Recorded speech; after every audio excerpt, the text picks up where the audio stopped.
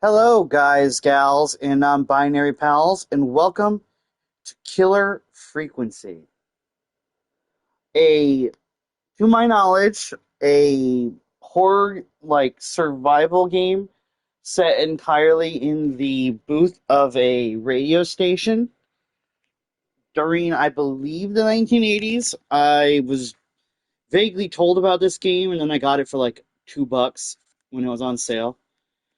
I know it's based in a small town.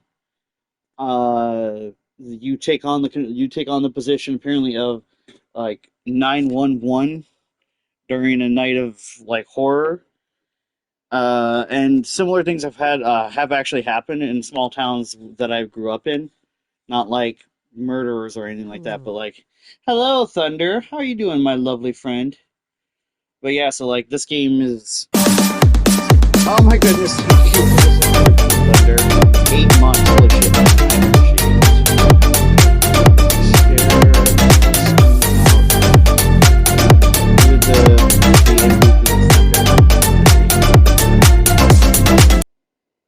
I I am doing meh. You're doing meh? Oh, I'm sorry to hear that. I'm kind of right there with you, my friend. I just lost a pet recently, so it's not been the greatest. Okay, let's see. Ooh, that's cool. You could just see all the credits. Um, okay.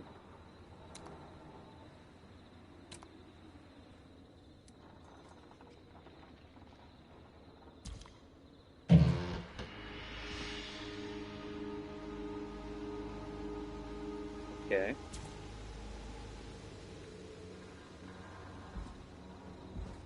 I am sorry for your loss and I know the feeling of losing a pet. Yeah, ain't that the sad truth? I think we all do at this point. But I appreciate it, my friend. It's been rough, but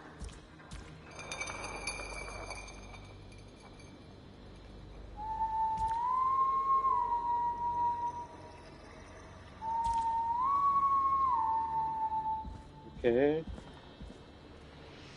That's creepy.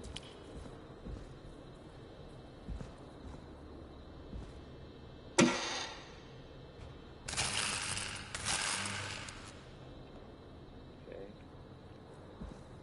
Oh, there's the classic thunder. All right. Check stretch and all of the hydrates.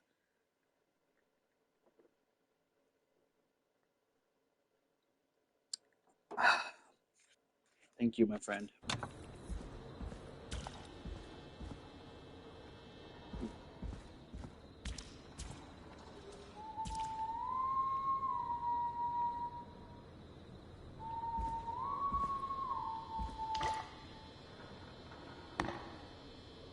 That was anticlimactic. Keep this.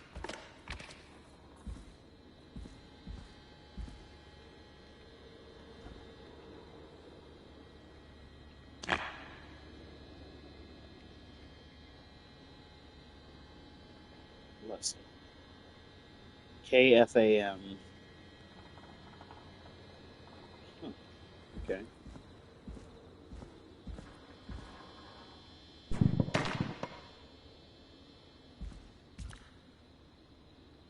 Freight elevator only?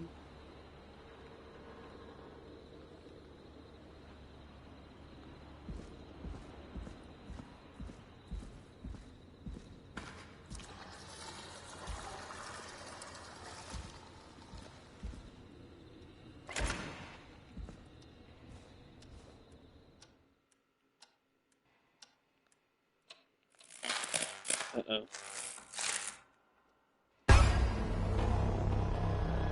Oh man, thank you, Thunder. You didn't Hello. need to do that. I appreciate you, my friend. Thank you for the gifted subs. Hello, Punsby. Oh, that scared me a little. Oh, oh. Oh, well, well, there's the Michael Myers head tilt.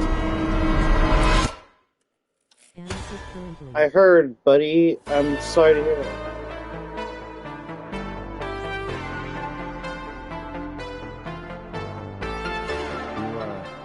You hear something, Peggy? Huh?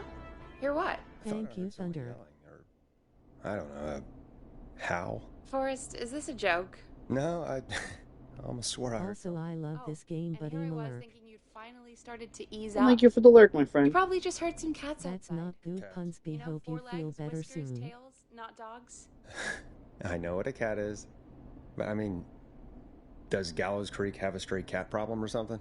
Not since the rats moved in. Anyway, you ready to do the pre-flight checks? Seriously? Do we have to do these checks every time? And do you have to call them that? Reggie pays us to check the equipment before each show, and he pays us to call it a pre-flight check. But if you're sure you don't want to...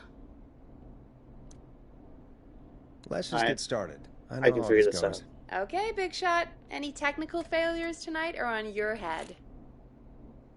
Now, let's get the show started. After your introduction, our first segment is Guess That Scream. I thought that was a joke. Nope, and don't blame me for this one. It's Reggie all the way, and he demands we do it tonight. Okay, you're live in Damn. 3, 2... 189.16. Welcome, everybody, to Good evening, 180, Gallows Creek. This is your host, 189.16 Forrest Nash, and The you're Screen. listening to 189.16 The Scream. Before we start taking your calls tonight on Gallows Creek's only late-night phone-in talk show, I need to let you know about a special competition we have for you this Stab in evening. the twilight. Guess That Scream. This is actually one of the station manager's better ideas. Here's how it works. I'm gonna play you a scream, then you call and guess that scream. We need you to guess why they're screaming. Did they stub their toe, saw off a finger, or discover the corpse of a loved one? That's good. Now, Forrest, hit them with the tape. We'll play that scream in just a second. Listen close, and then call in to guess that scream. Peggy, what do you mean play the tape? I used to have a tape guy do that for me. You're not in Chicago anymore, Forrest. Here in Gallows Creek, you get to be your own tape guy. Come on, I gave it to you yesterday. Forrest, you do have the tape right. You knew we were doing this tonight. Peggy, let's be real. Guess that scream is a terrible idea. No, I don't have the tape. It Okay, may then be a that's not stupid it. idea, but that doesn't mean it can't be fun. We're going to need a scream tonight, Forrest, and you're the one at the mic, so... I hate what I used to go out all across America, and now I'm just screaming into a mic in a backwater town. Jesus. Come on, Forrest, just do it. That's enough dead air already. Just think of a scream and let it rip. Oh, God. Sorry about that. I'm back. Had to step away there for a second. Listen close, and then call in to guess that scream.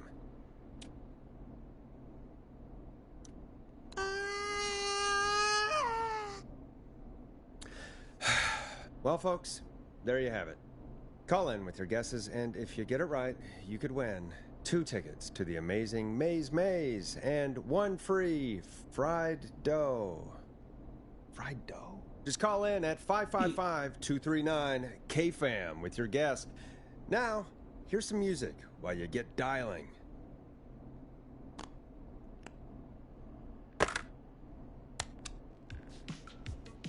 It's funky, it's groovy, it's Stab in the Twilight by Knife and Easy. Oh, God, Forrest, that was amazing. Thanks. I can't wait to hear what people think that was. How the hell did I get into this mess? Lighten up, Forrest. That's going to be the highlight of my week. You have a sad week.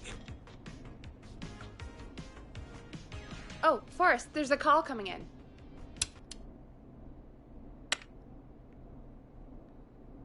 Welcome to 189.16 The Scream. Caller, you're talking to Forrest Nash. What's going on with you tonight? Forrest, thank God I made it through. My name is Leslie Harper. I'm the 911 operator and police dispatcher for Gallows Creek. Well, Leslie, I guess it must be a slow night for crime if you've got time to call in. What can we do for you? Slow night? Forrest, I found a body. I need help. Forrest, I recognize her voice. I'm pretty sure that actually is our 911 operator. I think this is real. Peggy, I'm not gonna be happy if this is a prank. I don't do prank segments on my shows. It's in my contract. Forrest, I really don't think this is a prank. Leslie, I'll level with you. I find this hard to believe, but I'll hear you out. What exactly is going on? Sheriff Matthews is dead. Choo-choo. Sheriff Matthews is dead? I couldn't Thank you, get any Thunder. response from the department. That's never happened before, so I came to the station and I found him. Oh, God. Poor Sheriff Matthews. Do you know what happened It's to cool him? that they give out Someone emails for the got hype him. train. Someone got up very close and I really don't want to say what they did to him. Did he fight back? I don't know. I think he tried. He's surrounded by bullet casings. I think he tried to shoot at whoever it was, but I don't understand. Where are the other officers? Do they know? Have they secured the scene or whatever cops are supposed to do? no. I checked everywhere. Deputy Martinez is here, but she's knocked out, tied up, and locked in a holding cell. I called you right after I found her. God. Wait. Please don't tell me that this hick town only has 2 cops. Don't be ridiculous. We have 3. But Officer Gunderson is on leave in Cancun. Leslie, do you have any Oh, idea jeez. who could have done this? Not a clue. I didn't see anything on my way over. Leslie, you need to call over to Henderson or Quiet Ridge. They need to send someone over from their department. I tried, but I can't call anything but local numbers. Something's wrong. I'll have to go there myself. Let them know what's going on and bring help back with me. But if you leave while there's a murderer on the loose, who's gonna man the emergency line? That's why I called. Forrest, I've routed all 911 calls to come in to you. You can count on me. I'll do what I can. Thank you, Forrest. You're the only person with experience manning a phone line around here. You're the only person equipped for the job. Besides, there are lots of transferable skills between the two. It's like an interview. You ask questions to get information. This is helping me calm down. Keep people talking, you know? Well, I'm glad. Guide the conversation and know when to jump in. You do know that I'm so good at interviews, they sent me from Chicago to Gallows Creek, right? So I've heard. But that doesn't matter. And besides, there are 2 of you. You can talk to each other, discuss ideas, work together. Hell, let's have some on-the-job training right now. I have an emergency. I need to get an unconscious Deputy Martinez out of that holding cell. It looks like whoever attacked her threw the keys into the cell after they locked the door. Is there any way you can reach the keys? No. There aren't any bars to the cell, and the door itself only has a food tray slot. And that's too narrow for me to reach through. There's gotta be another way in. Ooh. What is the... Oh, I choose... Truth. What's the truth? On Thunder. Sorry. I was reading all of chat. Try to break down the door, find another way. Find another There's set of gotta be keys. another set of keys somewhere in that office. Those can't be the only one. Of course. Yes, there must be another set. Where might another set be? Double truth, I choose. Because I'm not really feeling up for a dare right now. Check Sheriff Matthews' Maybe report. Sheriff Matthews had a set of keys on him when he... You know. I couldn't see any at a glance, but I didn't really look up close. 1 second. Oh, I think I might be sick. Sorry, Sheriff. I'm just gonna turn you over and... Oh. Please don't stare at me. Oh, wait. That might be them. I think I got the cell keys. Looks like Sheriff Matthews might have saved his deputy. Do the keys work? They do. Give me a minute to untie Deputy Martinez. I'll be right back. So far, so Have good. you I ever gone suppose. into an elevator shaft How are or you been on feeling? top of an elevator? I have not. I am deathly afraid of elevators most of the time, so that would probably do me in. Forrest? Yeah, that seemed to go okay. Maybe Leslie was right. Maybe we can handle this 911 business. That's the spirit, Forrest. I think you're right. Though I have to say, well, I really hope this is the only call like this we get. Same. Come on, Martinez. There we go. Just gonna sit you in your office chair. We'll head to my car in a minute. I'm back. Deputy Martinez is still out cold. I'm taking her in the car with me to get help in What is the most you drank in one sitting? Ooh, that's a good one. 3 bottles of rum and a little bit, I think, of a glass of wine. Now, Martinez would be a sitting duck. That's a good idea. We don't want to take any risks right now. Thank you, Forrest. You and Peggy just worked together like you did earlier. You can do this. Now, I'll be back as soon as What? My car! My car is on fire! What do you mean it's on fire? How the hell? Did it just go up in smoke? What happened? Wait. What? Wait, that whistling. No way. That's This what I heard. can't- Well, Forrest, we have big trouble. What's happening? What's that noise? It sounds like whistling? Whistling? It can't be. Oh my god. I can see him, but he's dead, right? Right? But that mask. Dan. How the hell is he? Who, Leslie? Who? The whistling Hello. man. The How you doing, whistling Potato? Man? Who's the whistling man? He was a serial killer back in the 50s. Wore that mask. But he's dead. He's... What the hell? Oh, God. Do you think he attacked Sheriff Matthews and Deputy Martinez? He's coming this way. Leslie, stay inside and lock the doors. Right. While it is still me, Thunder. Shit, we need a new plan. My car's torched. We need to Oh. think. Sorry. Take a police There cruiser. should be police cruisers at the sheriff's office, right? Like, you I should didn't- take one of those. I didn't remember you had multiple accounts, Yeah. Thunder. My bad, Yeah, buddy. that could work. Let me check if Martinez Oh, has you any- changed your name. Okay, I see. I'll just reach into your pocket there, deputy, and... Yes, got him. Keys for squad car 3. I saw that parked out front when I got here. Nice one, Forrest. What Good the fuck? thinking. But, wait. I just changed my How am I username. supposed to get us to the car? Well, on my screen, just for clarity, it still says Thunder 1504 Gaming is in the chat as well as you. So that's what threw me off. I thought it was another like viewer. The whistling man is right there.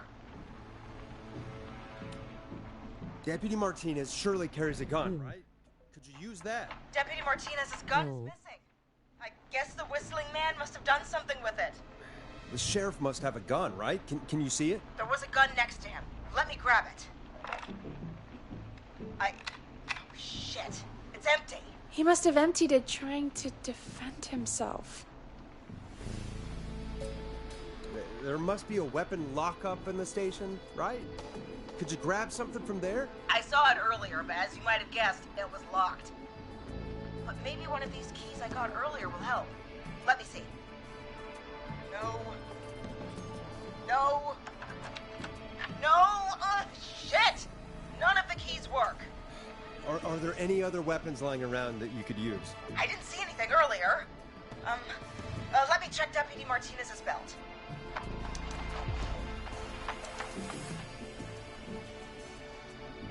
All right. It looks like the whistling man left her with a baton, pepper spray, and taser. I can only hold one if I'm carrying Deputy Martinez. Which should I take? Well, obviously the taser. I mean, it's got to be the taser, right? Got it. I'm just going to grab Deputy Martinez and then... Wait. Do you hear that? No, I can't hear anything. Exactly. It's gone quiet. No more knocking. Be careful. I don't like it. Me neither. But it's an opening, and I've got to take it. Okay.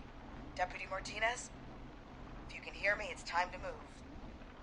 Just lean on me. Yep. There you go. Are you sure about this, Leslie? No time like the present, right? So, here we go. Again, you're hooked into dispatch now, so I should be able to radio you when I reach the car. If I reach it. Speak to you soon. Good luck, Leslie. That's one brave woman. This is already God, I intense. hope she makes it through this. It's the feeling of I gotta say, helplessness. this really wasn't what I expected when I came into work today. Well, That's- they always say you have to be ready for everything in live radio. Oh, I think we've got Leslie back on the line. I'm putting the call through. Hello? Forrest? Peggy? This is Leslie. Are you there? Over. We're here, Leslie. So I guess you made it to the car then. Over? Sorry about the CB chat. Old habit. But yes, we made it to the car. Deputy I am Martinez gonna and the watch a passenger movie. I am gonna lurk. Hell yeah. Enjoy your movie, my friend, and thank you for the lurk. So I'm going to get us moving. Jesus! God damn it! Get back! Get away from her! Leslie, what's happening? The whistling! No! Get off her, you son of a bitch! Yeah! Take that! Leslie, drive! Don't worry, Deputy Martinez. We're out of here. Leslie, are you two okay? Did you get away or... Forrest, that taser, definitely the right call. Oh my god, I can't believe we escaped. Well done, Leslie. You saved a life. Just another day for you. Oh my god, yeah. But let me tell you, I prefer doing it from your side of the phone. Leslie, how long do you think it's going to take to get help? Gallows Creek isn't Nowheresville, but it's pretty damn close. It's going to take a while, maybe 2-3 hours each way. Slightly less if I put my foot down. You keep that pedal to the floor then. We'll see when you're back. You don't have to tell me twice. Anyway, once I'm in... Oh, I think Deputy Martinez is starting to stir. Forrest, Peggy, I've got to go. I'll be out of range soon, but I'll radio back as soon as I can once I got the cavalry. Take care, Leslie. Be safe out there. Good luck, Leslie. Feel better soon, Deputy Martinez. So 6 hours. And it's already midnight, so Folks, you heard it here. help We've arrives got at a 6 killer a.m. on the streets of Gallows Creek tonight. Please make sure to stay safe. And Leslie, we're counting on you. We're going to get back to the show meanwhile. If you have anything on your mind or have any information about this Whistling Man character, then give us a call. We'll talk here on 189.16, The Screen. For Yeah! now, here's another hit record for you all to enjoy. Hope you enjoy this one as much as I do. This is not what I signed up for, Peggy. This is actually insane. Did she really say it's going to take her 4 hours? This guy's going to kill half the town in 4 hours. Forrest, that's not helpful. I know, I just... Who is this Whistling Man character anyway? He was a serial killer back in the 50s. Edward Marshall Mooney. Went around in a freaky mask, whistling, and killed about a dozen folks in Gallows Creek. No reason for it. No motive. Zombie stomp. He just Hell yeah. did.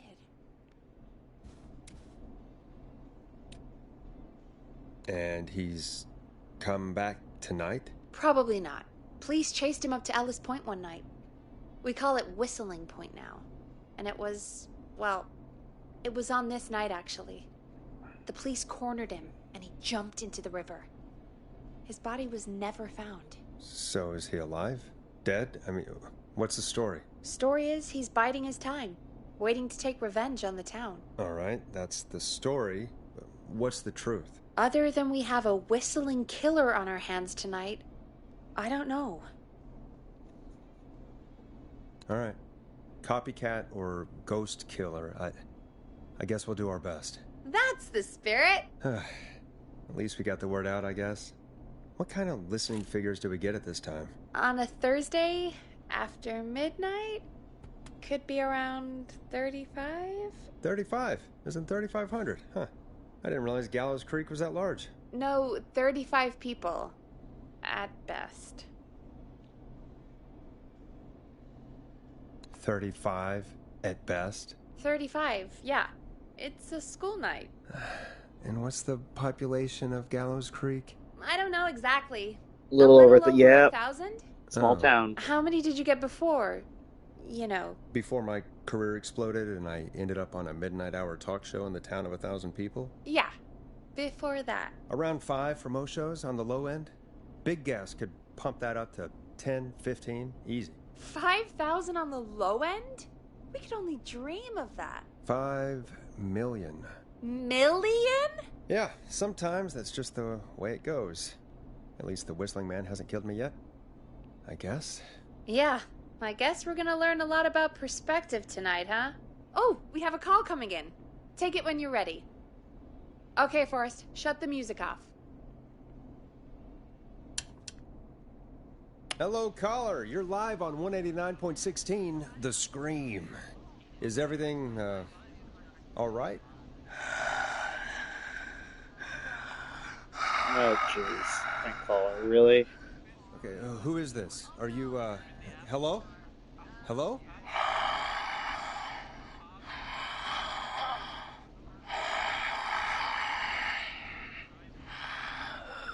Okay, what's your name and why are you calling in?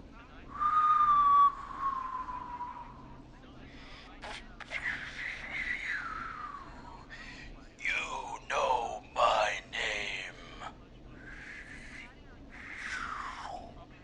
I've come back from the dead to kill again. No one's safe. Do you accept requests? I've got a list of names I'd love to see in the obituaries. Maybe you must make a sacrifice to us. A sacrifice? To us? I mean, me.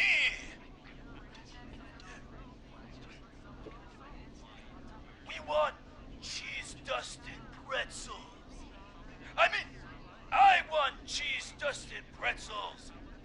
Or I'll cut your face off.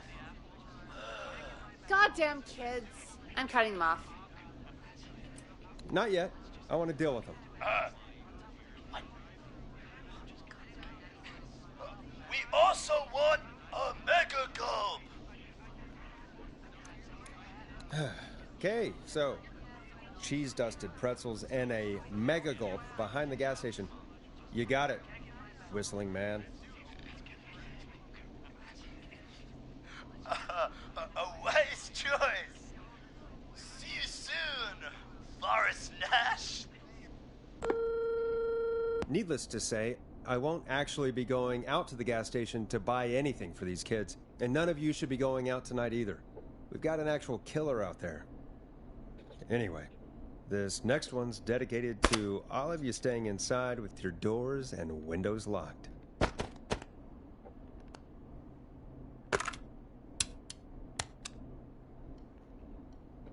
Listen in to this next track from Late Night Lurkers, if you dare. Peggy, the hell was that? Kids pretending to be a killer who right now is stalking the town? It's a thing. A thing? Oh, kids around here. They pull pranks pretending to be him. By pretending to be this Whistling Man character? They think it's funny, but it's not. It's not funny at all. And there's no chance that our Whistling Man was just a prank. That Leslie... No, that's real. Christ. Let's stay positive. We still have a show to do. We already have another caller on the line. All right. Let's do this. Time to turn the music off. Oh. Hello, caller. You're My bad. live on The Scream with me, Forrest Nash. What? I dialed 911. I need the sheriff right away. Okay, right. Well, I'm filling in for 911 tonight. What's your name and what's your trouble? My name is Sandra Sharp, and I need the cops now. I'm sorry, Sandra, but Visit the sheriff Mewa is the dead. Fox's Ko-Fi page at Trying to get help in from Henderson https://ko-fi.com/mewathefox?ref=Twitch. Is after me, knife in hand. Oh god, it's actually happening. Where are you now? Did you escape to somewhere safe? Oh, I did, baby. I jazz ran all the way to my car and nothing flat. But I dropped my keys somewhere along the way. I never locked the door, so I've got a place to hide, but I can't get moving. Is there anywhere else you can go? Do you have any friends nearby? Oh, I'm not going back out there.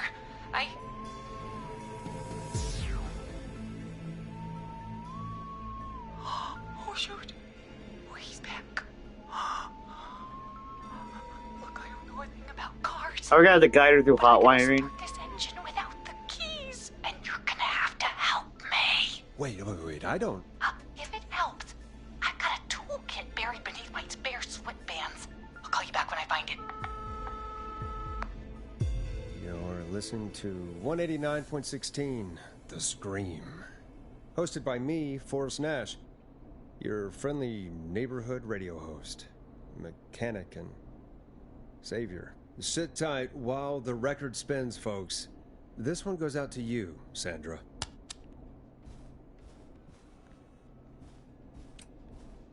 You're gonna love this next track. Doesn't the station have a show about cars? The Tamora twins or something? Timberline twins talk motors. Yeah. You know they're not even brothers. Really? You look the same, though. I know, but they're not even related. It's weird. I asked them about it once, and they got really sweaty and defensive. Anyway, go see what you can find. The offices are out the door and down the hall. Oh, jeez. Okay. Doesn't really feel comfortable leaving. Well, there's those K-Fam mugs. Around. Can we go into her, like, part of the station? Fair enough. I'm not getting in there tonight.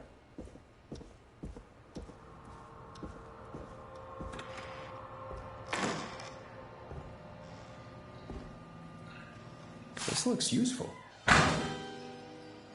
Oh. Okay. I just thought it was like a secret of some kind. How do we...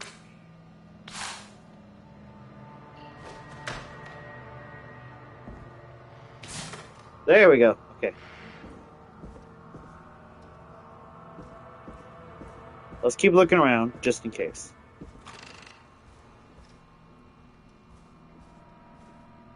Oh, another one of these. No. Oh.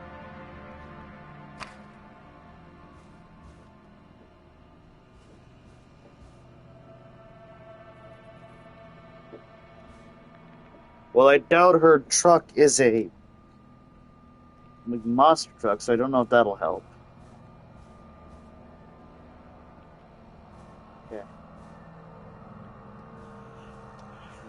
It's only somebody else's life on the line, so let's give it a shot, I guess.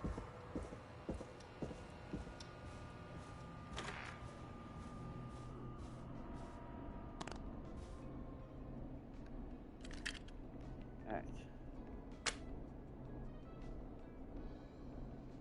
Okay. You find anything? Yeah, I found a magazine about hot wiring cars. Well, that sounds perfect. Okay, Forrest, shut the music off. Okay. Caller on line 1. Thanks, Peggy. We're back with 189.16, The Scream. How are you holding up, Sandra? The creep's looking through the parking lot trying to find me. But I've got my tools, and I'm ready to get this hunk of junk moving. How do we start this baby? Okay. Put the screwdriver in the ignition, twist Put the clockwise. screwdriver in the ignition and twist clockwise. Here goes, baby. Screwdriver's too fat to fit. What next?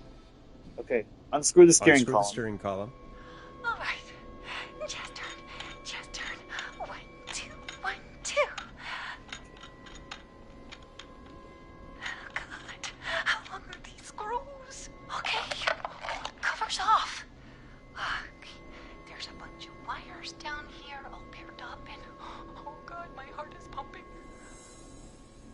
All right, you're doing great.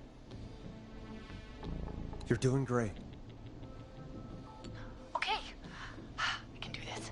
There's a red wire, a blue wire, a yellow wire, a green wire, and a brown wire. Okay, let me look at the instructions. All right, what's the serial What's number? the serial number on the steering column? The number is 576-894-320. Okay, let's see. Red and yellow. Strip and twist together the red and yellow wires. Strip and twist together the red and yellow wires. All right. We take the red and the yellow, and we twist, and we turn. Oh, perfect. I also see pink and purple wire. What next?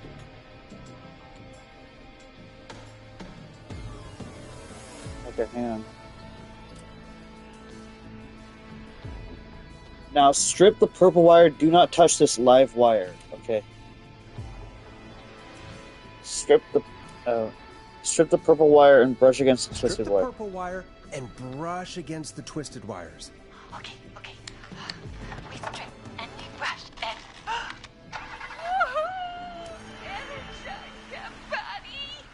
Fantastic work, baby! Anytime you want to come down to the jazz studio, you get in for free!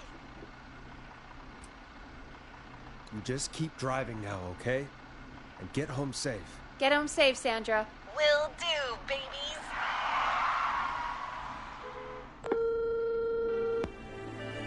We did it, Forrest! We sure did. Here comes another hit track that we're excited to share with you. And remember, if you're also having car troubles, then tune in to Timberline Twins Talk Motors here on 189.16, Monday to Friday at 5. Take it away, Forrest. I still can't believe this is happening. Right? Like Gallows Creek didn't already have enough to worry about? What do you mean? Gallows Creek is a miserable place to live. Really? Miserable? It's nothing personal, Peggy, but it's not Chicago. Or, hell, it's not really anywhere. Well, I like it here. People are polite and, Stab happy? don't be awful, Forrest. Come on, there must be something you like about this place. I guess some folks have been okay. You're not terrible, after a while. Not terrible after a while? High praise coming from Forrest Nash. You know what I mean, Peggy. I do. It's Forrest Nash for I think you're swell. Anyway, I hope the killer is done for the night and that Leslie gets back soon. Me too. Can we at least call off that stupid Guess the Scream contest now? Yeah, that'd probably be a good idea. Alright, 42 minutes later. Caller on line 1. When you're ready, shut the music off. Oh, I forgot I was playing music. Evening, caller. This is Forrest Nash, host of 189.16, The Scream. And tonight's 911 stand-in. Hey, Forrest. My name is Brian. Brian Ponte. Brian Ponte of Ponte's Pizza. Hello, Brian Ponte of Ponte's Pizza. What have you got to say about what's happening? I'm so happy that Deputy Martinez survived. I've seen her a lot over the years down here at Ponte's Pizza. Oh, you did a really great job. And as a thanks for all you did there, I just wanted to tell you that I'm sending you some coupons for free pizza here at Ponte's Pizza. Wow, Brian. That's really good of you, but you really don't have to, though. Oh, it's the least I can do. And if you like it, well, you're in luck, because we're always running great deals that'll have you eating for pennies. Sounds great, bro. And let me tell you, the pizza we have is to die for. No. Poor choice of words tonight, I guess. Yeah, that didn't come out great. I'm sorry, Forrest. Well, I just hope I didn't put you or anyone else off coming on down to Ponty's Pizza. We've got a great special this weekend. Our famous beer and pizza deal. Wait a minute. Come on down to Ponty's Pizza this weekend. You've just got to pay for one slice to get yourself. God damn it, you're just calling in to advertise your shop. Peggy, hang up on him. Done. Oh, real quick, before I forget, it's probably time we played a paid ad. Now, a word from our sponsors. You know how to play an ad, right? Yes, I know. Sure. Done. The world-famous annual Gallows Creek Harvest Festival is back! We got it all out on Giblet Field. We got the Little Miss Harvest Pageant, Princess Harvest Pageant, Harvest Queen Pageant, Cotton Candy, Corn Dogs, Cornhole, Corn on the Cob, Crokinole, Country Music, Can Jam, Jams, Jellies, Jamborees, Juggling, Roller Rickies, Roller Disco Lessons, Praying. We got baby crawling, balloon popping, balloons for sale, beard contest, horseshoes, hayride, hay toss, hey you there, safe donkeys and ponies, apple bobbing, firearm, fireworks, funnel cakes, fried dough, seed spitting, sand licking, cracker crowning, and cat shop. And fake tattoo, face painting, puppets, petting zoo, amazing maze, square dancing, story swapping, spelling bee, quilting bee, and sewing circle, pie eating, lawnmower racing, hot dog eating contest, flower contest, and of course our famous gourd measure-all. The festival is brought to you by Mayor Linda Cartwright, sponsored by Gallows and Sons Factory, and dedicated to the memory of Garrett Miley, tragically taken from us last festival. I can see why it's world famous. It's a highlight around here, Forrest. Oh, I am sorry to hear that, Peggy. All right, folks, welcome back to the show. We have a note from my producer. That's right. Come find me at the Harvest Festival tomorrow to grab your choice of a K-Fam mug, sticker set, or poster. Let's see what our next caller would choose. Welcome to The Scream with me, Forrest Nash. Yeah, Leslie. This is Maurice Russell from the Gallows Reporter. I'm at the office. This guy just broke in downstairs and... Wait. Forrest Nash? I want to speak to 911. Put Leslie on. What? God, another one? I am 911, at least for tonight, anyway. Damn it, son. I don't care who you are. Just put me on with Sheriff Matthews. Sheriff Matthews is dead. Ted? What happened? Did you witness the incident? Are you willing to do an interview for the reporter? I can cite you as an anonymous source, if that's a concern. We're live on the air. Anything we say can and will be broadcast. Live on... Damn it. All right. There's obviously a lot more going on than I know. Yeah, there's a lot happening tonight. You said someone broke in. That's nothing to get worked up about. Some idiot kid just broke in, dressed as the Whistling Man. Teens. They get worse every year. This punk wasn't even a disappointing twinkle in his daddy's eye when Edward Marshall Mooney stalked the town. But I was there. I covered it. You don't understand. That's not a prankster. That's the Whistling Man. Of course it's not. It's a stupid kid. Every year this happens. They think it's funny. Not a big deal, old man. But they didn't live through the terror 30 years ago. Anyway, I know for a fact Edward Marshall Mooney is dead. I don't know who I'm looking at on the security monitor. But if he killed Sheriff Matthews... Where are you now? I'm in the boardroom, upstairs. We got security cameras all around the building. You can watch them on any TV set here. And there's a set in the boardroom. Maurice, is there any way you can get out of there? I sure as shit hope so, kid. But I'm not sure how I'm going to do it. That crash you heard was him tipping over my filing cabinets. He's blocking the stairs. I'm guessing the stairs are the only way out? That's right. And it would take me a good few minutes to move those cabinets. We need to do something. But what? All we can do from here is... Forrest, I think I've got it. Why Hello, don't we call Glass. the killer? How you doing? They'd have a bunch of phones set up across the office, right? In different rooms, with different extensions. Archie, is I your number So one we call fan? one of them. Draw the killer away. Well, if it is my number one fan, then welcome to 189.16 The Screen. Bit rough. It's time. That could I'm work. sorry. Exactly. It's worth a shot. I can hear you, you know. The son of a bitch hasn't killed me yet. Sorry, Maurice. Peggy and I were just trying to figure out... You realize how stupid that plan sounds, right? For that to be successful, you're gonna need every phone extension. Plus, a plan of the entire office floor. All delivered while the killer is en route. I've got it. Thank God I've always been cool under pressure. Don't go anywhere. Ads.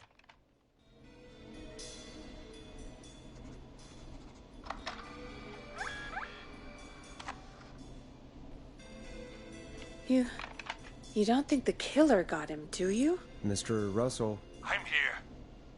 The freak's going to be here any second, too. Go check your fax machine. Don't let me down.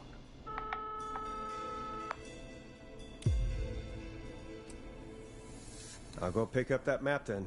Go, Forrest. The fax machine's in the office on the other side of the hall. Thanks, Peggy. Be right back. Time to save another life. Okay. Go to the office on the other end of the hall. Grab the fax from the machine. Easy.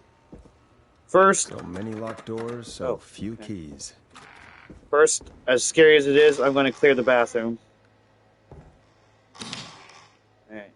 Nobody hiding in the men's bathroom. Okay. Nobody hiding in there either. Good. Last thing I need is to get jumped, you know? This must be it. Oh, he gave us a very crudely drawn map of his office. Okay.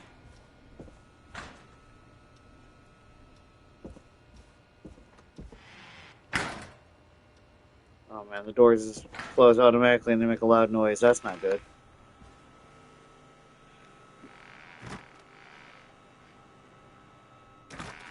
No.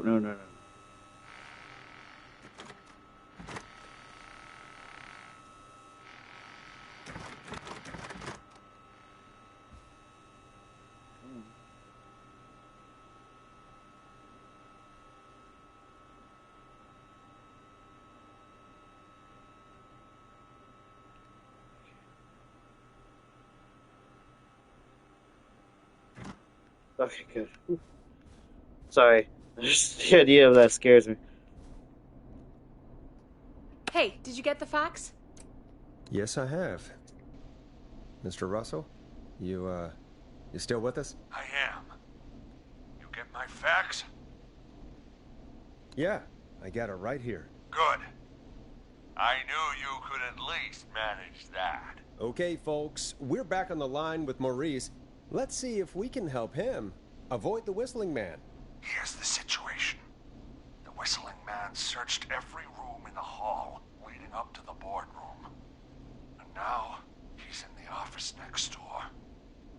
It's Okay, now so or he's never. here. Maurice is This here. plan of yours better work. I'm ready on my end, Forrest.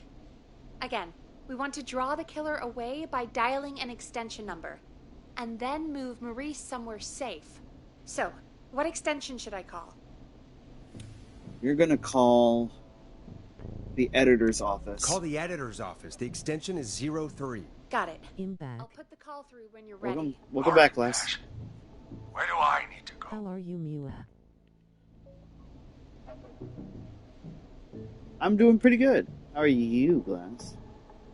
Oh yeah, you already said a bit to rough. the archives. Yeah, that makes sense. Go somewhere he's already checked.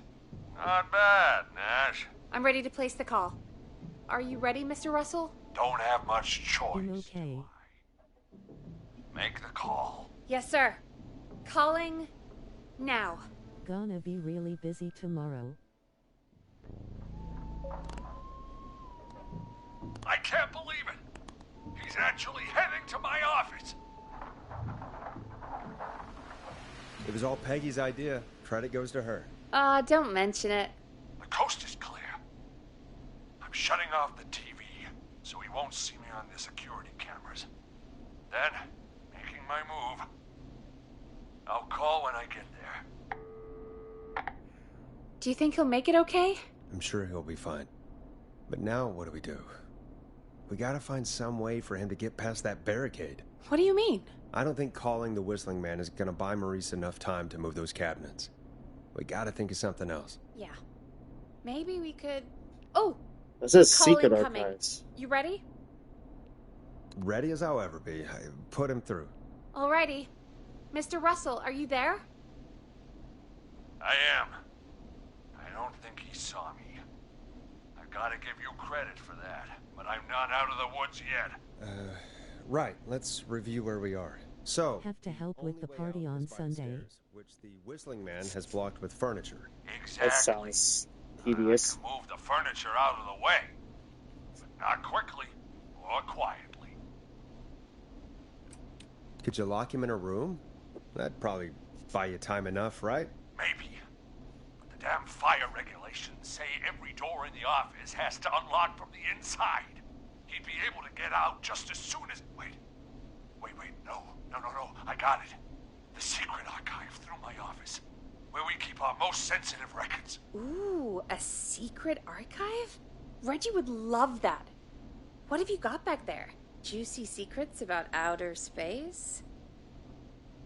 Peggy, I don't think now's the time to be playing around like that. You're right. Sorry, Forrest. Kids, we're in the big time now. I've got it all figured out. The secret archive. There's no lock on the inside of that room, only the outside. You can't break out. If we can get him in there, and I lock him in... We can catch the son of a gun. Exactly. Oh my god. Forrest, we might be able to end the nightmare right here. So should I call the secret archive then? You can't. The archive is a room for secrets, not gossip, so we don't have a phone in there. Oh, we're gonna need to change it up then. Any ideas, Forrest? Radio. Maybe we could use a radio. There's no radio in the secret archives. Are there no radios at your offices? I don't have one in my office, but... What is it? Our sports reporter, Hopkins. He has a little portable radio he never turns off when he's here. That might be what we need then. Is his portable radio still there? It should be. It's what he calls his work radio. It should be here in the archives, actually. Let me just take a peek around. Great job, Forrest. Looks like you picked the perfect place. Yep. That was 100% just me thinking ahead. Exactly as planned. I found the radio. It's right where I thought it would be. It's all coming together. I'm just gonna turn it on quickly, make sure it's still got some juice. Maurice, turn the volume down. We don't want that thing blasting just yet. Yeah, I knew that, Ash. I was just doing that when you yelled at me. Yeah, sure you were. The radio works! If I make it out alive, Hopkins might just get that day off he wanted. He's earned it. Let's do it for Hopkins, Forrest. Are you doing anything this weekend? Ads. God damn it. If I can't have this stupid thing turned up, how am I supposed to draw the killer? I can't be in the room when it's on, or I'm dead. You just... Oh, that's a good point. But wait, we're the radio. We can just be quiet until you're ready. If you can do that, then... Yeah, sure. 189.16. I know that's your station number. But a good editor always double checks. Can you confirm that? You got it. 189.16. Good. I've got the radio on silent, but I'm tuned in. Now, I just need to get to my office. Sounds like we need to make another call, Forrest. Where should we send the killer? Call the boardroom. The extension is 04. That might work. The boardroom is fairly close to the editor's office, but we haven't seen the killer go there yet. Are you sure? I'm sure. Make the call. Okay, calling the boardroom now.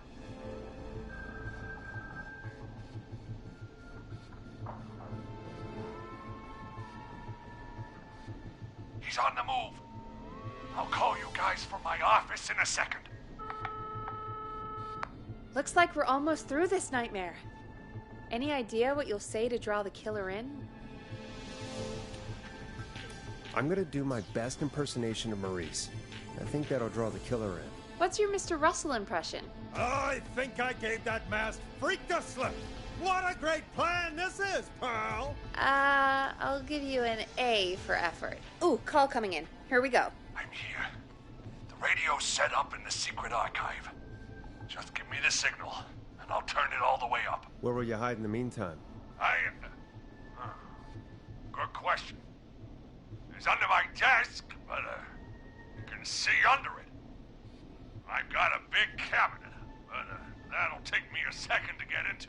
Anywhere else? Not really. There's the secret archive itself, but that's where the killer's going. I could try the cubicles, but they're pretty far away. It's the Your cabinet. judgment has kept me alive so far, Nash. What do you reckon? Hide in your cabinet. All right. Well, this is it. I'm going to go turn the radio up to full blast now. Don't say anything until I've had time to hide. You got it? We know the plan. You can trust us. Here we go.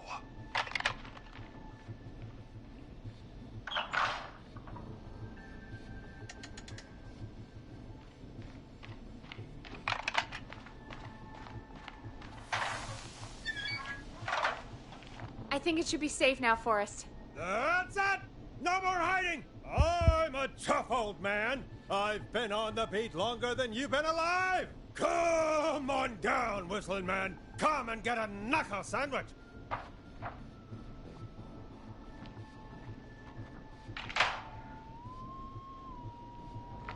Back. Welcome back.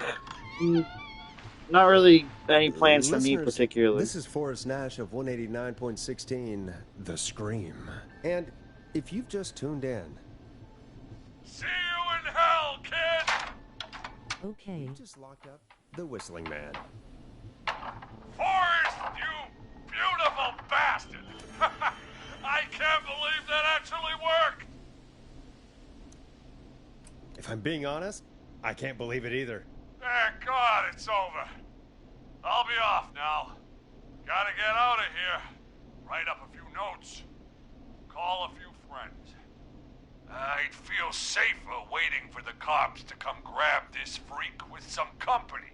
Hey, maybe you and me could do an interview tomorrow for the Gallows Reporter. I'll think about it. Let's see what tomorrow brings. I'll take that as a yes. Talk to you soon. There we are, folks. The Whistling Man is locked up.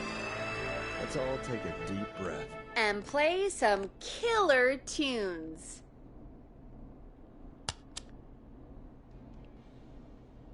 Let Storm Riders take you on a rock and roll ride with the Glam Jam. Looks like the night should be pretty easy from here on out. Right? Thank God that's over. I guess we got some downtime now. I could ask you some questions to kill the time? You're gonna interview me. You sure about that? You're not so scary. Besides, we've been working together like a week now, and you're still all shrouded in mystery.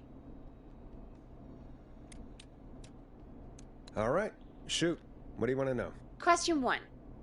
Tell me about your family. What? Come on, Peggy. That's too general. Okay. Did anyone move with you to Gallows Creek? Nope. Now that's too specific. Too specific? Do you have any siblings? I don't. I'm an only child, and my folks are dead. Oh, I'm sorry, Forrest. Don't be sorry, I'm not. Oh, Anyway, What about you? Any siblings? Your mom and pop still around? I thought I was asking the questions. You were. I'm just making conversation now. Oh. Well, my folks went the same way as yours. Huh. Visit me with the Fox's Yeah. Ko-Fi My page dad at walked out when I was about 13. https://ko-fi.com/mewathtefox?ref Mom didn't take Twitch. it well. She remarried pretty quick after that. She wanted to forget Dad so bad, she even made me take my stepdad's last name. So I'm Peggy Weaver now. Anyway, Mr. Weaver got sick one day, and my mom didn't last long after he went. I'm sorry to hear that, Peg. Don't call me Peg. Yeah, sorry. I was just trying to be... It's okay, I know. I'm sorry. I'm defensive about that name. Any siblings? Funny you mention that now. No. Not anymore. I had a sister, but I haven't seen her since before my dad. Hold on. Someone just rang the door buzzer. What on earth could someone want at this hour? I don't know. Do you want to go check it out? Me? You sure you don't want to go? I can't leave the booth while we're on air. One of Reggie's K-Fam regulations. I'll pass you the key to the stairs. Understood. I'm on it now. I ship them. The buzzer's on the front door. See you in a bit.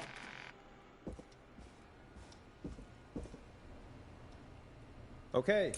Down to the first floor, then check Ooh, the door. let's play a prank on Peggy.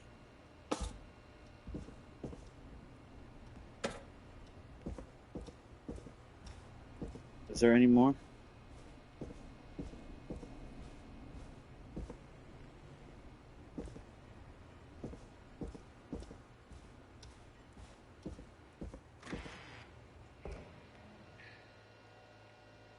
Why does everything in this place have a leak?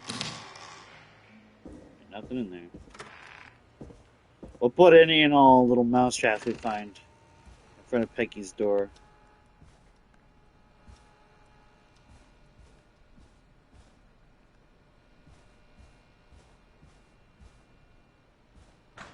Hope she's not wearing flats. This would be a really bad time for it.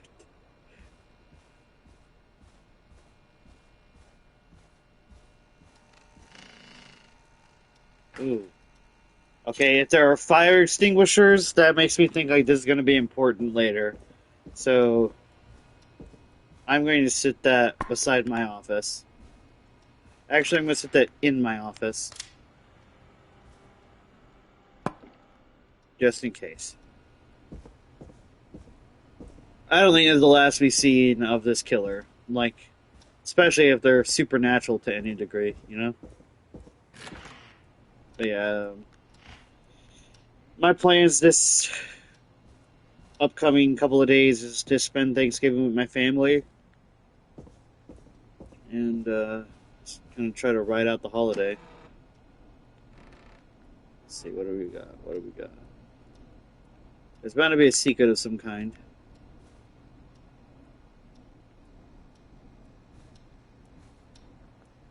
Nice. New music to play. A record. Knew it.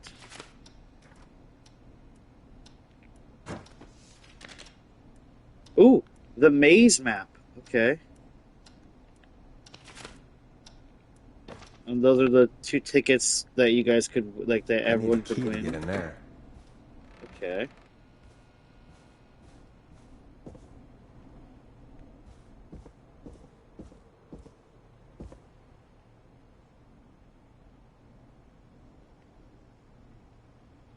Friendship quiz? Oh! Fucking hell, that scared me. A tape. Oh. Well, hang on. I'm gonna go, gonna go put these up. Because these seem important. If there's a quiz with answers, then that definitely means we're gonna need it later. So, put the quiz there. This map here, in case we need it. We'll put this back here in case we need it again. The hot wiring instruction manual. We got our town map here. Traffic notice.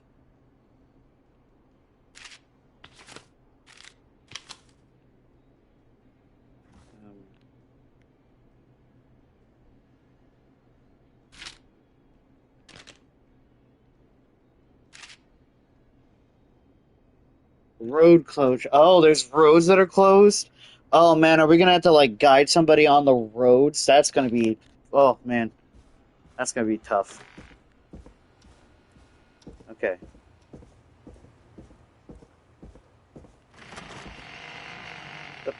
Open. Okay. First things first. We grab this.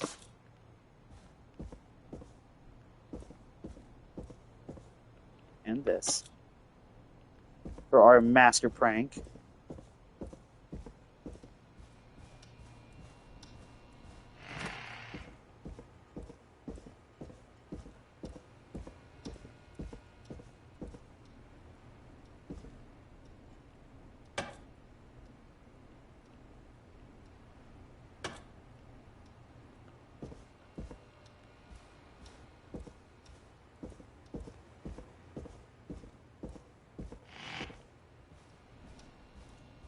Nothing tells a girl that you like her more than setting up a bunch of mousetraps in front of her doorway, right?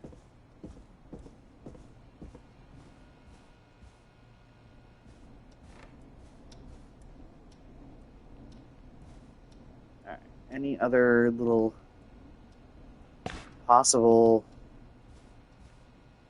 bonuses?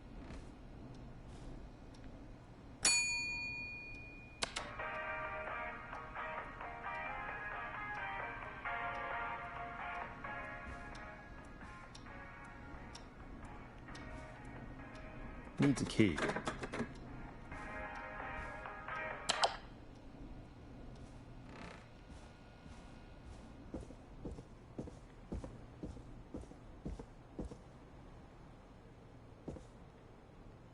Oh, cool, I can stand up on this. Okay, I can't do anything, though, from up there.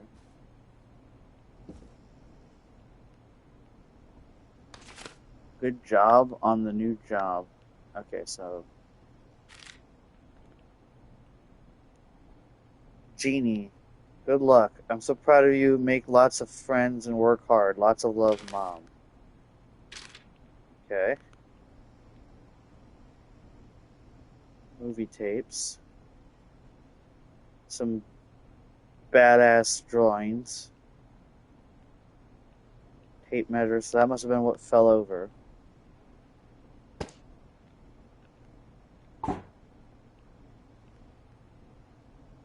Okay. Let's grab the tape then. Oh, Mewa, I have a question to ask you. Shoot.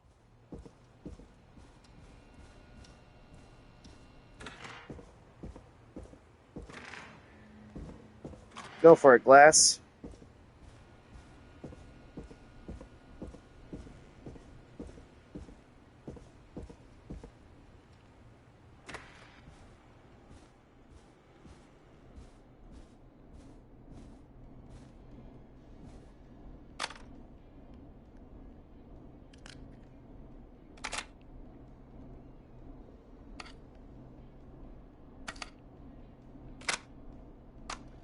Boy or girl?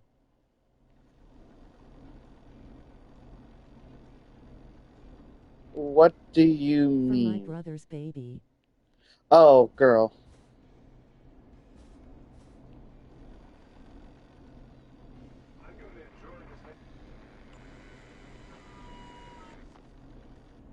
I did not enjoy that. What the hell was that? Oh, Forrest, we're still on air. Say something. Folks, Yeah, I am on Team Girl as well. Folks, the tape you just heard was passed through our door. We find out on Sunday. I don't know how or why that came through our door with the killer locked up, but be careful, Gallows Creek. Stay home and stay safe. Give us a call if you need help. You can get us on 911.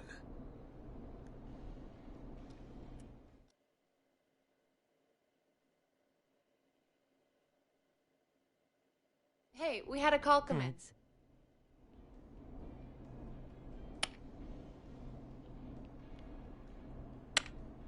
Okay, Forrest, shut the music off.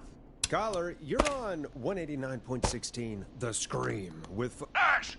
Shut up and listen to me! Mr. Russell? What's wrong? Are you okay? I said listen! He's gone! The whistling man is gone! I beg thy pardon?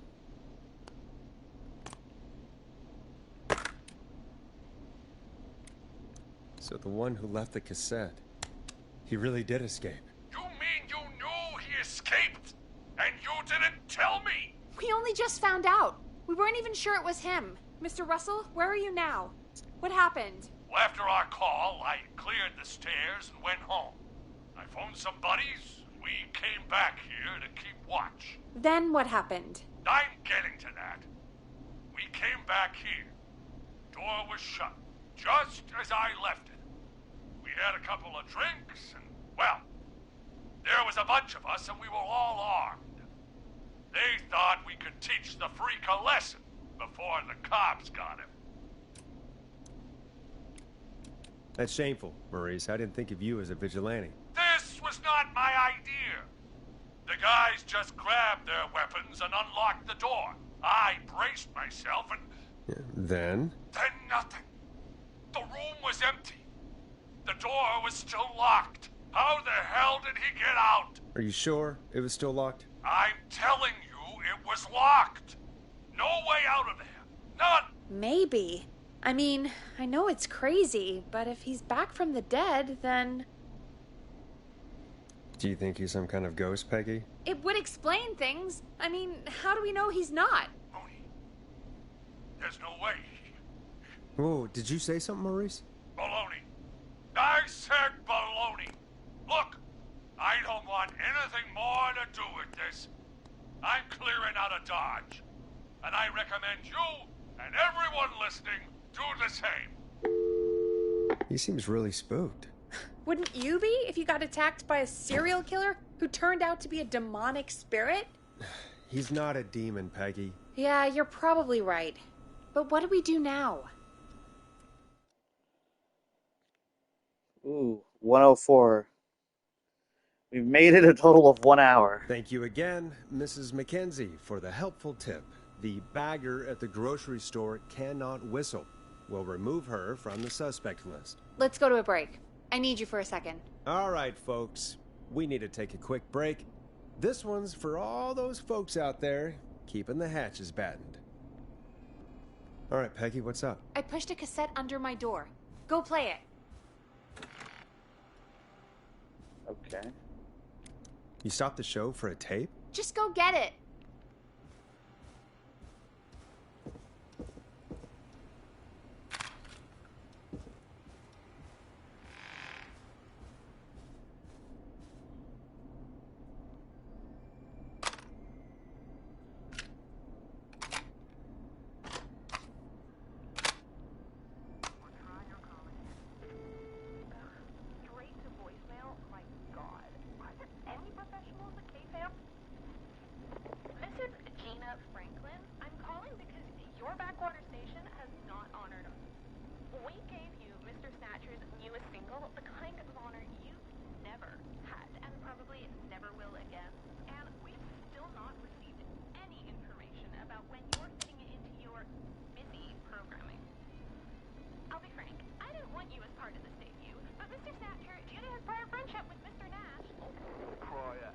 in back. Hello. Welcome back. Hola.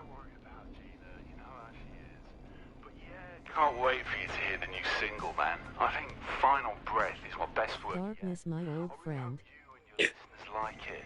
And man, if you ever find your way this side of the pond, let me know. We'll have to catch up. If Final Breath isn't played on your airwaves by the end of Mr. Nash's show tonight, the next call will be much less friendly. That was Roddy Snatcher, Forrest. You know, Roddy Snatcher? Yeah, Roddy and I are old friends. I love Roddy. I Will Always Find You was my song. I wish we still had it in rotation. Oh my god, I can't believe you know Roddy Snatcher. And I can't believe you didn't tell me he sent you his new single. We have to play Final Breath. Where is it? It's playing right now, actually. Oh my god, I was so freaked out by the tape, I didn't even notice. Yeah, I found it down in reception earlier. Barbara had it hidden away. Why was she hiding it? I mean, well, if that fiasco last Friday about the missing Knife and Easy track is any indication, folks at KFAM aren't against hoarding station music for personal use. I think we're still missing a few tracks, actually. Barbara! Oh, never mind. Just listen to that music. God, Roddy's the best. He is. And more importantly, we should be safe from the worst of Gina Franklin.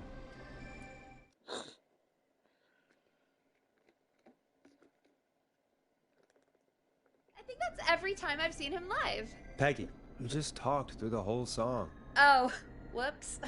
It's okay. I can just play it on loop later. Oh, shoot. I just noticed we have a caller waiting. I really hope it's nothing serious. All right. Evening, caller. This is Forrest Nash, host of 189.16, The Scream. And tonight's 911 stand-in. This is Murphy. Hello, Murphy. What have you got for us tonight? Two things, Forrest. First, happy birthday to my son, Fernando. He's 3 today, and man, being his daddy has changed my life. I've learned how to live, how to Oh, laugh, jeez. most importantly, how to love. Aw, happy birthday, Fernando. Happy birthday, Fernando. Thanks. And now, my other thing.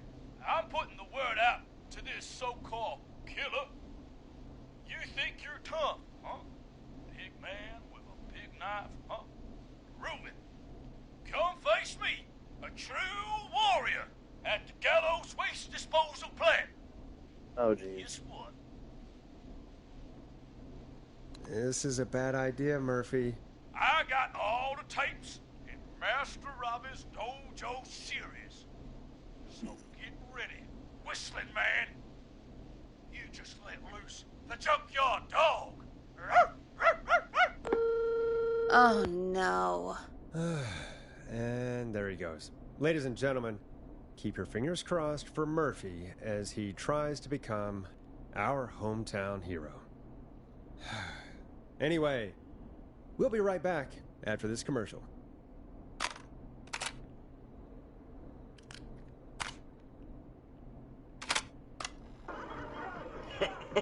Great party, man.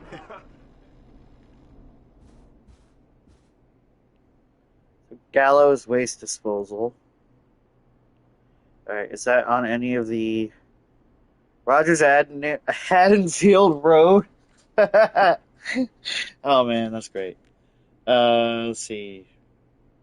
So Haddonfield Road right here is Romero Street. Oh my goodness, there's so many, like, Carpenter Avenue. There's so many, like, Myers Lane, Peel Street.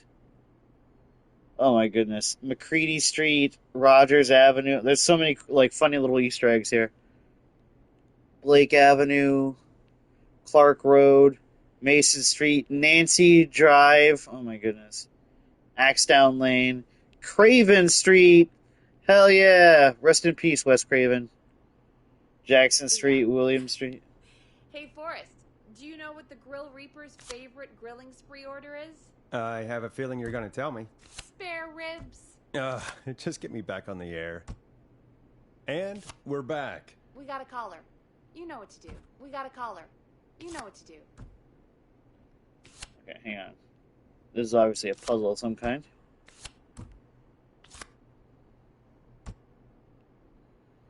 We have a See. call waiting. Give me a minute.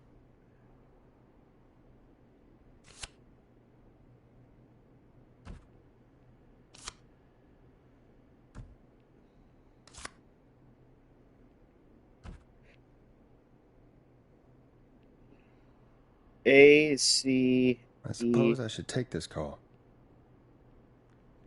I don't know. It's obviously. Wait a minute. Does this have to do with this?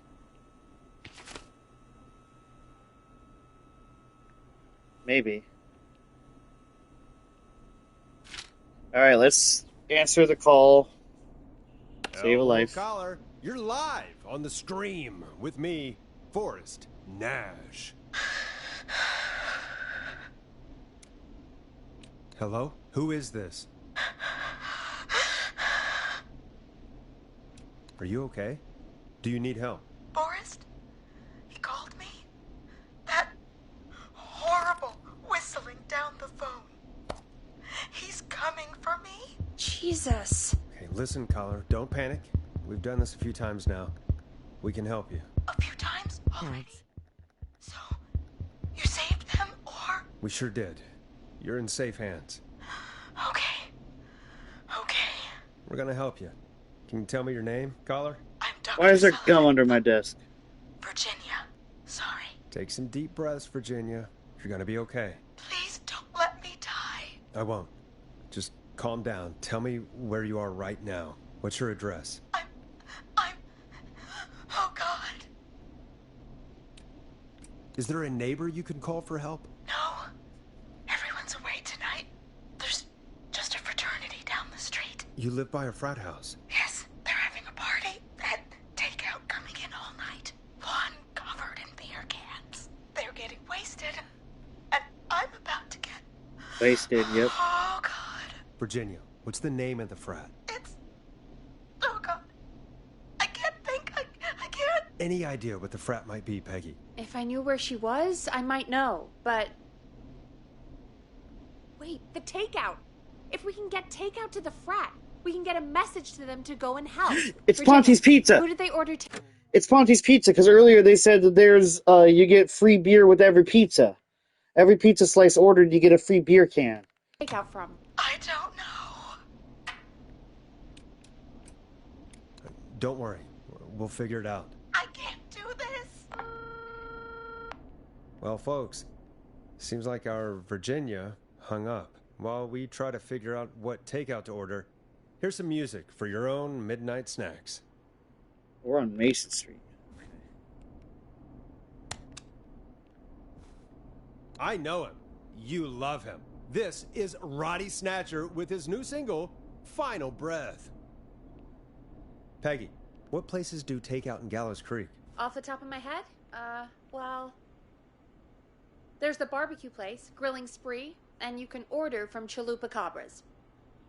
Oh, and of course we have Ponty's Pizza. That's it, I think. All right. We'll call each place and ask who they deliver to tonight. That's not going to work. Takeout client privilege. What? There was a lot of competition back in the day. Things got ugly. It's a long story, but what we can do is this. We figure out where the frat boys ordered from, call the takeout pretending to be from the frat, place an order, and include a note asking them to call the station. There's no other way, is there? Not that I can see. Well, let's not waste any time then. That's the spirit. You Okay. got any suggestions on where to look? Check the offices for anything food related, and maybe the kitchen downstairs. You'll need a key for that. I'll just slide it under my door now. Thanks, Peggy. Okay. God, where to start? What would make me order from somewhere if I were a partying frat boy? That's not opening. We have a food Okay. critic, right? Chad or Brad or... I'll just have to look around.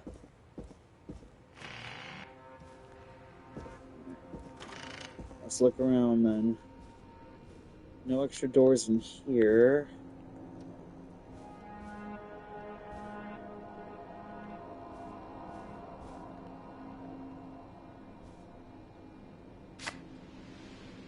Eh.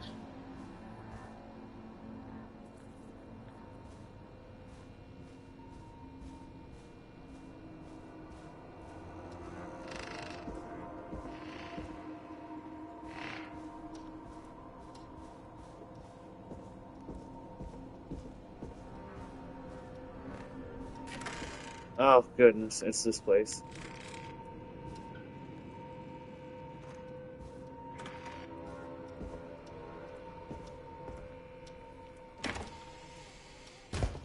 Okay, nothing in there. There's, yeah, the one free beer ad from Ponty's Pizza.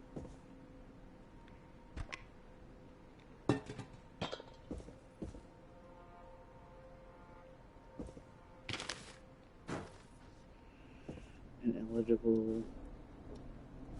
Go Gallows High, I guess. Okay.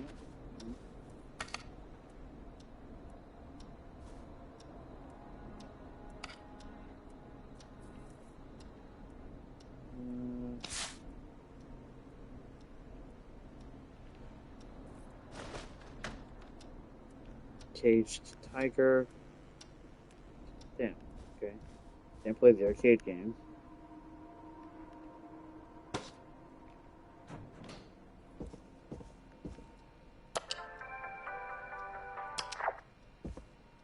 Rooting through trash. This is a new low. Ooh. Interesting offer.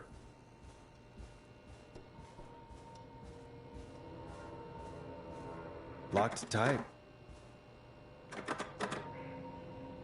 Okay. Can we go out the exit? Locked. For now. Okay.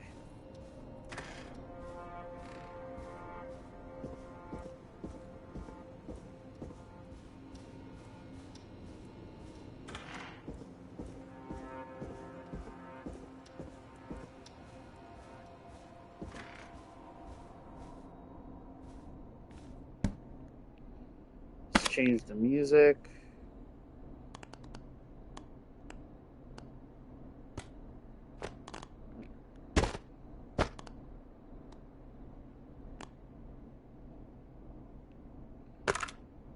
Okay.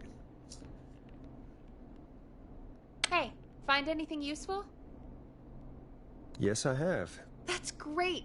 Are you ready to get back on the line? Let's make the call. Okay, Forrest. What'll it be? Call Ponty's Pizza. You got it.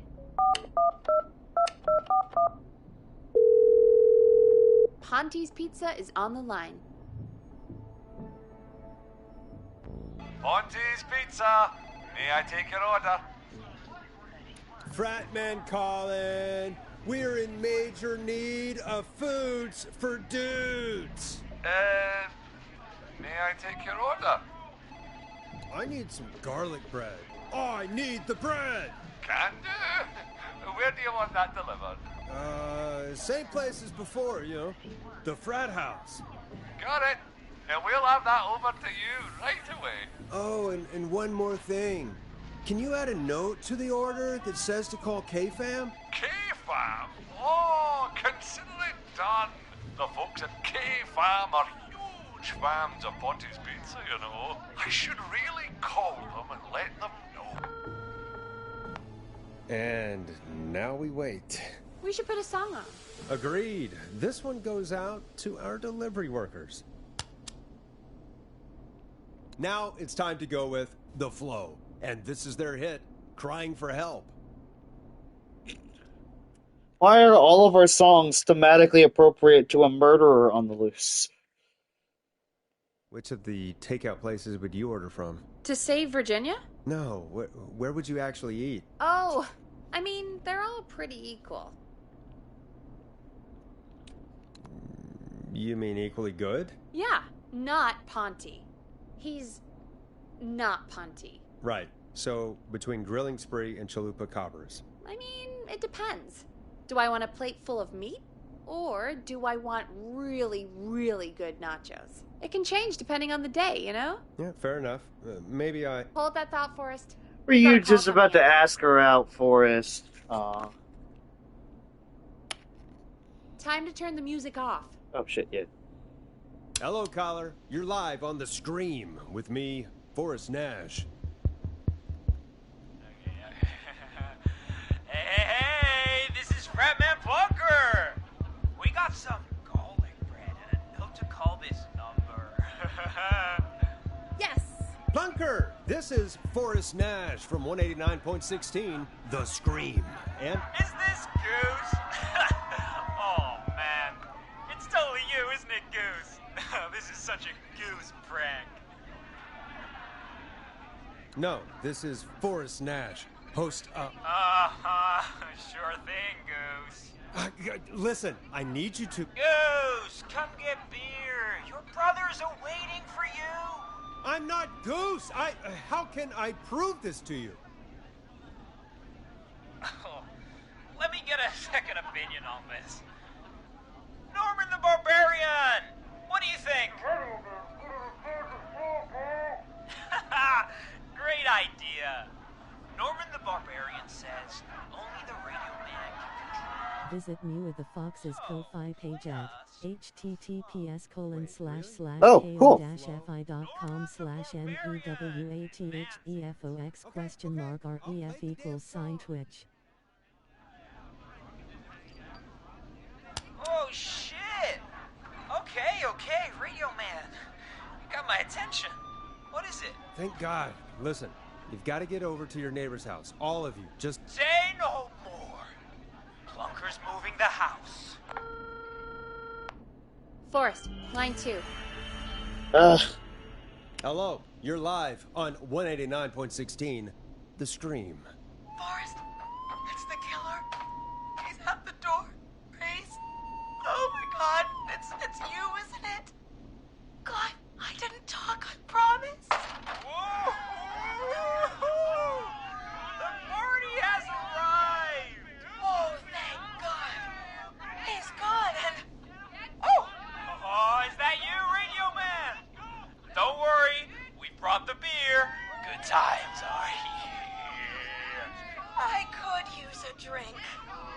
Thank you, Forrest. You're welcome, Virginia. And thank you to Plunker and his fraternity brothers. Some heroes wear capes, some wear sheets as togas. Hey, Forrest, did you hear what Virginia said earlier? What was that all about? Clive, I didn't talk. Do you know what she meant?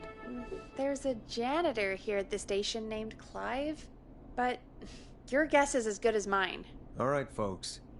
Oh, was he who we played as? as in the beginning? Any of you know a suspicious Clive, then please call in. It could save lives. In the meantime, looks like we have another caller. Oh, jeez. Okay, Forrest, shut the music off. Hello, caller. You're live on The Scream with me, Forrest Nash. It's great to speak with you, Forrest. As a local small business owner, I find this all horrifying. A killer roaming the streets of our fair town? Ooh, terrible. I hear you there. It's a scary time for everyone in Gallows Creek. How are you holding up? You somewhere safe tonight? Yes, Forrest, I am. I'm here at work in my small business. It's a safe, family-friendly place. Oh, what small business do you own? Oh, well, I'm not really big on promotion, but since you ask, it's Ponty's Pizza! The best and only pizza place in town! Come on down and get yourself a cracking deal on our 2-for-1. God damn it, Ponty, no! No free ads! I mean, I guess we can't be that mad at him. Calling Ponty's did save Virginia. I can be mad, Peggy. That sort of thing just... I can be mad. Look, he's gone now. We already have somebody else on the line. Just take a deep breath and let's keep going. Evening, caller. This is Forrest Nash, host of 189.16, The Scream. And tonight's 911 stand-in. Hi. Hello? Am I on air? Sure are, caller. What's your name? And what have you got for us tonight? Name's Eugene Stein, and I've got a heart full of love, Forrest. I'm hanging out in the middle of the maze, listening to your show, looking up at the stars and waiting for her. You got a special lady coming out to see you. Yeah. Molly. We planned to get lost in the maze tonight.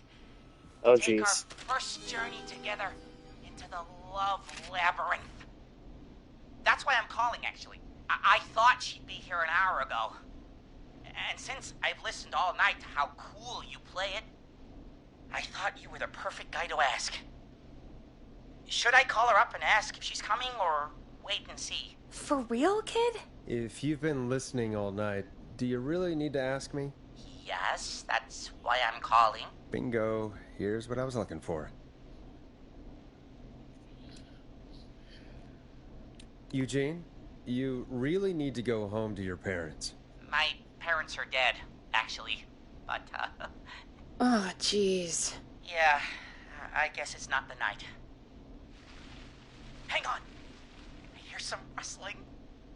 I guess she came after all. Molly! I'm in the middle! Oh, jeez. Dude. It'll take a little while to get here, but, thanks again, Forrest. It's been good talking. Wait a second. Molly can't whistle. No, this is supposed to be the best night of my life. It's not the worst. Stay calm, Eugene. We'll get you out of this. Carm! I'm about to die a virgin! Listen, Eugene. Breathe. Hide. And call back in a minute. We'll get you out. I'll do it for Molly. But please, hurry. Well, listeners, while Peggy and I deliberate, here's a track for all you lovers out there. Late Night Lurkers. Here comes one of my favorites. How the hell am I supposed to get him through the maze?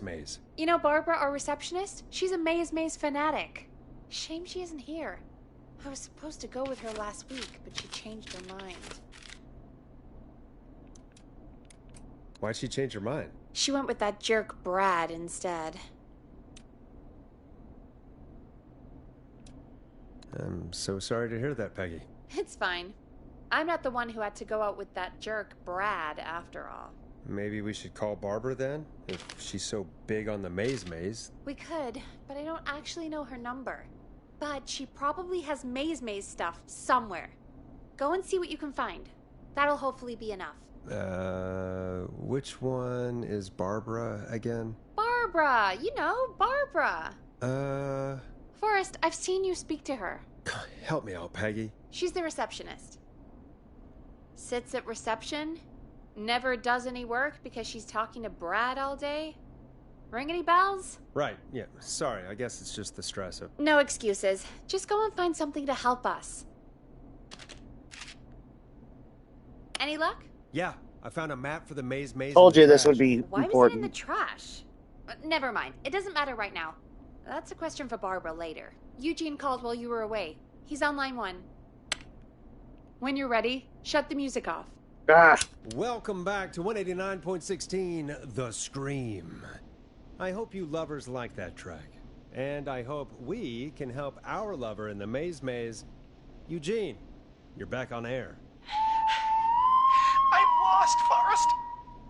I just ran and I don't know where I am.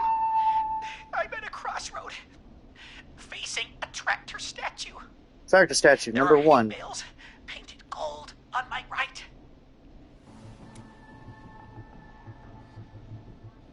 Okay, let's see. He's at 1. Golden hay bales are number 2 at his right. Wait a minute, what? Tractor statue.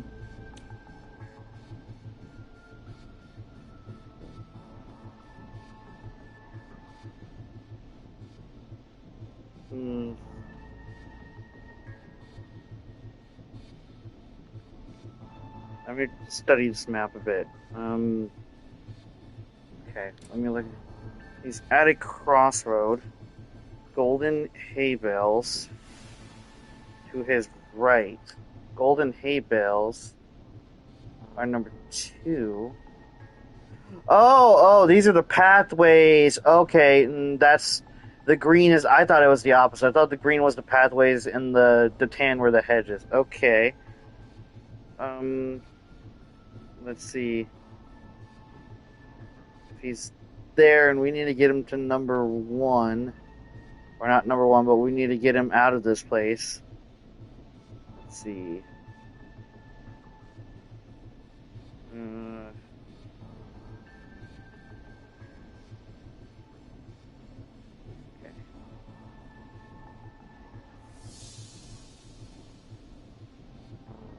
Okay, I think I got it. He needs to go left.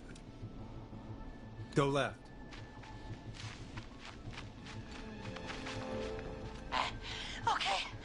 Okay.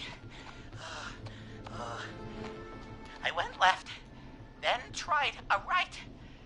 I have a pig statue in front of me and a creepy rocking horse on my left. Go backwards. Oh, God. Why didn't I just invite her over? I'm at a crossroads. There's a pitchfork statue up ahead. Which way? Pitchfork statue is number 5. You need to go left. Go left. Oh, this wasn't how tonight was meant to go. I just wanted some love. There's a tiny barn in front of me and a scarecrow behind me. Nothing to my sides. Go right. Go right.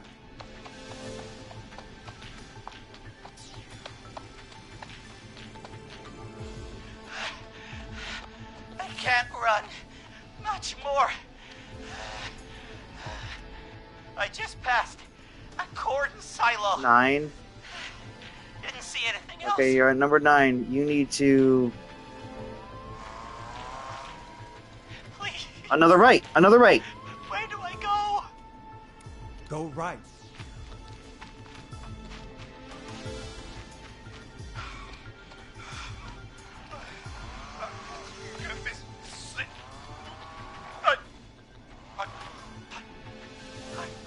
I'm out. And my bike's still here. Man, fuck mazes. Thank you, Forrest. I love you, Molly. That was tense. I think I held my breath the whole time. I think it went pretty well, all told. I think you're right. By the way, why do you think Molly missed their date? Do you think she's okay? Unfortunately for Eugene, I think she probably never left home. Damn, that's harsh. Okay. And thank you for calling in, Mr. Walton. We'll make sure to add the town librarian to our list of suspicious Clives. Remember, report a Clive to stay alive. Next caller is up, Forrest, so take it away. Reporter Clive to stay alive. Caller, you're through to Forrest Nash on 189.16, The Scream. Hey, wonderful show tonight, Forrest. I don't know about wonderful, but, thanks. What's your name, caller? You can call me Dawn. Could you play my tune, Forrest? Your tune. Sure. Long Ride Home. That old song. Sure. We got it. I think I played it the other day. Thanks. It'll be good to hear it again. All right, folks. Coming up is that old classic. Forrest, I don't think you're gonna find that song. What do you mean? I played it a few nights ago. I know, but, we don't have it anymore. What are you talking about? I threw it away. You threw it in the trash? No, I threw it out the window earlier today. And why did you throw it out the window earlier today? Brad was annoying me all afternoon. He played it on repeat because he knows I don't like it. So I grabbed it and threw it right out of one of the office Oh, windows. fuck, am I gonna have to go outside? Not my hour, but I can only take so much. I'm sorry Brad was being a dick. Thanks, Forrest. Let's just play a different song. We've got more important things to think about anyway. Gotcha. Okay, folks. Here comes some unrequested music. Sorry about that, Dawn. Maybe try again tomorrow night. Sorry.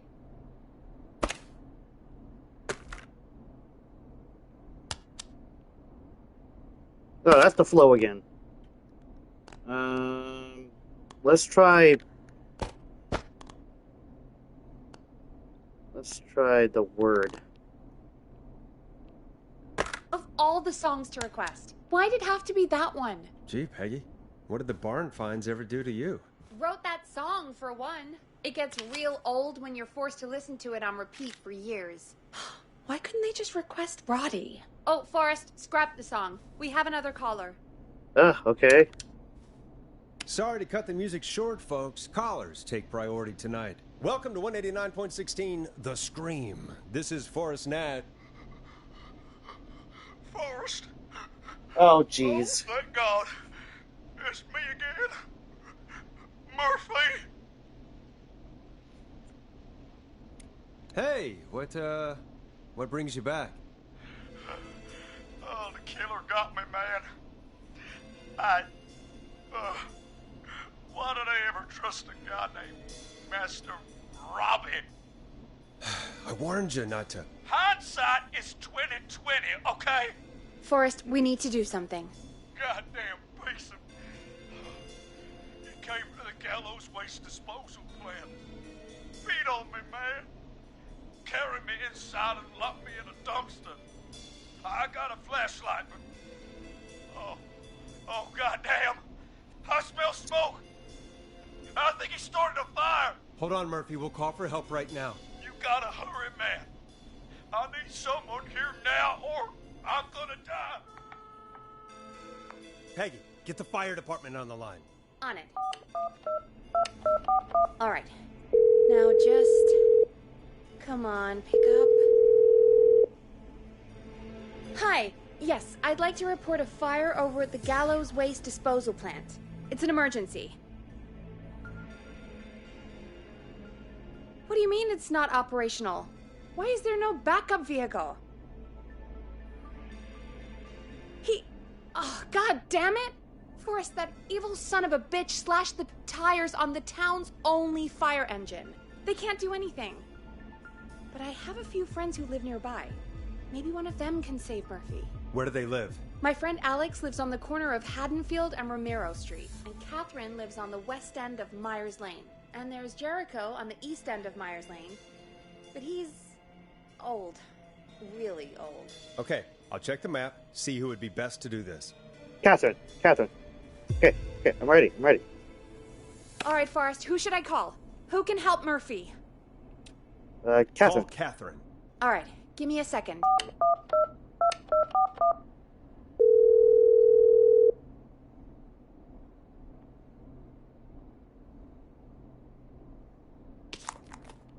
They're on the way.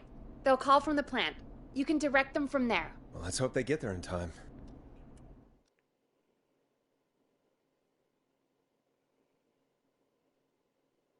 Call coming in. It's Catherine. She and Murphy are now both on the line. Hello, Catherine, are you there? What's happening at the plant? The whole damn thing is up in smoke. God damn it. I'm going in. Oh, my reception is terrible in here. God, my eyes sting. Go to recycling. Recycling. Got it. Come on, Catherine.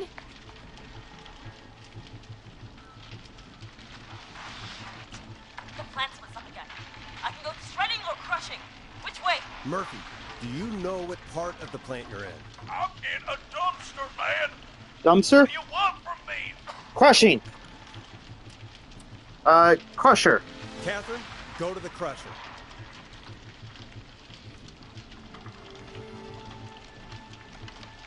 Okay, it's super loud. We're almost out of time. There are 3 dumpsters here. One for Gallows Creek Council, Henderson Disposal, and Quiet Ridge Municipal. Fuck it. YOLO! Open the Henderson container.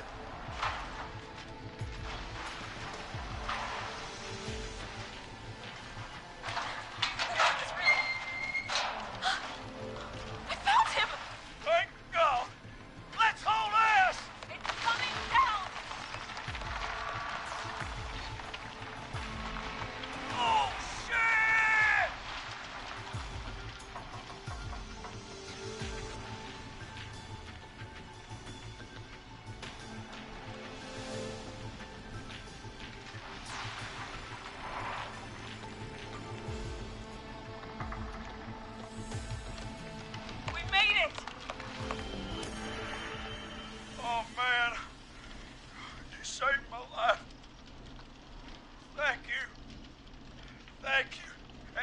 swear to you.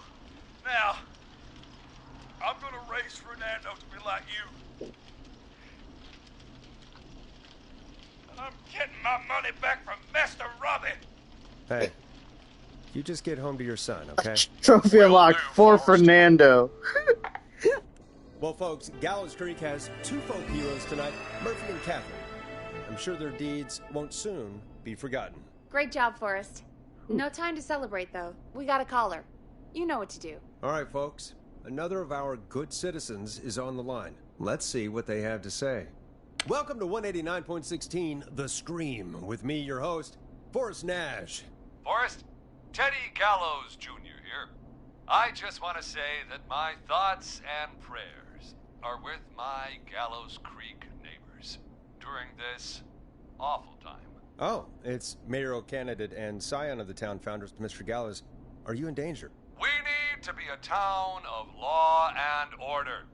We need cops who have the tools and funding they need to keep us safe. Okay, Teddy. I know you're an outsider to our little town here, Forrest. But you're really stepping up to bat for us. Can you cut him off of tonight. line 1, please? I just want to say thank you for taking a swing for Gallows Creek. Jackass. I want to make sure I get this out on air to all of Gallows Creek. You're a real prick, Teddy. I just want to make sure our town is safe and prosperous. That's why the Gallows Family Factory, founded by my father, Theodore C. Gallows, God rest his soul, which employs over 200... Teddy, unless you've got an emergency, I'm cutting you off. You know what? I do have a problem. A problem that's ruining our town. You know what it is? Your family waste plant just burned down, so now we have nowhere to dump our garbage? The problem is that woman, our current mayor, Linda Cartwright. Oh, here we go. She just isn't one of us. Linda Cartwright is un-American, unstable, and... You're not better than anyone, Teddy. Just because you inherited half the town. Your producer sounds a little unstable, too. Don't you dare speak to me that way. Cut him off, Peggy. I can guarantee this kind of thing will not happen when I take office. The moral decay of... And that's enough of Teddy Gallows Jr. for one lifetime. I always feel disgusting after hearing him talk. Just play an ad, Forrest. I need a minute. We'll be right back after these messages.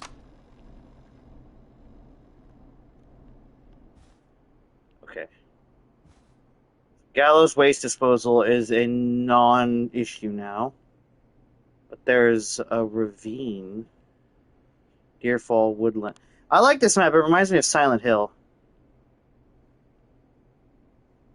Oh, those are the lists from earlier. Okay. Alright. Take a moment and just take a nice sip of my drink. How are you guys doing tonight? I hope you guys are enjoying the game as much as I am. This game's actually kind of fun and unique for a puzzle game.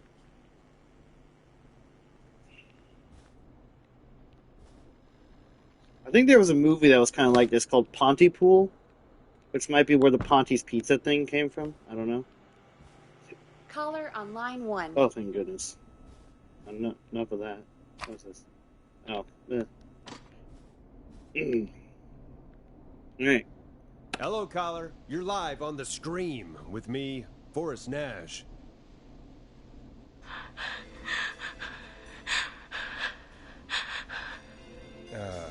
Hello. Caller. Who is this? I need the police. I'm Forrest Nash. I'm standing in for 911 tonight. What's wrong? There's a guy hunting me and my friends. I think he's killed some of them already. That's him. He's just outside. I can see him from up here. God damn it. She's just a kid.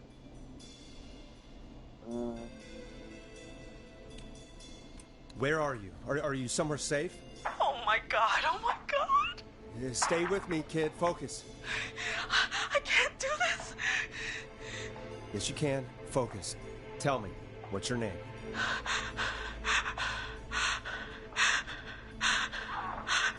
Sweetie, you can do it. What's your name? Carrie. Good. Carrie, listen to me. We're gonna get you out of there, all right? Now, where are you? The old murder house. Upstairs. I'm at the end of a hall. There's a bathroom, a couple bedrooms, a closet. Oh, he's coming. Where should I go?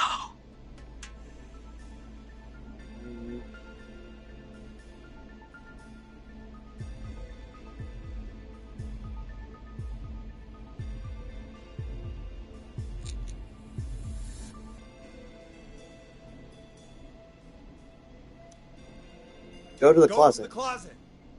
Okay, I'll...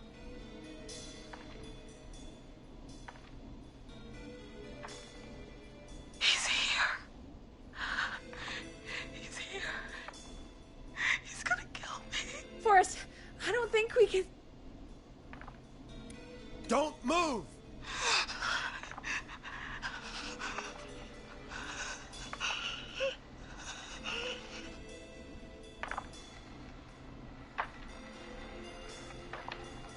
Oh no!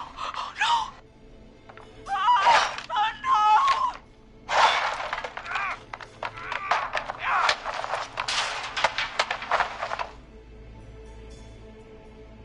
Forrest!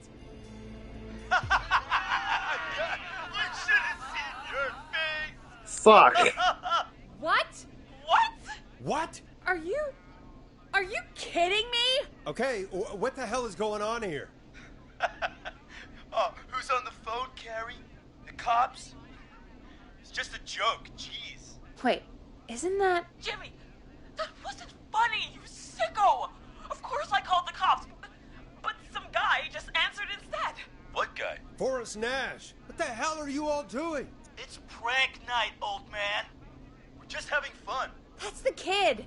The kid who called in earlier pretending to be the whistling man. That's it. I'm out of here.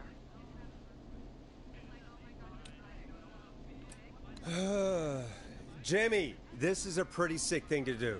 What? It's whistling night. That Holocaust Mewa. Whistling night? Kinda been a minute. Hey, staff, how you doing? Especially stupid, since that one kid died back in... Would you take off that stupid mask if it's hard to breathe? Who's under there anyway? Is that you, Seth? Idiot! Seth is right next to you. That's, wait. Oh no. Who are you? Oh no, man!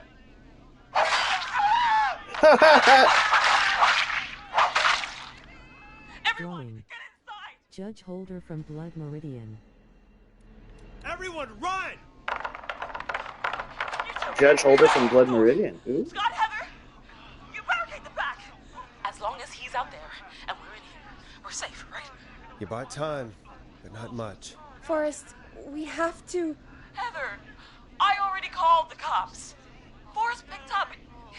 He's the best we're gonna get. How Who you is with doing, you, Anne? Carrie? My friend, we drove out to the old murder house. Doing pretty good. Just playing a game. Oh, Chilling. of course! The van! Who's got the keys? Jimmy had them. Jimmy. Oh.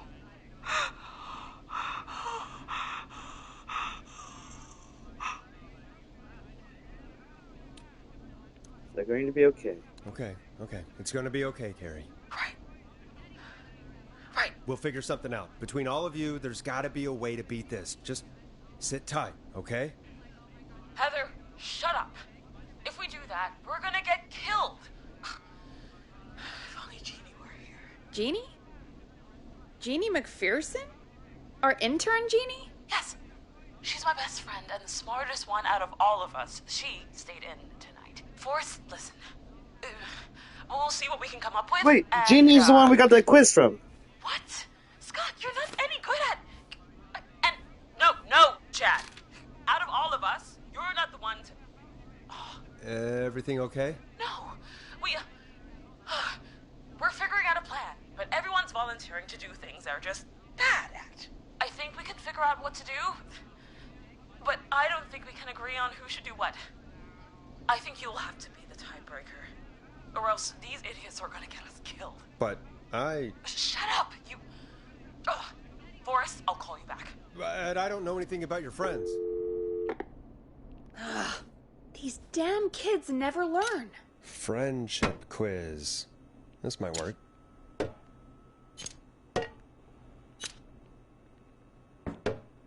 Time zone is a bitch, but good seeing you streaming. Aw, well, I appreciate that, my friend.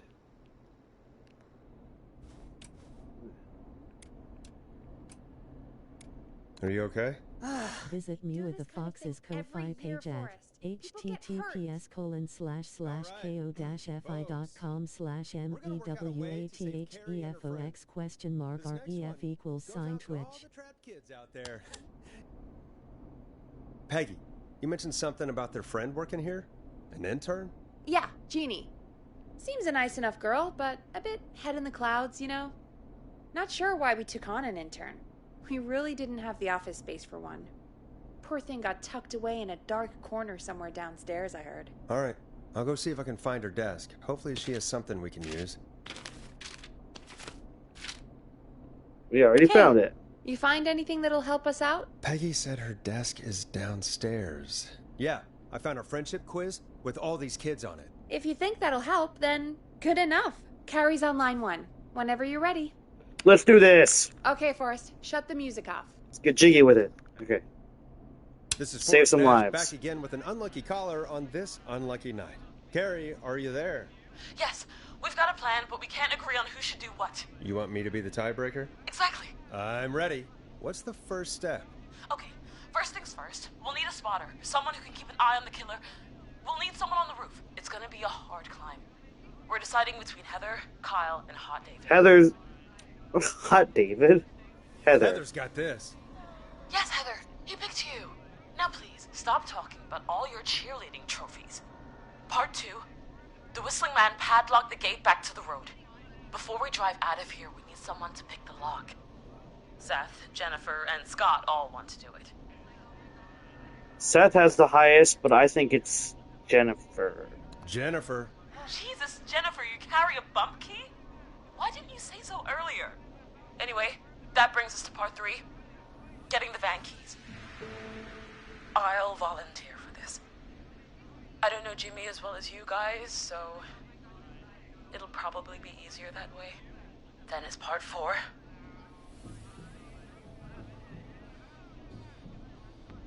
This plan is, well, it's ambitious. Thank you. You're doing great. What's the next part? Part 4, we need someone to lead the Whistling Man away. We need a fast runner. For this one, we're trying to decide between... Who was it again? Hot David, Cynthia, and Scott.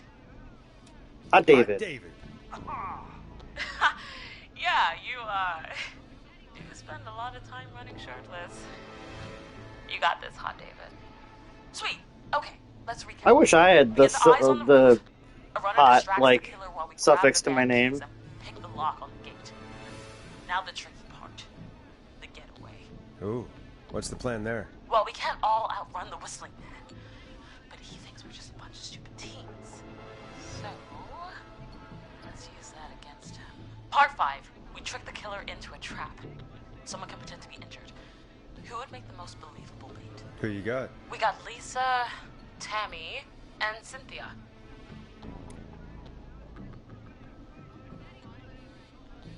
Lisa.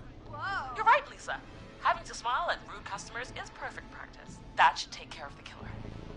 And then it's time to get out of here. Finally, part 6. We need someone who can drive us through the woods and back to Gallows Creek alive. Who's our getaway driver? Should it be... Who have we got? Chad, Scott, Cynthia... Yo, Glass. Whatever. Forrest, you know what to do. Chad. That's the name of a person who will save lives. Chad. Oh, perfect. Your go-karting experience will be great, Chad. Thanks, Forrest. We'll just take a few seconds for ourselves, and then it's go time. Sounds good. Talk to you in a sec. Good luck, Carrie. That actually sounded like a pretty good plan. Impressive as hell, right? Damn straight.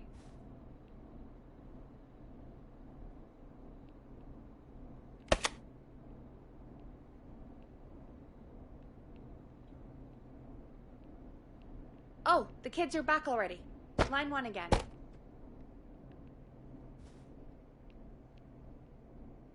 Can I play side B? Mewa dow dow. It's Vanquist! How you doing, friend? If you're just tuning in, we're coming to you live with a bunch of teens about to flee a madman.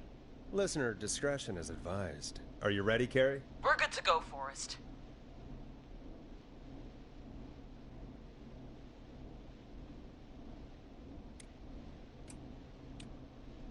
Alrighty then.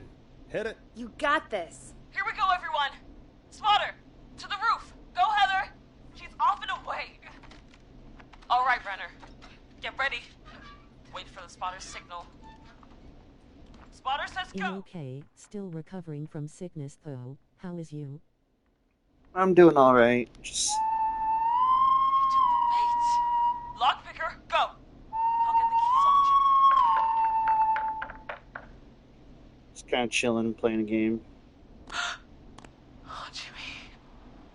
Oh, his face is... The keys. Carrie, you need to get the van keys. His face is lying next to him, Forrest. He got cut. He cut off his face, like he said he was going to do. Focus. Breathe. Right. Right. The van keys. Got him. It's... Jennifer got the gate unlocked. And Hot David should be back any second. Perfect. It's working. I can't believe it's actually working. You're doing great. Focus. You got this. We got this. Next step, trap the killer. All right. Wait.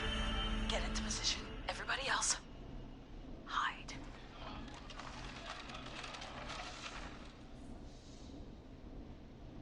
I remember seeing trailers for this game but never seen anyone play it before. It's good. Depends on it. Oh. There he is. He's buying it.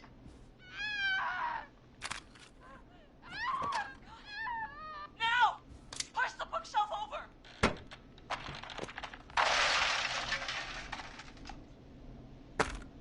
Oh my god! He went through the floor! Spotter!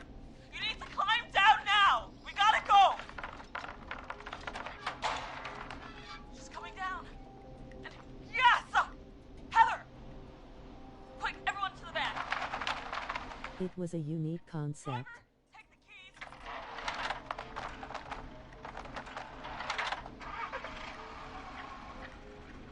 The damn gate swung shut.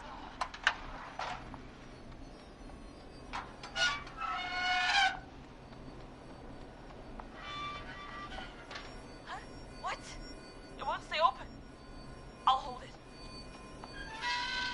You drive through. Carrie! What was that? It's a whistling man. Drive!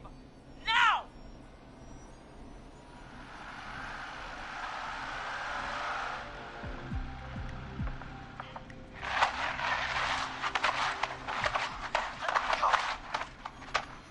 Let me go!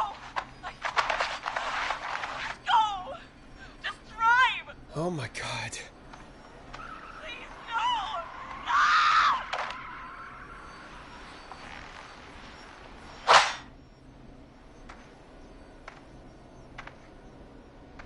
Carrie?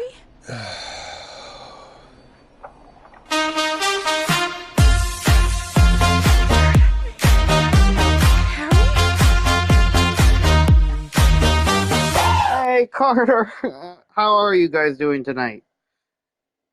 Hang on, let me give you a shout out real quick. Ooh. We are playing Killer Frequency. I don't understand. Thank God you're Good, okay. good. Can you get somewhere How's safe? stream so far for you? It's going good. I can make it home.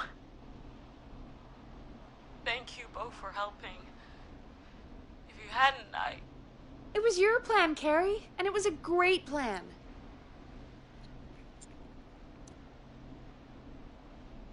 It was really all you, Carrie. Still, I need to get home. Breathe, Carrie.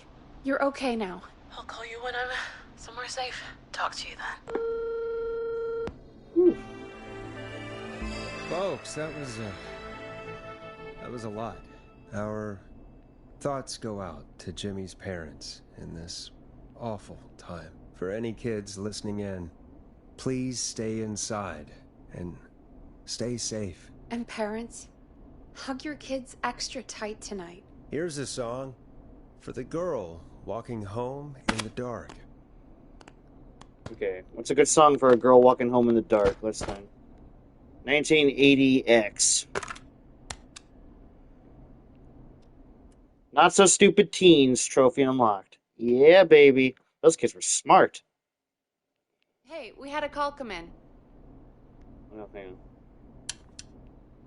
Forrest Nash here. Listeners, we've got another caller live on 189.16, The Scream.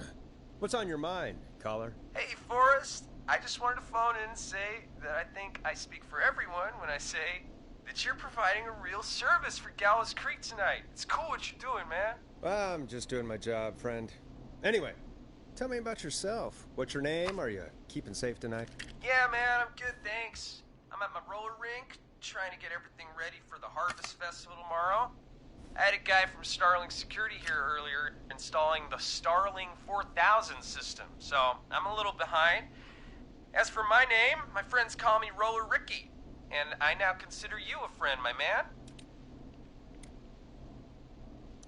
We're friends now, huh? Well, that's kind of you to say. Thanks. Yeah, man. Sounds like roller skating is more than just a job to you. So is this vocational? I wasn't always Roller Ricky. Once upon a time, believe it or not, I used to go by just Ricky. Yeah. Back then, things were pretty rough. I used to roll with a bad crowd. Not all bad, but there was this one guy. Anyway, some bad stuff went down. Oh man, I hit the ceiling. I harbored a lot of guilt for a long time and turned to the bottle. I didn't really talk about it or even know how to talk. It's just how it was. Yeah. That bottle took the best years of my life. Or so I thought. It's never too late, Roller Ricky. How did you turn things around? I joined a support group. I opened up about my problems, and sharing that burden just took so much weight off. It's a long story from there, but I found roller disco. I learned how to have fun again, cutting loose and making shapes. Now whenever I get down, I get down. I'm finally free from it all, man. It's important just to talk to somebody. That's the first step. Ain't that right, Max? Aw, hello, Max. Well, he certainly sounds like a good boy. Max is my emotional support dog. He's a rescue dog, but I always say he's the one that rescued me. He's the best dog a guy could ask for. Of course, the first thing I did was teach him how to skate. He's better than me now, a real pro. Max can skate? Yeah, man. At first they said it couldn't be done, and then they said it shouldn't be done. But Maxie loves the rink, man. Is that another train, Maxie?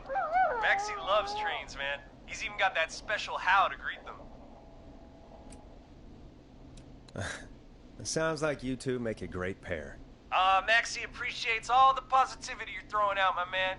You know, I'm actually hosting free skating lessons tomorrow at the festival. I think it's a great opportunity to give back to the community. Man, all this talk of skating's got me itching for a boogie. Before I switch my radio off for the night, could I request a song for us? Something I can groove to, you know, something funky. It'll be me and Maxie's final boogie breakdown tonight. Then I think we'll take it down a level. I can do that. Thanks again for calling. You and Max, be safe now, okay? Bye, Maxie. You got it, man. Peace. Well, folks, this next one goes out to Roller Ricky and Max. Enjoy. I really needed that call, you know, after everything. Yeah, I get that. He talked a bit much for my taste, but it is inspiring to hear somebody come back from the brink like that. Yeah, that's what I meant. You were thinking about Max on skates, weren't you? Well, would you look at that? Another caller on the line. What are the odds? Better take it.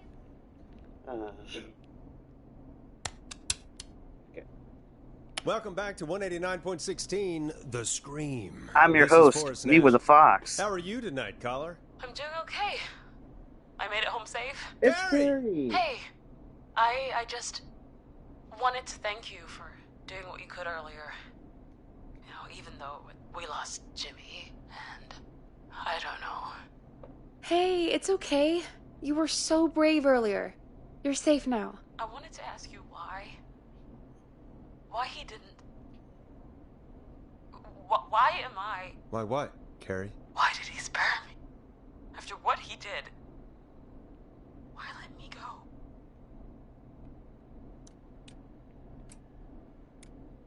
Maybe he didn't kill you because he saw you as a victim. Maybe. But why would that stop him from killing me too? After everything he did to. These stupid hazing nights have to stop. Carrie, you did so well tonight. Stay safe and rest. Help is coming to... Well, didn't they say that the original killer was like bullied, and then like when he started killing, they chased him out of town and made him jump off of a ledge? Maybe if this is the same guy and he survived, maybe he saw that they were all hazing her and saw basically a shadow of the humanity that he threw away in her. I don't know. Gallows Creek. We just need to hold on. Thanks, Peggy. Hey, Forrest? Could I request a song? Of course, Carrie. What song? Any song by Blast Processor. And thank you. This next one goes out to Carrie. Okay, we need to find Blast Processor. Oh, 1980X.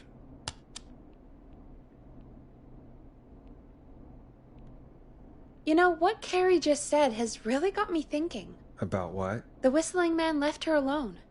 Why? There must be a reason. When it comes to masked whistling killers, I don't think a reason is a key part of their process. Well, it's something to consider. We've I got need to nothing take but a time. break. If you want to stretch your legs, now's the time. Just hit the Peggy button when you want to get back on air. Okay, we can explore a little bit. Let's look for any more mousetraps to put in front of Peggy's door. It's a whistling night prank we're pulling on her.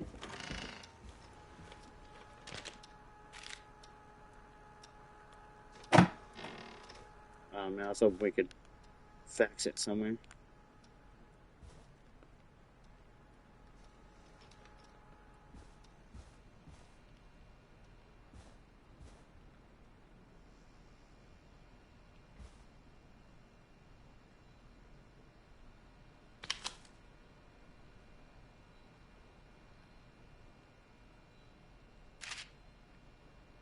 Okay. Well, clearly we would take a lot of our calls. What's this? Oh, I threw that earlier. But yeah, what were you guys up to, Carter, if you don't mind me asking? Sorry, I got a little distracted with all the saving lives and stuff like that. Roller Ricky's rolling rink. Okay.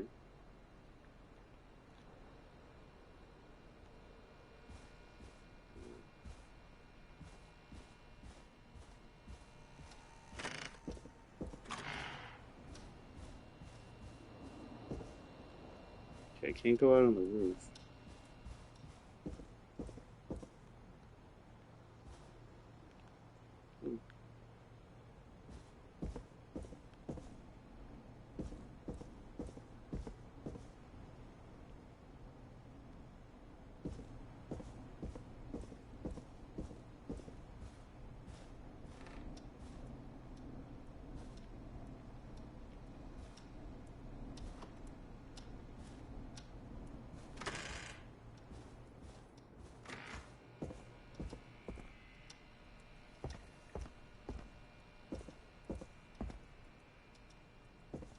And we've got so many goddamn leaks in this place. It's crazy.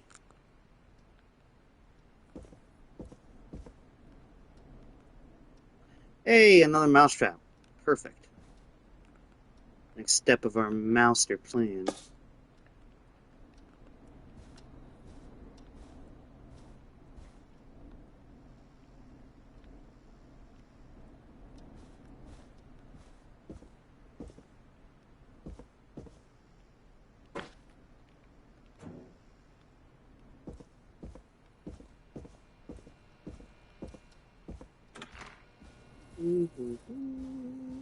So many locked doors, so few keys. Honestly, I'm glad the outside the outside back door is locked. Yeesh. I need a key to get in there. Another mousetrap. Perfect. Let's go.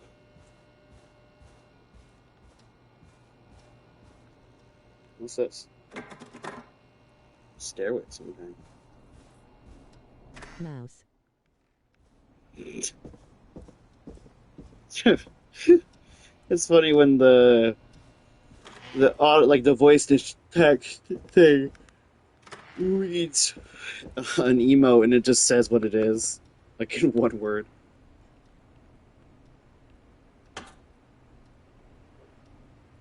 Mouse bitch.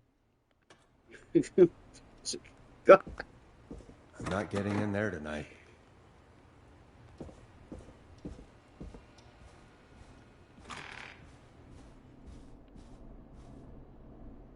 Let's get going, Peggy. Alrighty, we could run another segment or... Couldn't resist. Scratch that, Forrest. We have a caller. Time to turn the music off. You're through to 189.16, The Scream. What's your emergency? Hello again, Forrest. Oh, that call with the teens was awful. Those poor kids. Still, I'm glad the girl didn't get hurt. Thanks for your concern. Are you in trouble?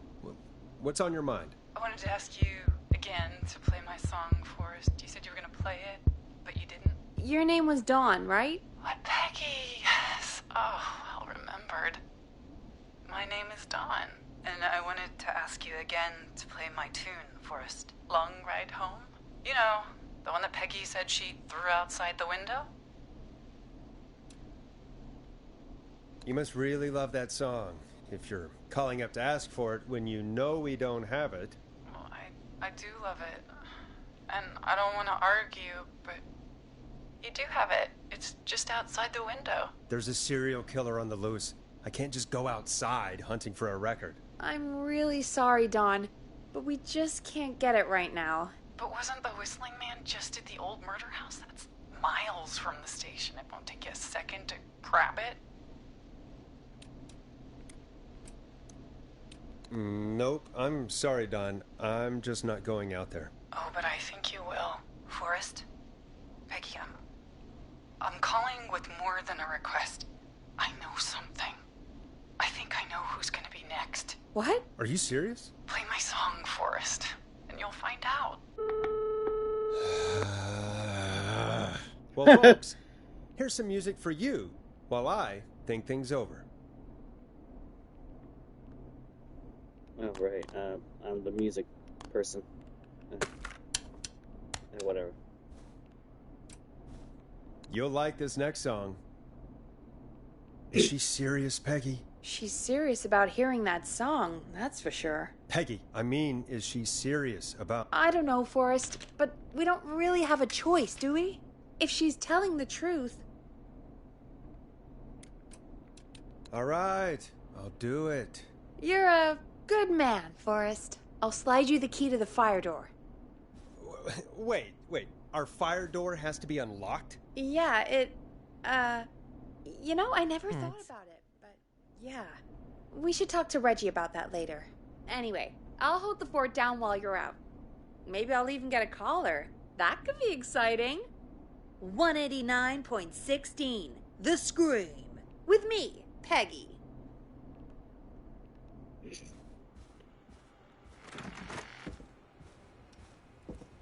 You're ruining my trap. There we go. Why do I gotta go outside? I'm not okay with this. Can I open this? No. Ugh.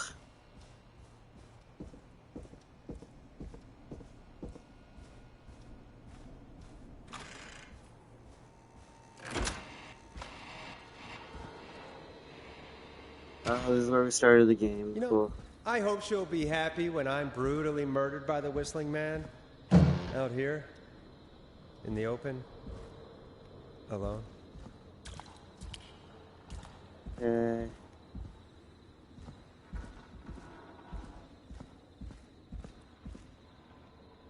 Wait a minute. Wasn't there a, like, fuse box out here?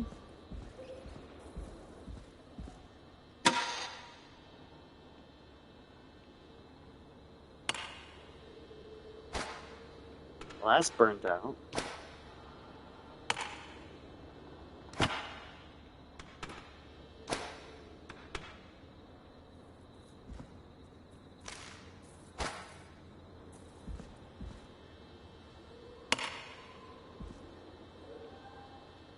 Needs to be 70, so 65, so we need to find another 5.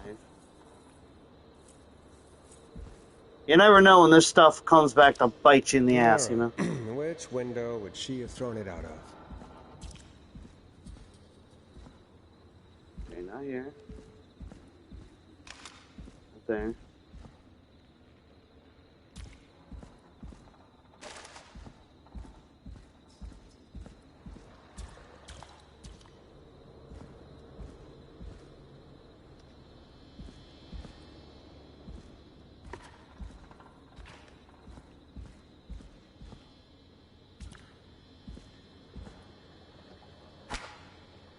Hell yeah!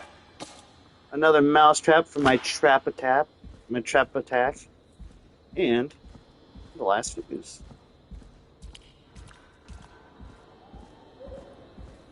I see that's the record, so. Bingo!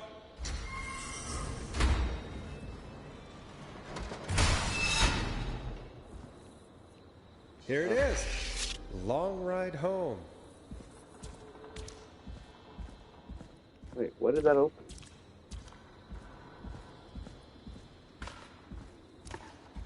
Oh, it opened her downstairs. I could probably survive that fall. Looks like the janitor's closet. What did Peggy say his name was? What Clive? the hell?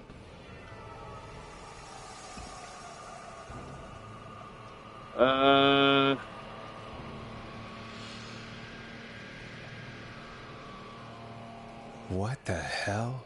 Yeah. Peggy is not gonna believe this. Huh. There's a key.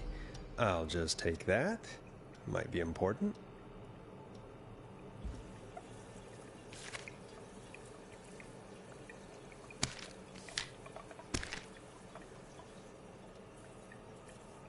What the fuck?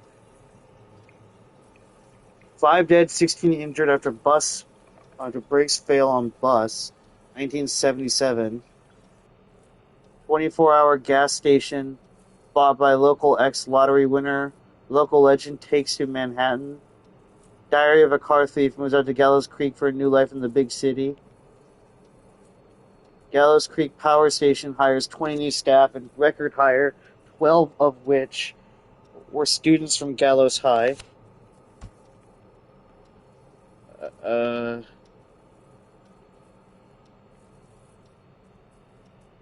Marriage announcement. It celebrated the marriage of Kim Walker and Peter Stein on 30th May 1970. Crime syndicate impounded. Justice for festival victims. What the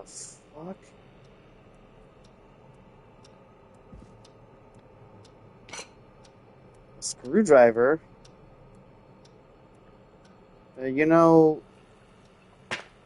let's put the mouse trap up for now. Here's to MC plus GB. Thanks y'all for making our song yours. The Barn Finder's Long Ride Home.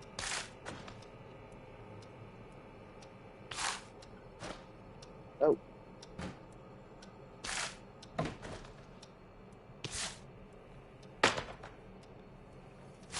Come on. Damn it.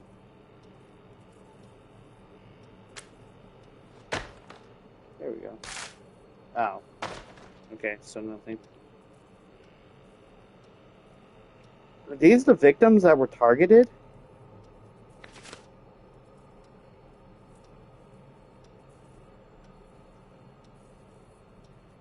Rebecca, Kim, Aunt Williams. Jesus.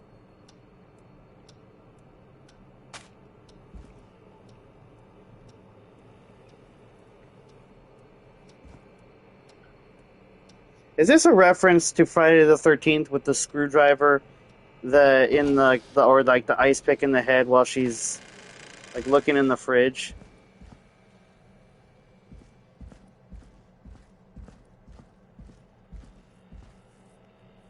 Visit Mewa the Fox's Ko-Fi page at https://ko-fi.com/mewathtefox?ref=Twitch. Okay, that's locked.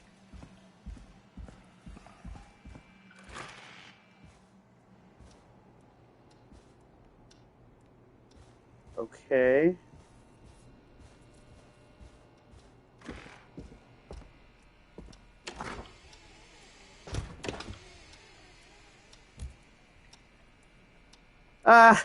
It was a reference to Friday the 13th. I just got a trophy for it. That's awesome. Like, that's where, what's-her-face finds Pamela's head.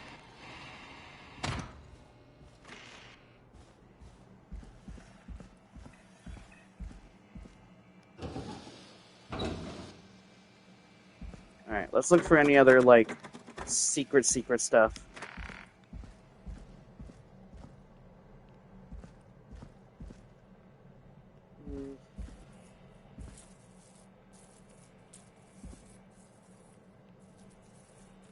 I don't like this. It's creepy.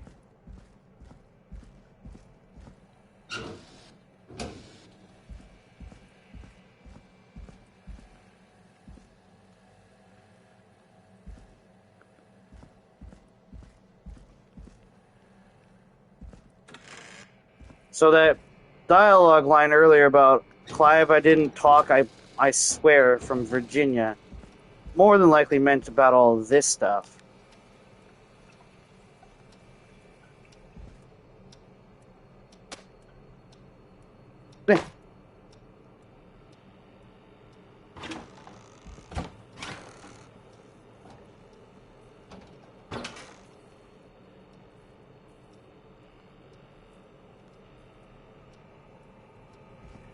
There has to be something here.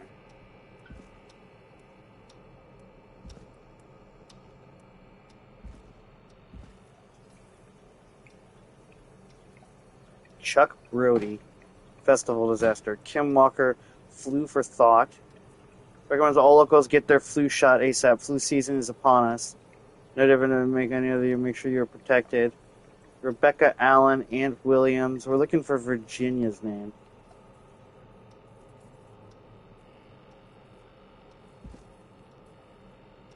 A real conspiracy theorist. Let's just get back. Is there a save? Okay, let's save the game. Let's save the game, just in case.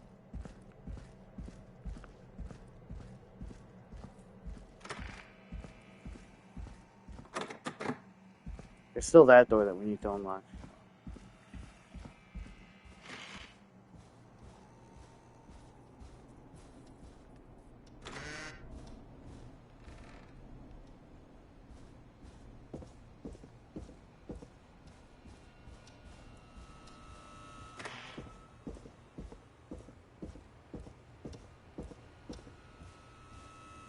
Isn't that such a good song, folks? And now for... Jesus, Forrest, you've been gone for ages. I thought something had happened. Something did happen. Clive, the janitor, might be Clive, the murderer. What? I'll start from the beginning.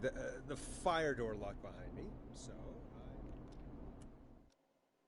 Oh, I guess I did the proper thing. I thought the fire door was Why still did you more. heave that thing all the way up here?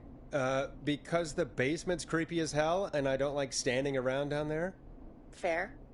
All right, let's run through this again. We have a creepy board you found in a creepy basement made by our creepy janitor who you think is the creepy whistling man. Yep. And on the creepy board are the names Chuck Brody, Kim Walker, Rebecca Allen, and Aunt Williams. Correct. And you think one of these people will be the whistling man's, Clive's, next target. That's right. And we've got to find them. You said there are 4 locations listed there too? The hospital, the power station, the gas station, and the trailer park. Clive must think the target is at one of those locations. Forrest, you're gonna have to figure out if any of the potential targets are at one of these locations tonight. Hit the button if you need any help. Okay, Chuck Brody.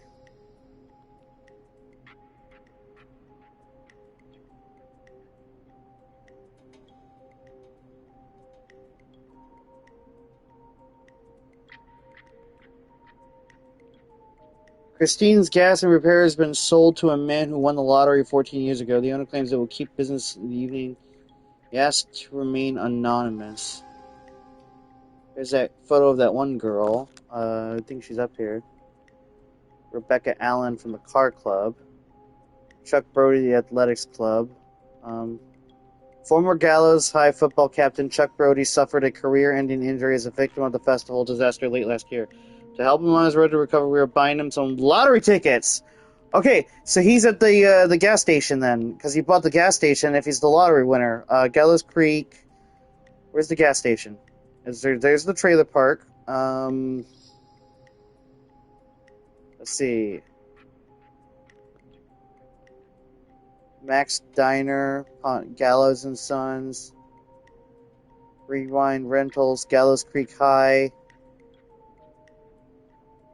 What was the gas station called? Christine's. Oh, Christine's. Oh my goodness. Whatever. I got it. How's it going? I'm ready, Peggy. Are you sure? We've only got one shot at this. I'm sure. Let's do this. Okay, name first. Who do you think the target is? Chuck Brody. And where will I find them? The gas station. The gas station. Okay, I'm dialing. I feel like we're playing Clue, the board game.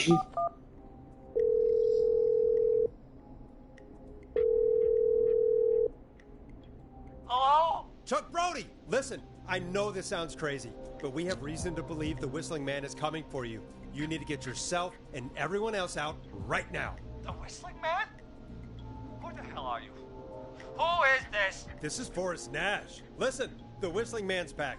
We found a list with your name on it, and... Oh, God. It's today. The year I finally let myself forget. Quit talking and run! I think he ran off. Well, fingers crossed that Chuck... Jeez! It sounds like something flew up. He's using bombs now? Shit. Is Chuck? I don't know. Hang on. We're getting a call. Hello? Chuck? An explosive escape trophy unlocked. The whole goddamn gas station's gone up. Is anyone hurt? I don't think so. I got everyone to follow me out. The town's only ambulance was blown to hell, though. Yeah.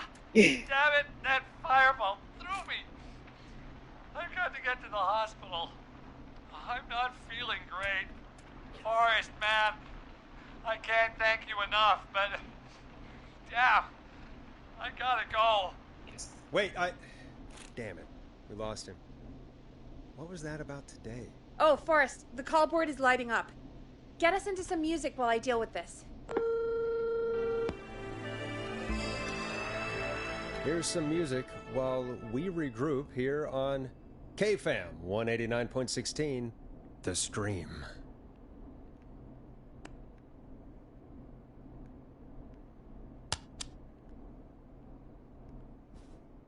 Whew. So, Chuck Brody and the gas station. Gotta be more in the basement to show us who Clive is targeting. And if that's the case, we can get ahead of him. Stop the killings before they can happen. Forrest, we need to go back down. By we, you mean me, right? Yep. Like I said, I need to handle all these calls. Maybe start with that creepy mannequin room you mentioned before. I still have a lot of questions about those, by the way. Me too. Okay. So, the hospital. Chuck Brody was athletics. Kim Walker. Rebecca Allen. Okay, Rebecca Allen. She's the car club. We have at least saved local football star. Okay, why can't we put that on there? Okay. Alright, whatever. Chuck Brody is safe. The gas station's gone. Okay. And I've got to go back down to the murder basement. And the music is delightfully upbeat. I just go out in the main street and just walk out of town with a knife in hand.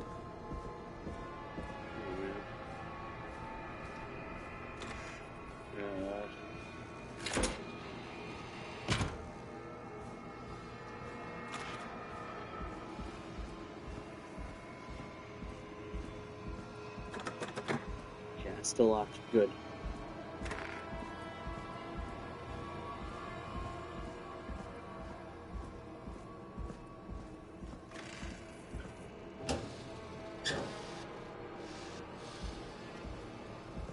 What the? The key? Was this always here? I must have missed it when I brought everything upstairs. Okay. Are there any other little notes?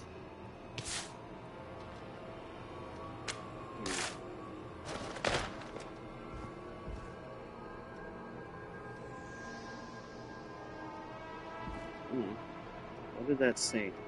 Forget.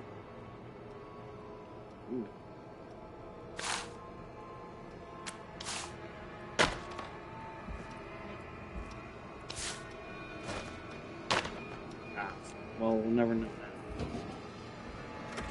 Alright, let's just... This music is making my arms shiver. Get out of here. What the? Hey, Forrest! Peggy, give me some warning before yelling down the intercom? Sorry. Buzz the intercom when you find something and want to discuss it. Fuck.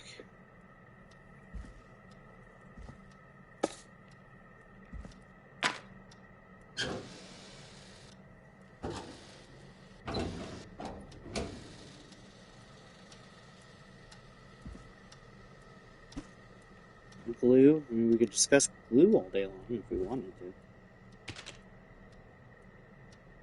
Huh? Car battery.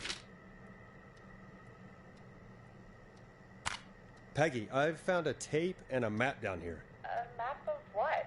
Looks like it might be to somewhere in this storage area. Weird. Well, maybe the tape will give us more information. Give it a play.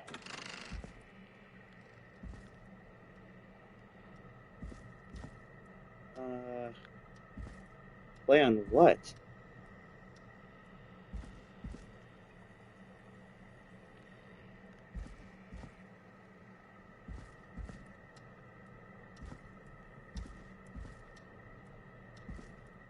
Don't tell me I need to go like all the way back upstairs to play this, right?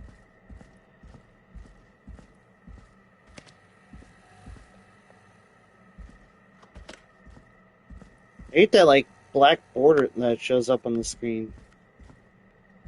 Okay, seriously, play it on what?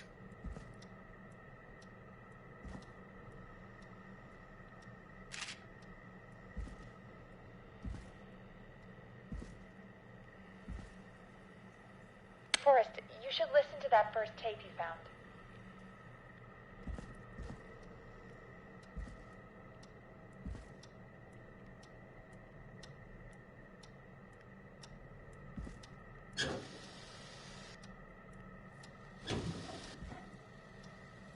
Okay.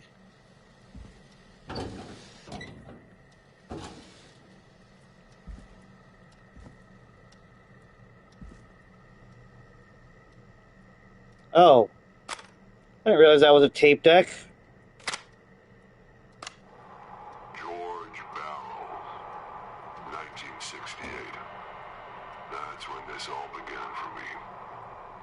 Follow the maps. Find the tapes. I'll be waiting. Wait, George Barrow?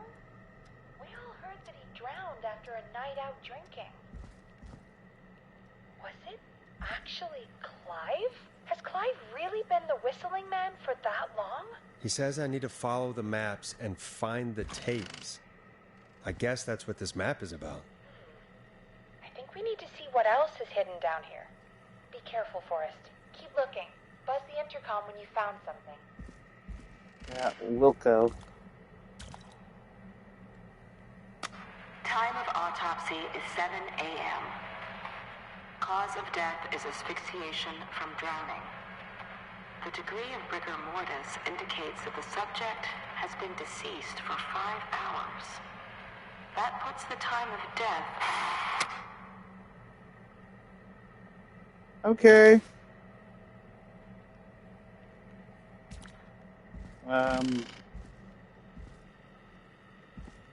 Let's put you back here.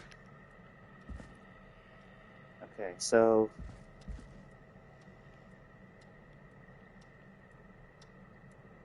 files and a recorder. Okay.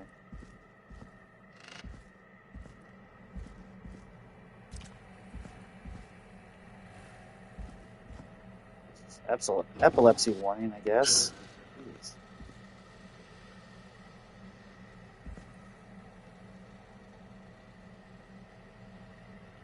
Okay, not in here. Oh.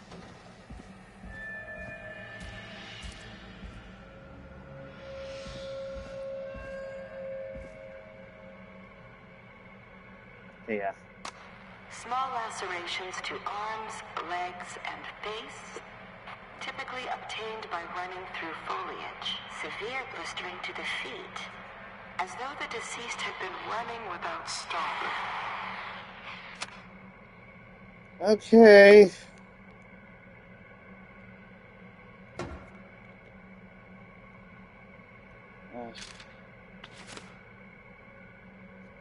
4 a.m., a call was received from a jogger, a Miss Sandra Sharp, reporting that a body had been found washed up in the reservoir. I drove out to investigate and was able to identify the body at the scene as that of George Barrow. I contacted the coroner's office and then the boy's parents. They informed me that they had not seen him since 7 p.m. on the 2nd. Okay.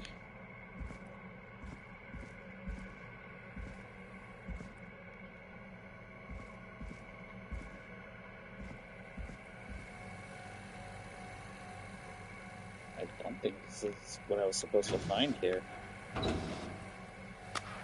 Additionally, there appears to be a post-mortem injury to the arm. It looks like it was trapped in a car door. Okay.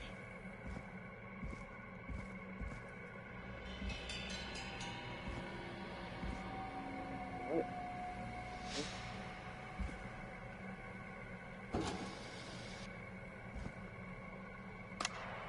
It is the coroner's opinion that the subject likely feared for his life and was chased, resulting in a fall from a height into a body of water, where he hit his head, was knocked out, and drowned. Following that, he was moved. Dr. Sullivan, we need to have a talk. That recording. Shut it off. Okay, so that's Clive. Remember, she said, I swear I didn't tell anybody, Clive. So Clive talked to her when she was doing her like surgery or autopsy. I mean, okay.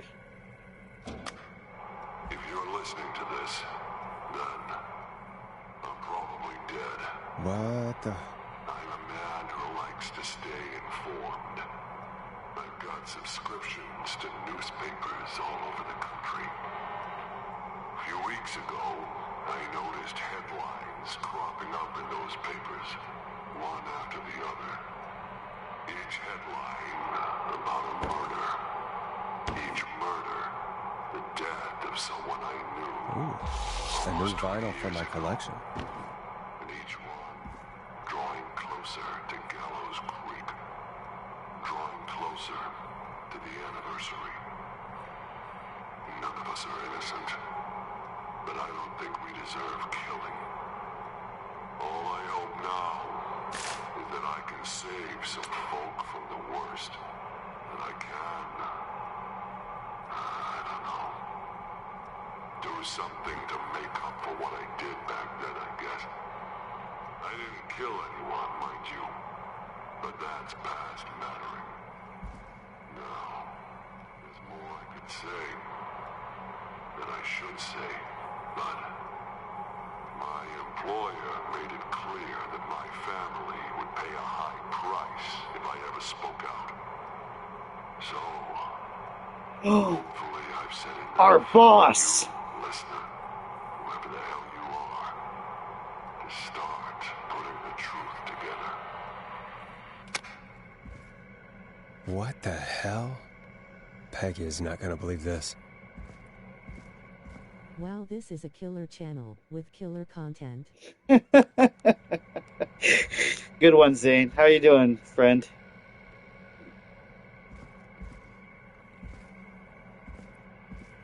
Okay, so...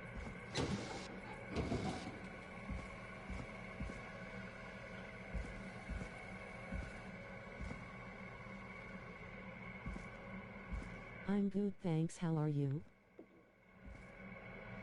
I'm doing as best I can considering my week. Preliminary toxicology results shows no signs of inebriation. However, a high amount of cortisol was found, indicating elevated levels of stress in the immediate moments before death. Yikes.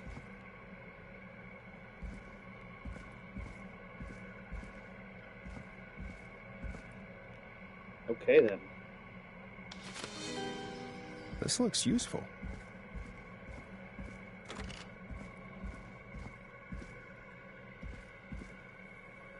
What have you found, Forrest? It's an autopsy tape. Doesn't say for who, but I think it must be for George. Poor George. He was so young. Something's bugging me, Peggy. What do you mean? I swear I recognize the voice of the woman talking on the tape. I just can't place it. Seriously? Do you think you've met her before? I don't know. I mean, I just got here recently. I don't know. Found another tape. It talks more about how George died. What did it say? It sounds like he was running for his life.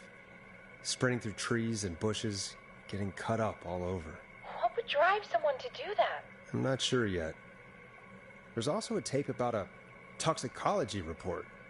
There were no signs of drinking or that he was on anything. What? But everyone said he went swimming drunk and drowned. It was in the newspaper and everything. I found a tape that introduces a new detail to the story. Post-mortem injury. Apparently, his arm got caught in a car door. A car door? Yeah, after he died. How do you suppose they can tell? How can they tell? I'm a radio producer, not a coroner. The written report I found doesn't mention it at all. How did his arm get trapped in a car door after he died? Unless he got it when the police collected his body, I guess someone else must have moved him after he was dead to where he was eventually found. But the report, what is going on here? I found a police report. Mentions a friend from earlier, Sandra Sharp. Sandra. The jazz runner?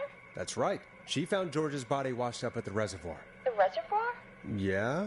What's strange about that? George got cuts from running through foliage, right? But there's no forest around there. Yeah. Also, how did it wash up at the reservoir? What do you mean? Reservoirs don't have tides.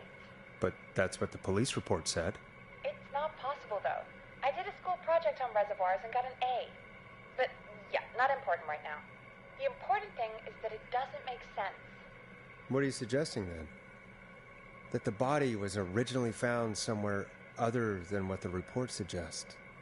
That the sheriff tried to cover it up, but accidentally let something slip? Something like that. I think. Well, Sheriff Matthews wrote the report. If he hadn't been eviscerated, we could have asked him. True. But Sandra is still alive.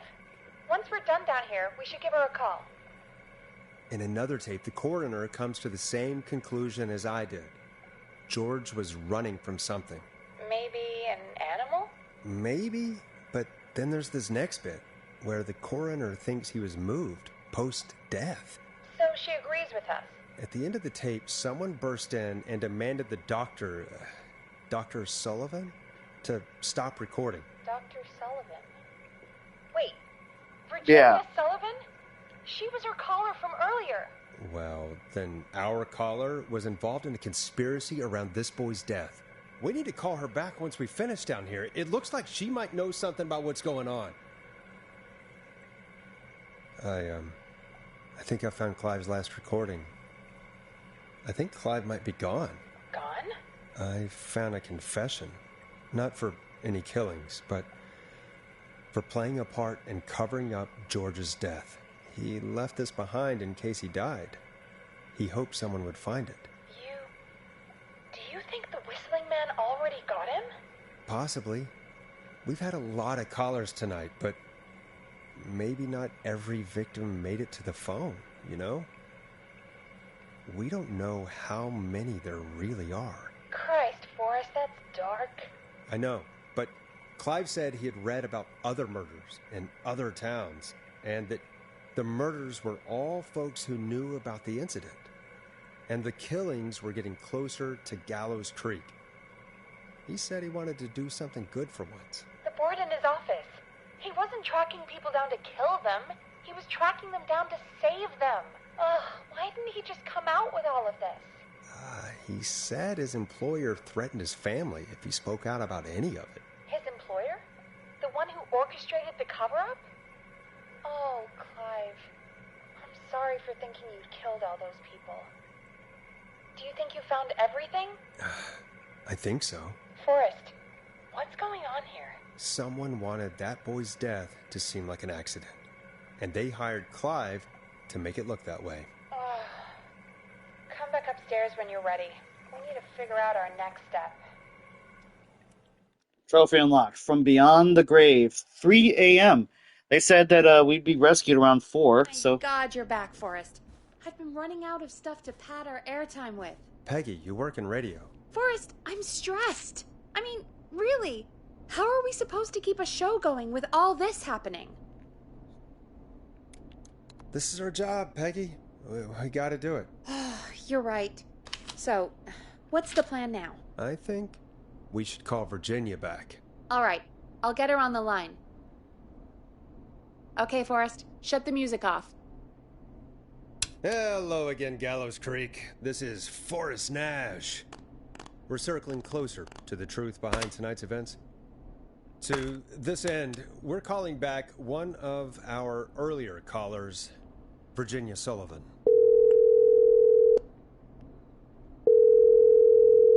Fredman Plunker here? Who's this? Is it you? Goose? Plunker, hey, it's the Radio Man, Forrest Nash. Radio Man? What's up? Solving mysteries, saving lives. The huge. Right on. Plunker, what are you doing at Virginia's house? She asked if we could stay to keep an eye out for that whistling turd. So we're hanging out, bro. Well, that's big of you, Plunker. No, it's nothing. Can I speak to Virginia? Sure thing, Radio Man. I'll just go get her. Who is this? Hey, Virginia, it's Forrest. I'm glad you're still okay. Oh, Sorry, I'm still jumpy. Sorry to hear that, but listen, hey, we need to talk. What about? We're calling because we think you can help us understand why this is happening tonight. Me? What would I know? Does the name Clive mean anything to you? Clive? No. I don't know that name. What are you asking about this for? You mentioned that name earlier when you called us the first time. I don't know what I said then. I was petrified, Forrest. Clive's the janitor at our station, and we know you spoke to him in the past. Forrest, please. You don't know what you're doing. He'll come for me. Virginia, it's okay. Clive won't be coming after you. We think Clive's dead. Dead? But isn't he? He's the whistling man, Forrest. We found evidence to the contrary. But it's true. And we found your autopsy reports for George Barrow. How? I saw him destroy them. Well, he didn't. I don't know if he kept them or made copies or what, but we found them. And we know it's related to what's happening tonight, which is why we called you. Why did you stay quiet? Visit Mewa the Fox's Ko-Fi page at https://ko-fi.com/mewathefx?ref=Twitch. This man, Clive, he just burst in. And he started making demands. To give over the reports? To falsify what I found? Of course I said no. But, well, when someone wants to make you do something, they can use the carrot or the stick. For me, he used both. You see, my sister is sick. She has a chronic condition that's never going away. It's expensive to treat, and it was getting to where I couldn't afford it.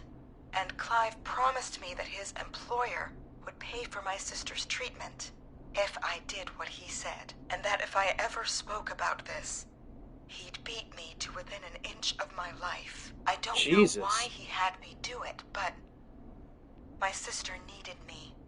You have to understand. She needed me. We understand. Thank you, Virginia. That was brave. God, I just want this nightmare to end. This will help end it, Virginia. Thank you. Stay safe, Virginia.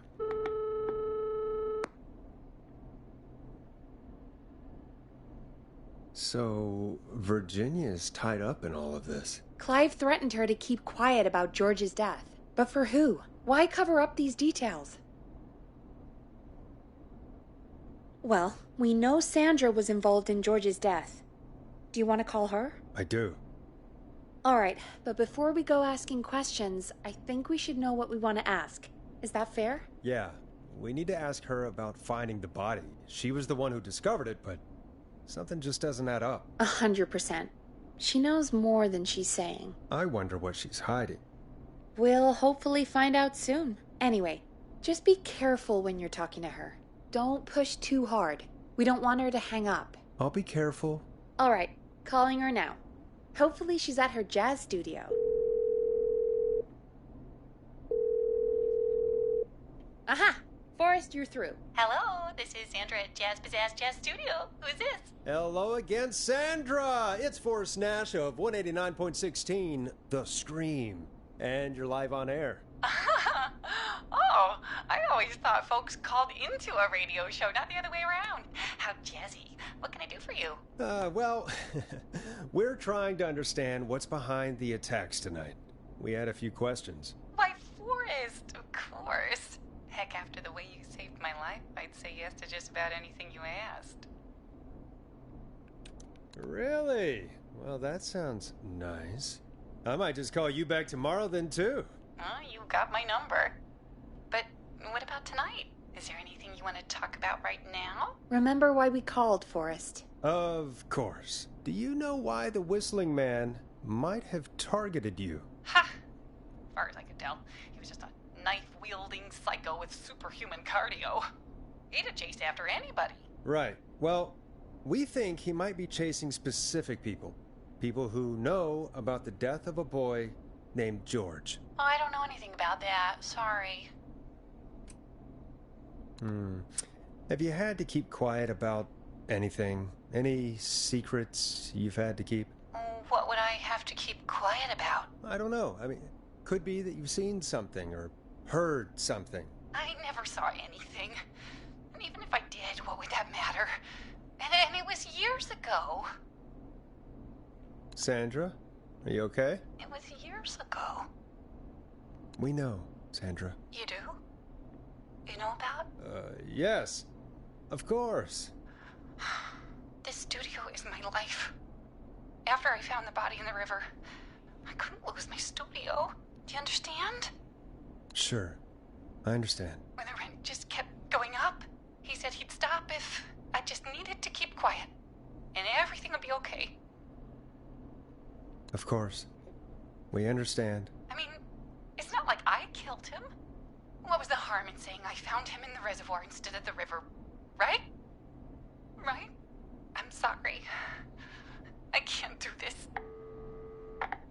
And she's gone. I don't think that could have gone any better. You truly did great, Forrest. Well, folks, if anyone out there has any thoughts on what's going on tonight, please call in. That's good timing. We've got a call waiting just this second.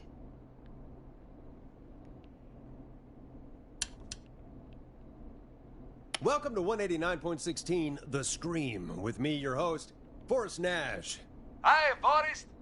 I know this is really out of the blue with everything happening tonight, but I wondered if you could send this special birthday message to my uncle.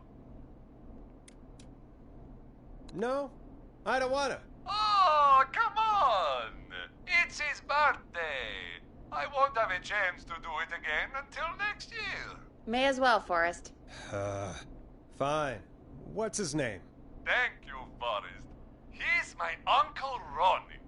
His first name's Peter, but he never liked his name. But since he always had salt and pepper hair, even as a kid, can you believe it? Folks always called him Pepper.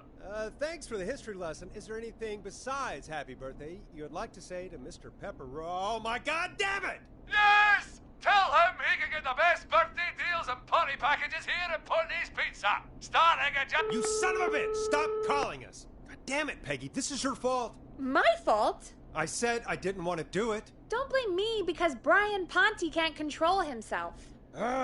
Don't worry. We've already got another caller on the line. Just pick it up, okay? This is 189.16 The Scream. I'm Forrest Nash. You're on the air, caller.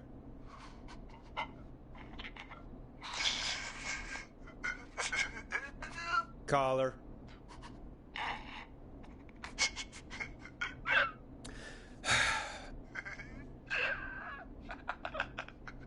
Ponte.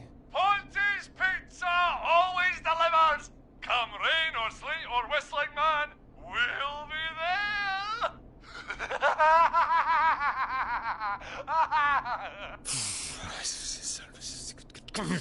Forrest?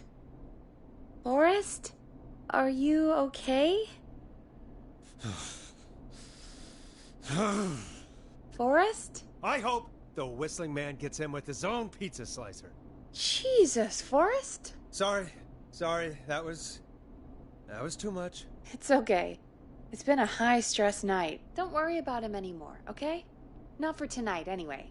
I think he's spent for now. We've got another call. Whenever you're ready. I swear to God, this is Ponte. I'm walking down there and beating him to death. Folks, don't spend your money at Ponte's Pizza. That's all I'm going to say about that. Moving along, I'd like to welcome another caller to 189.16 The Scream. With me, Forrest Nash. Who, may I say, is calling? Send you my new pencil sketch on DMS. We played your song, Long Ride Home. Did you hear it? Can you tell us? Never mind that now. First, I'm calling. Oh yeah, I'll check it out when I can, my friend. Are you in danger? I sure am. Do you mean... Yes, he's after me now. You? I think so. He must have heard me on the radio helping you. Right. Okay. Tell us everything. I was out following a lead, trying to work out who would be next, after Chuck. And what happened? And I started to feel like I was being followed. I came back to my apartment building, but this newfangled security system has me locked out. I need you to help me get inside. Can a neighbor let you in? I only moved in last week. I don't know anybody yet. There's not even a buzzer here, only the keypad for the entry code. I need that code to get inside. Which apartment block do you live in? Maybe one of our listeners lives there too. It's the new Woodside apartment building between the town hall and the trailer park, but I doubt any of your listeners live there. I don't have many neighbors. Sounds like a prime piece of real estate. The sound really carries at night. Shit. I'm guessing you're not a dog person. No, I'm not. It's my neighbor's dog. Boy, I wish he'd muzzle that thing and... Oh. And now he's blasting David Scopo out of his window. This night can't get any... The whistling man. He's coming down the street. I don't think he's seen me yet. Forrest, please. I need your help. I need the code for that security system, or I'm gonna die. What's the name of the security system? There's a sticker on the box. It says Starling Security 4000. There's a keypad, and it looks like it wants a 6-digit number. Starling Security 4000, huh? That's right. Very newly installed. I need the key code before the whistling man gets me. Yeah, of course. Don't worry, Don. Thank you, Forrest. I knew I could count on you. I'll sit out of sight. Call me back soon. All right, folks. Here's a little tune for you all to enjoy while I try to break Dawn into her apartment.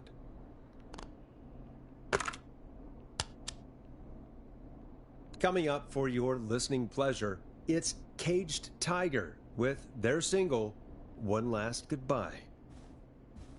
You were pretty quiet there, Peggy. Forrest, was it just me, or was there something... Yeah, it wasn't just you. Something was weird about that. Yeah. Well, tell you what. We have a Starling 4000, or whatever, here at KFAM. Clive bought one for the station. Maybe we can find something to help. Well, I'm not sure who. But to help someone.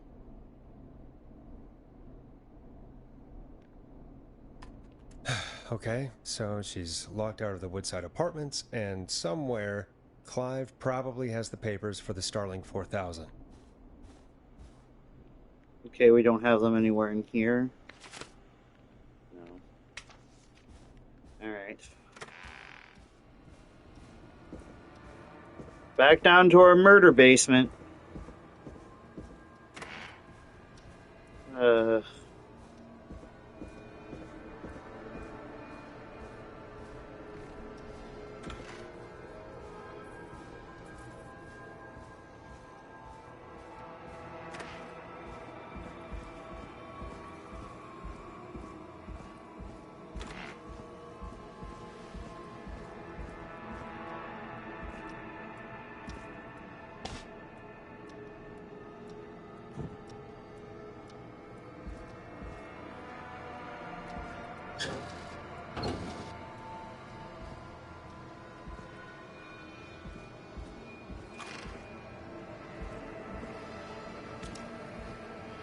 I know we saw something about Starling 4000 somewhere. Order delivery form. Oh. Starling must have left this by accident. The system's not even installed at Woodside. Okay, so... Alarm test activation. Okay. Yeah.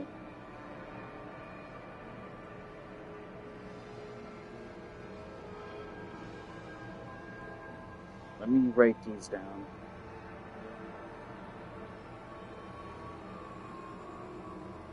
I think all secure. This will set off all security men. That should drive him away, I think. So, 19, 15, 19.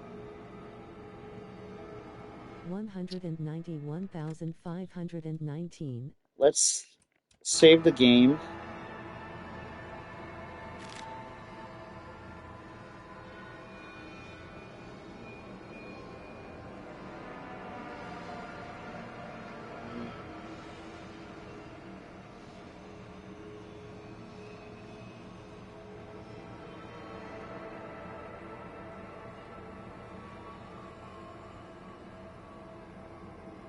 Okay.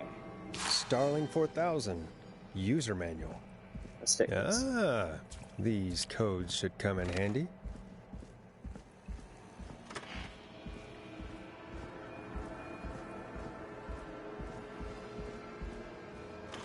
You guys have any suspects for who the killer is? I honestly, as weird as it sounds, think it's the girl who called us, Dawn.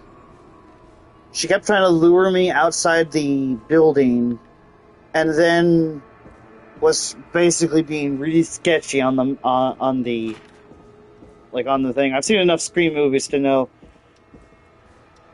kind of know what I'm talking about.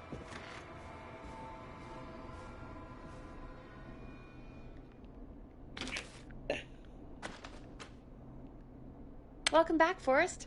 Find anything? The Starling 4000 security manual. It's got a bunch of codes. Good.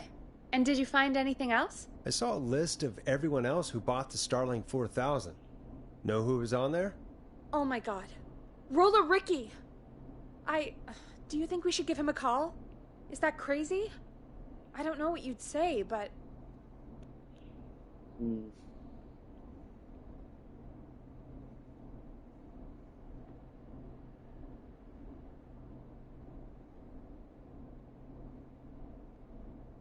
Let's see.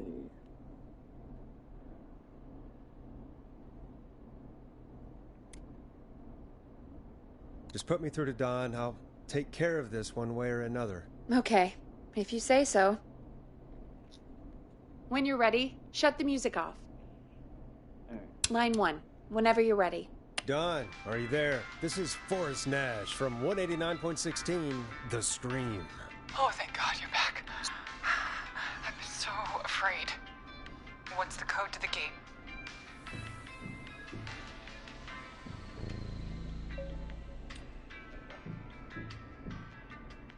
The code is 191519. Thank you, Forrest.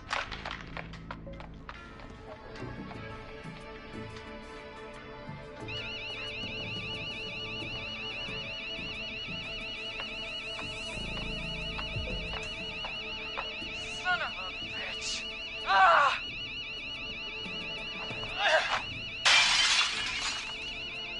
Is she? Totally the fucking killer.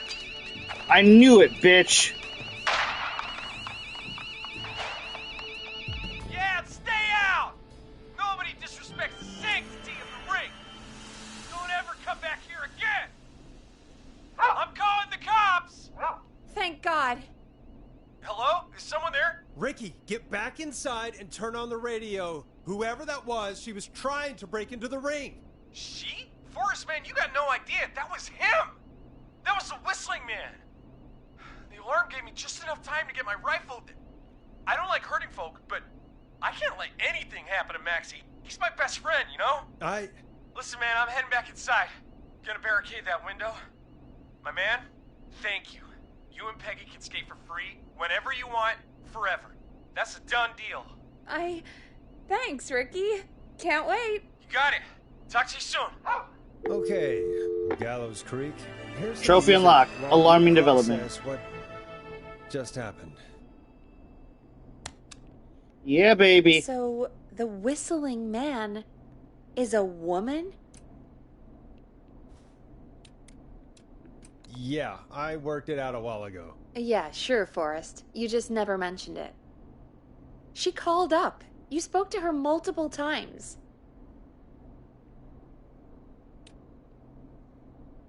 I knew she wasn't right. Is that right, Sherlock? Why do you think she requested that song? To get me outside. To get me outside? Maybe, but how? She didn't know the song was outside to start with. That's right. She never actually attacked me out there. So? What now? I guess I should make an announcement. We do have new info. Okay, kill the music and you can make the announcement. Okay, you're live in 3, 2... Hey folks, this is Forrest Nash here. I hope you're all safely locked inside. For those of you listening to that last call, you might be wondering what to make of it all. Here's our take. We now believe the killer is actually a woman. One who might manipulate you into letting her in before she attacks you. We're neighbors. Look out for each other and stay safe. The killer was calling themselves Dawn. This could be a fake name. If anyone needs help or you have info on the killer, please call in. You folks have my new number, right? It's 911. Hopefully, our next caller can help shed some light on our killer. Hey, we had a call come in. Okay, folks, time to take a call. You're through to Forrest Nash on 189.16, The Scream. Hey, man. Murphy? Damn straight. What's going on, Murphy? You in danger again? Nah, man. I've just been listening to the show here at home. And since you asked folks to call in if they could help out, well, I'm calling. I don't know if I can say as much as other folks have, but I figure I wouldn't be a good role model to Fernando if I didn't try to help, you know? You're a good father, Murphy. Absolutely. Fernando's a lucky kid. Oh, thanks. So, what do you want to know? Well, what can you tell us? I don't know, really. All right. Well, do you know anything about the death of George Barrow? Absolutely nothing. Okay. What about the killer herself? Herself? Man, I didn't get my ass kicked by a lady. The man I went toe-to-toe with was a man. You heard the last call, right, Murphy? Yep. So you know it's a woman, and you were trained by a VHS, Murphy. I know, but... Man, how could it have been a woman under that mask? Let's just move on. Do you know anything about the history of the Whistling Man? No, sir. Tonight's the first time I ever heard of him. What? I moved here 3 years ago, man. What do you want from me? Nothing. You and Fernando just stay safe. Right. Sorry I couldn't help y'all more, man. Now, if you'd have asked me about gators... Forrest, we have a call coming in. Sorry, Murphy. I think that's all we've got time for right now. All right. I'll catch y'all with the gator talk later. Night. Well, folks, that was a bust. But perhaps our next caller has more they can tell us. Let's find out. This is Forrest Nash, and you're listening. Please help me. My name is Casey Moore. I'm at 25 Nancy Drive. My best friend's been stabbed. He's bleeding everywhere. I don't know what to do. Please help me. Okay, Is he still breathing? Yeah, but he's bleeding out fast. I really need help. Please. Take a breath. We'd been out at the reservoir. We were heading back to his place when we heard this whistling all of a sudden. He just started freaking out. He screamed at me, told me to hide. I'd never seen him like that, and I just panicked and ran and hid in a bush. Oh no. Forrest. Then what happened? He went up the road and talked to someone. I couldn't really hear or see anything. It sounded like he might have known the person, and they just stabbed him. Casey, was he talking to a woman? I don't know. They had a mask and wore all black. That's all I know. Please, we need help here. I'll get you help, but I need to know. Where did the masked person go? They left. They left him to bleed out. I waited until they were gone, then dragged him into the garage and called 911. Wait, why didn't she make sure he was dead? I don't know. I think I heard them say something like, "It's not so funny now, is it?" before they left, but please, he needs to get to the hospital. I've been stabbed before. I can help. I can't drive, so we need an ambulance. Forrest, the ambulance was destroyed in the explosion at the gas station. You should get all the info you can. What's your friend's name? What's your friend's name, Casey? It's Jason Parker. Can you tell us where Jason was stabbed? They stabbed him in the stomach. Okay. And then stabbed him again in his leg when he was on Oh. the ground, and it's... Oh, the knife is still there in his leg! We'll be right back. Peggy, patch us through to the hospital. On it. Phoning St. Okay, Gabriel's now. never pull a knife Switch to out line if 2. it's still in. Okay, Hello, St. Gabriel's Hospital. How can I help you? Hi, this is Forrest Nash from 189.16. We have a stab victim at 25 Nancy Drive named Jason Parker. He's been stabbed in the stomach and the leg. He's bleeding heavily. Oh, God, I'm sorry. But the ambulance is... Well, you know. I know, but please, we need something, or he's going to die. Forrest, Listen, you're going to have to get him here. We need to see him, and we can't get there ourselves right now. We don't have any way to drive him right now. And even if we did, he's bleeding out fast. All right, listen. We need to buy him time to get here. That means stopping the blood first, and then finding someone to stabilize him. To stabilize him, you really need someone with first aid training. Do either of you have any? No. Me neither. Damn it. I'm really sorry about this, but I have other patients who can't wait. All I can do is talk you through the procedure as quick as I can, and then leave the rest to you. You think you can handle that? yeah, I've been through this before. Hit me. I'm sure we can handle it. Okay, from the top. If he's bleeding out, then you need to get him comfortable and try to stem the bleeding. Lay him down. Apply continuous pressure directly to the affected areas. When the bleeding slows, get a clean cloth of some kind and hold it over the wounds. Get them comfortable. Apply pressure. Clean cloths when slowed. Got it. I think. You said he was stabbed, right? If the object he was stabbed with is still in him, Leave it. don't take it out. It's stopping the worst of the bleeding right now. If anything, you should secure it so it stays where it is. I wouldn't have thought of that. It makes sense, though. God, that was a lot of info. But I think we can handle this. Glad you got it so far, because there's more to go. I'm still with you, Doc. What else do we need to know? If he's lost a lot of blood, he may enter shock. If he does, act fast. If you applied a cloth and it's bleeding through, don't remove it. Just apply another on top of it. If it's safe, elevate his legs to get blood circulating to his vital organs. Try to keep him warm. Get him to rest and reassure him. We need the patient to stay calm. All right, don't replace bandages, elevate his legs, keep him warm and calm. This is a lot. I'm really sorry. That's as much as I can give you right now. Try to stop the bleeding. Find someone to get him stabilized and get him here as quick as you can. Good luck. All right, Forrest. Casey's still on line 1. Hello? Hello? Forrest, are you there? Yes. I'm here. How is Jason doing? Badly. He's still bleeding. I need help. I've been putting pressure on his stomach wound since you left, but he's still bleeding. I don't know what to do. That's good, Casey. The nurse said to do that. What about the knife in his leg? It's gotta be hell. Should I pull it out? No, don't touch the knife. The bleeding will get worse if you pull it out. Are you sure?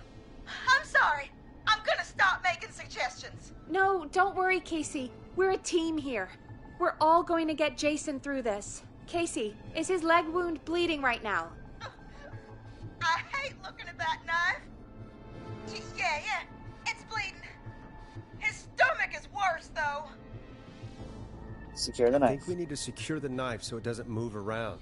Do you have anything you can tie around it? Yeah. There's some laundry piled up on top of the dryer, some cloths on the hood of the car, and what else? I guess I've got my jacket. Alright, use the cleaning rags. Take the cleaning rags and hold them over the wound. I really hope these are clean. Here we go. I'm sorry, Jason. It's secure.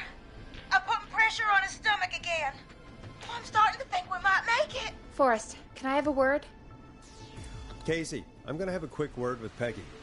Keep putting that pressure on and let us know when the bleeding is under control. You're doing great. But what if something happens? We'll still be here. Just shout if you need anything, and we'll be there. I promise. Okay. I'll wait. Jason, please be okay.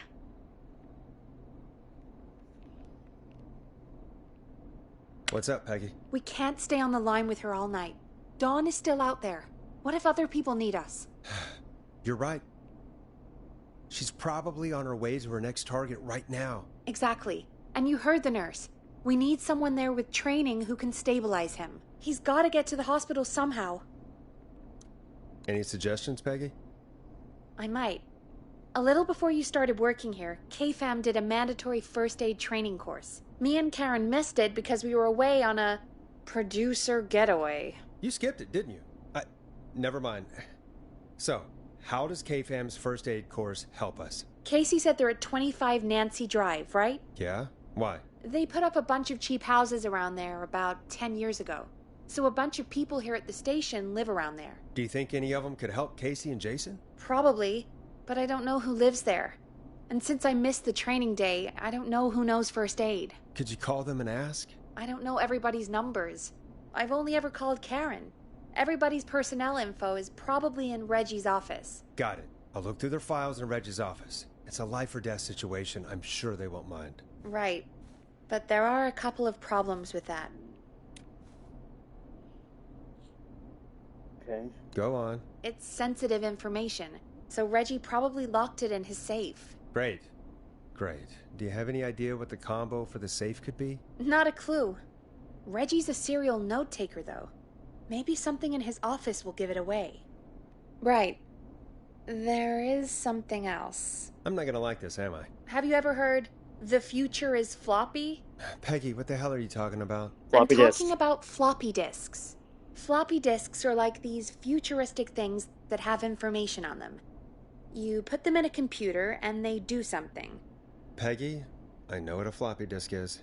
Anyway, Reggie decided that the future is floppy and started phasing out our physical records and replacing them with these floppy disks. Visit me with the Fox's Ko-Fi page at https://ko-fi.com/MEWATHEFOX?ref=Twitch. I'll just slide it under my door now. Thanks, Peggy. I just have to look around.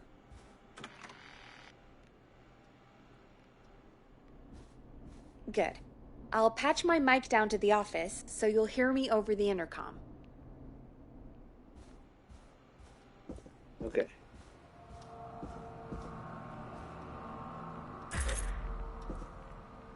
So is this... That's not opening.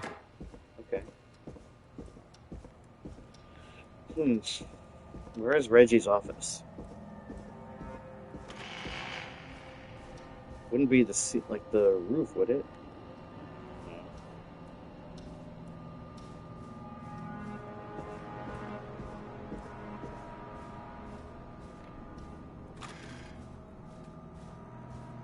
Oh. Looks like I need a 4-digit code. Okay.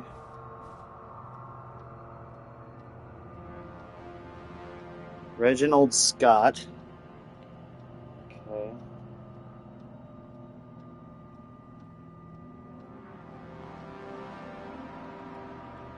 Okay.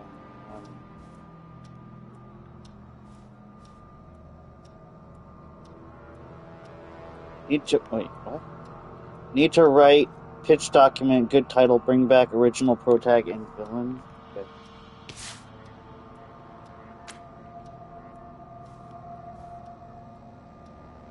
You reading this? Stop stealing my post-it notes.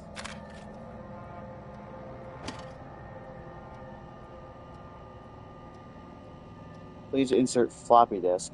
Okay. No. Go back. Nothing. Done. A floppy disk.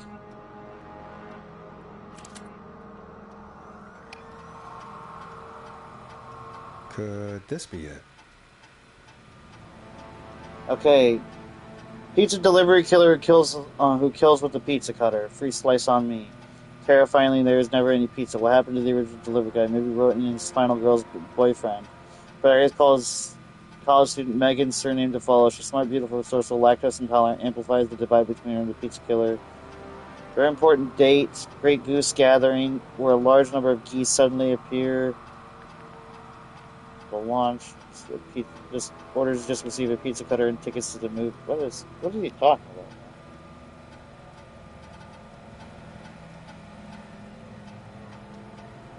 Yeah, no, that's not helpful. Okay. Where's this? Oh, that movie.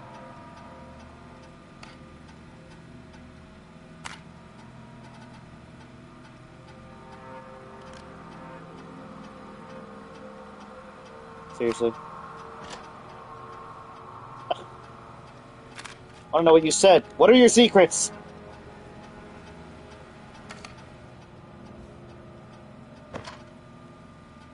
God damn it.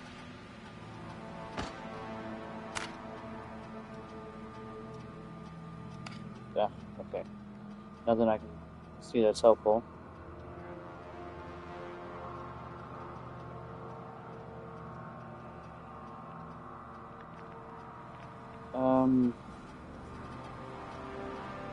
Oh. Hey, Peggy, you there? Yeah, I'm here. Did you find what we need? I can't figure out how to get into this stupid safe. No worries. We still have a little time. Reggie writes almost everything down somewhere. I'd recommend you start reading. I'll have a look around. You're probably right. I'll let you know when I find something, or don't.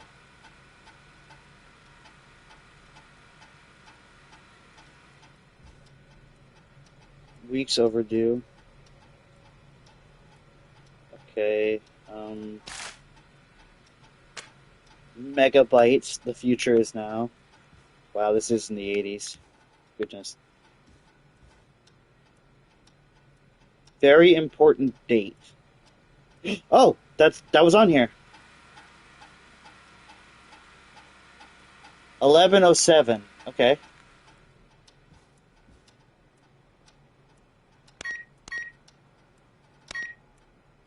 Nice.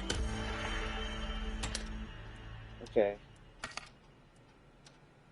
Hedges file John. Okay.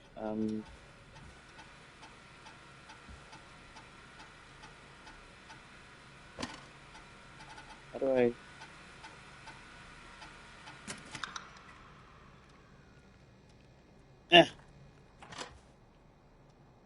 Okay.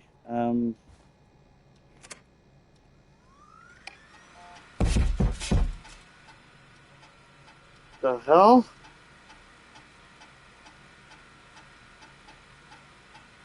Oh, this is perfect. This is him. Okay. Hey, Peggy, you there? Yeah, I'm here. Did you find what we need?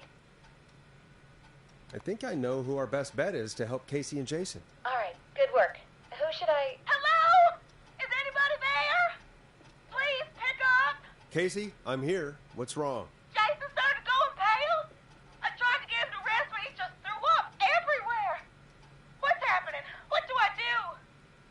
He's going into shock. God, it sounds like he's going into shock. Casey, just stay calm. It's going to be okay. But the bleeding seemed to slow down. Did I mess up? Jason, I'm sorry. Casey, calm down. You've done everything right. I need you to listen to me, okay? For Jason. What did the nurse say to do about shock? Elevate his leg. Casey, I need you to elevate Jason's legs.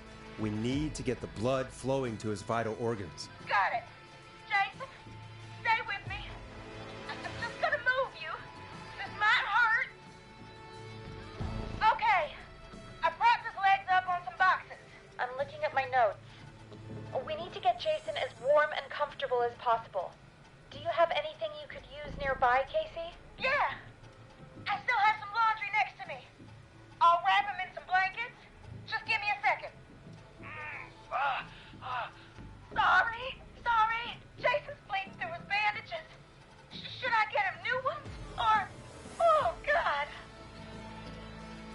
Apply an addition. Don't remove the bandage. Apply another one on top of it. Do you still have something you can use? I've used the rest of the laundry to keep him warm, so... I'll use my jacket. I can always get a new one. I'll fix his bandage and get him warm. Hold on, please.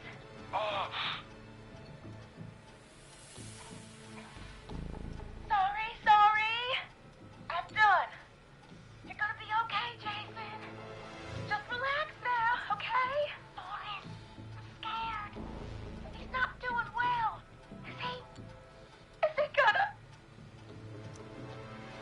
Casey, I need you to be strong for Jason. Sit with him and reassure him that everything's gonna be okay.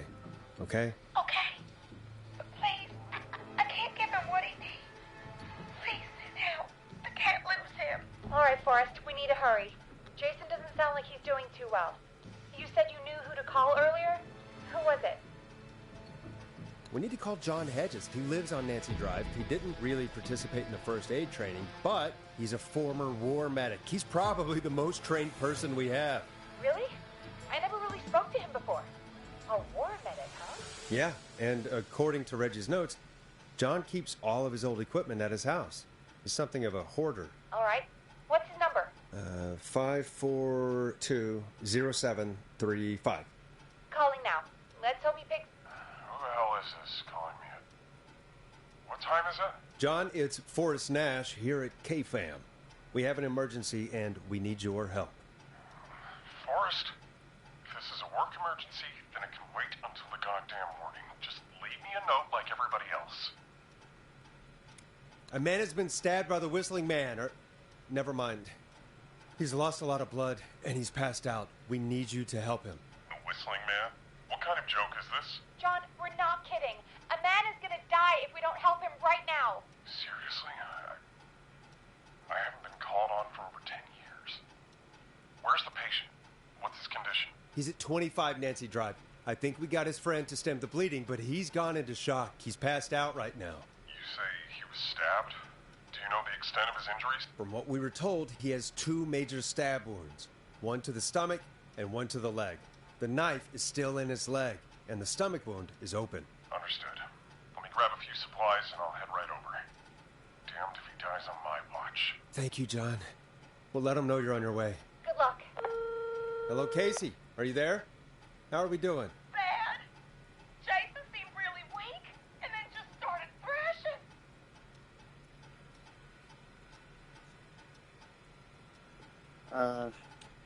What about now? Is he still thrashing? He's passed out. Please tell me you found someone to help. Casey, help is on the way. My colleague will be there soon.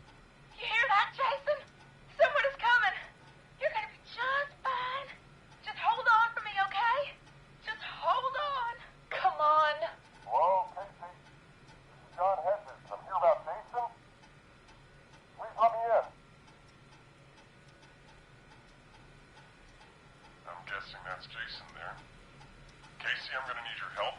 Forrest, Peggy, don't you two worry. We've got this from here. Okay. Forrest, we'll call you back later. I have to go now. Good luck, everyone.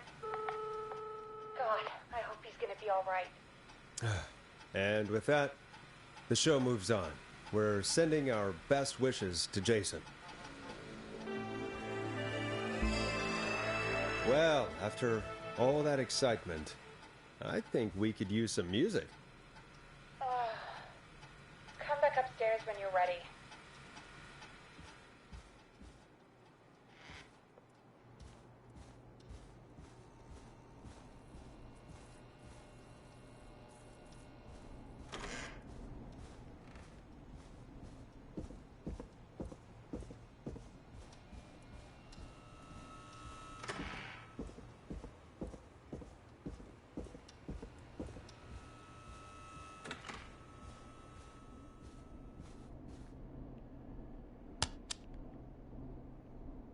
Hope you enjoyed this one as much as I do. It's getting pretty late. This might be your last break for the night, so try to enjoy it. Give me a buzz when you want to go back on air. Okay, let's save it, because that sounds like that's a point of no return. We might beat the game in one stream. Let's go. You got it. We've got another call coming through, too. When you're ready, shut the music off.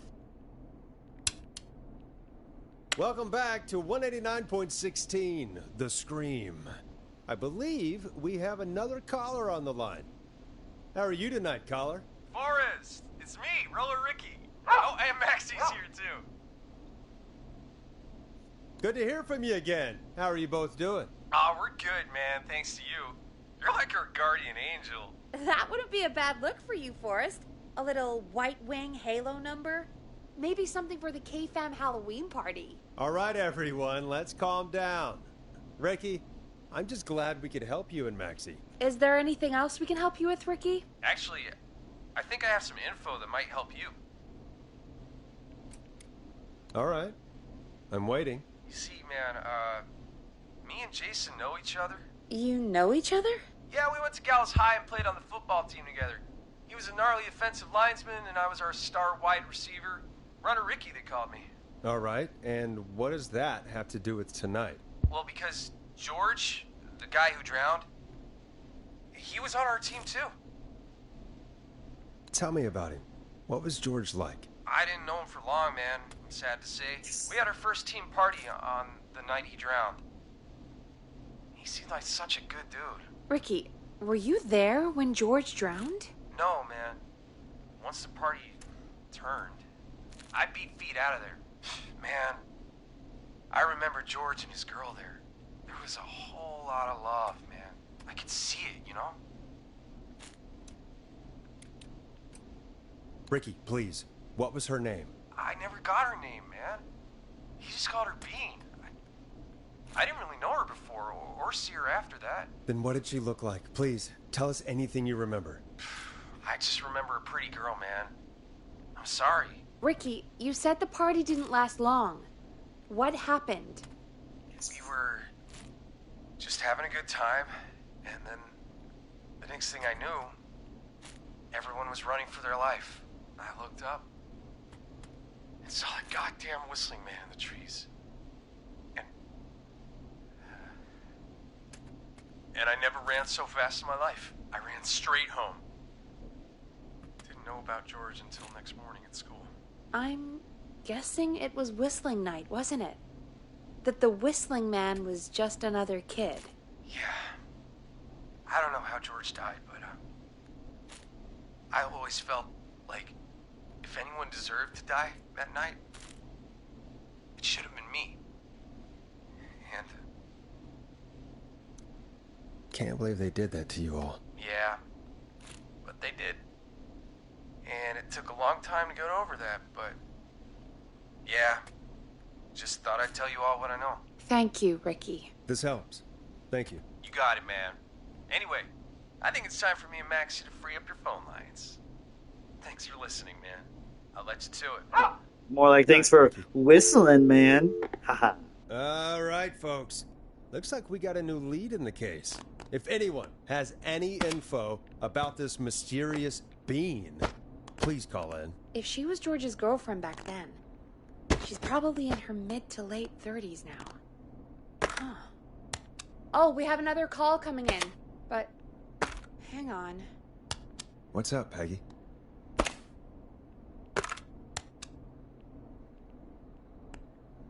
Peggy?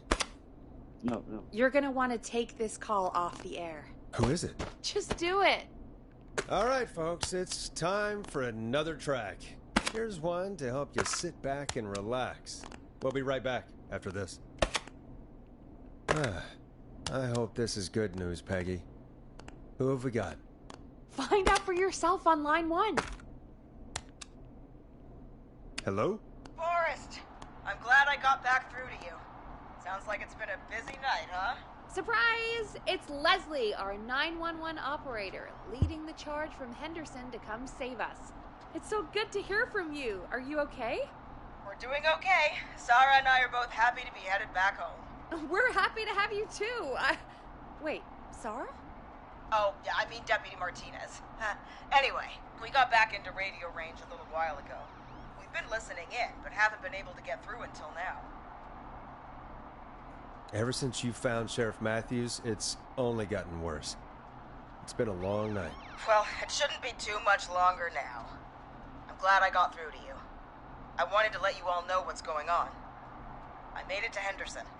Turns out somebody had cut the phone lines, and they had no idea what was happening. After I told them, well, their sheriff sent a goddamn squad back with me to stop this. That's great news. That's crazy about the phone lines, though. Do you think the whistling man cut them? I'm guessing so. I don't know how the whistling man did it. But that doesn't matter right now. Listen, we're coming in hot, but we need your help. I know Gallows Creek isn't a big town, But if we don't know where the Whistling Man is, we can't get him. Her. That's where you come in. You can count on us. What do you need? It might be a long shot, but here goes.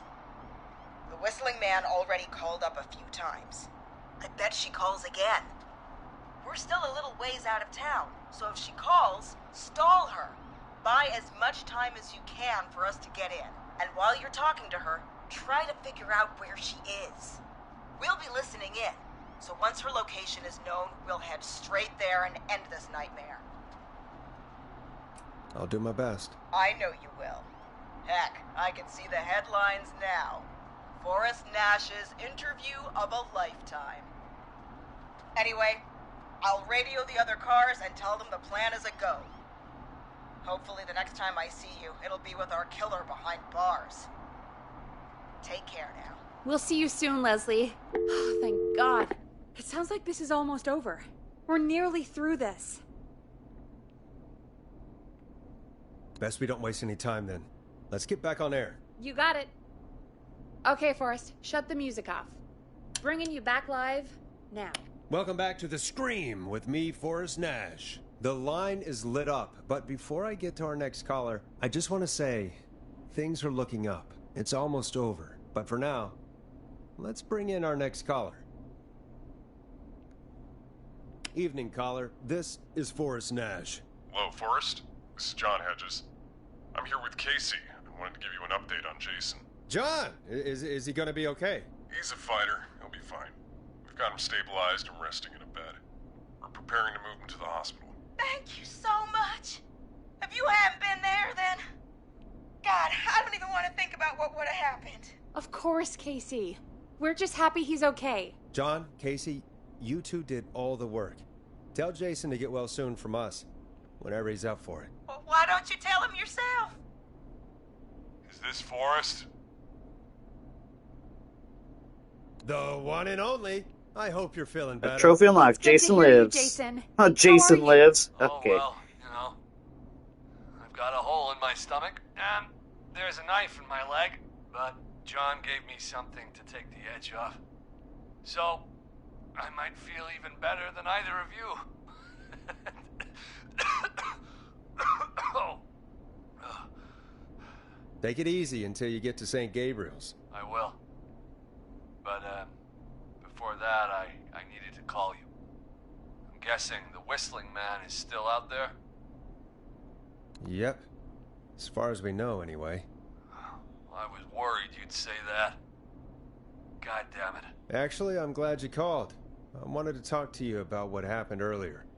Go for it. We spoke to Roller Ricky not long after you were attacked. You spoke to Ricky? Is he alright? He is now. I mean, he was attacked earlier, but this call came after. Hey, guys, I'm really sorry, but there's a call on the other line. I just need to make sure we don't have another situation brewing. You fill Jason in on what happened. I'll be right back. Sure, Peggy. Sorry, Jason. Where was I? Yep. Ricky's fine. You don't need to worry about him. That's a relief. He told us about George. You ready to end this Sounds night, like Glass? everything's finally coming out now. This stinks. It's been tough to hold it all in. Sounds like you've been holding back about something awful, Jason. I'm part of the reason my best friend is dead, Forrest. And the few who knew about it said if I ever said anything, I'd find myself in jail. Yes. A long time. It was hell. And then the town just moved on. Like he'd never existed. Who killed George that night? Some of the guys on the football team had an idea for a way we could haze the newcomers. We decided to plan a party in the woods and have the Whistling Man crash it. It was stupid. We each had a role. I was the stabbed friend. At the party that night, I left the group for a second. Met our Whistling That's Man. why you got stabbed, and somebody said, Pretended to get stabbed in "Not front so of funny." everyone. Started an almighty panic, those screams. That was the last time I saw or heard George alive. How did George die, Jason? I don't know. I was playing dead. But when I heard her scream... Ricky mentioned a girl named Bean. Is that who you mean? Bean? Oh, yeah. I guess George did call her that. Yeah. He called her Bean. I heard her again tonight, Forrest. Her name was... What? Oh, What fuck. happened? Are we still on air? No, we're not. Seems like the power is completely gone. How do we get it back on? I don't, oh, we can use the emergency generator down in the basement. Reggie picked it up a while ago in case we ever needed to do an emergency broadcast. An emergency broadcast? Emergency? You know, nuclear war, alien attack, broadcasting a serial killer's location to the cops so we can end this nightmare. Fair point. It's in the storage area in the far back corner, up on the wall. You might have spotted it earlier when you were digging around for all those tapes. It'll have a big red button. Oh, Just press yes. that. I'll see you when you're back. I know exactly where that is.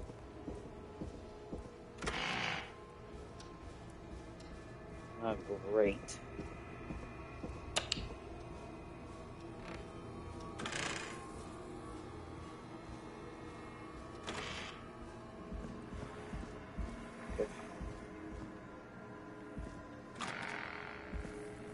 Not this way. This way.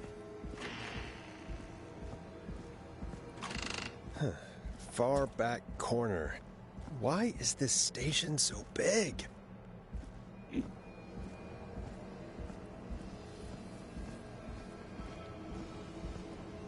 That must be it. Boom!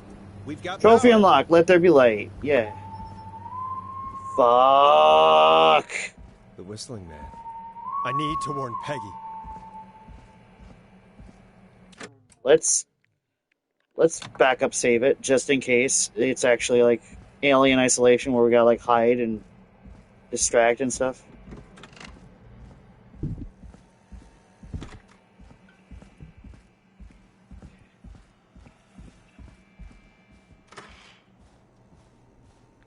Okay, not the exit. What the hell? Fuck.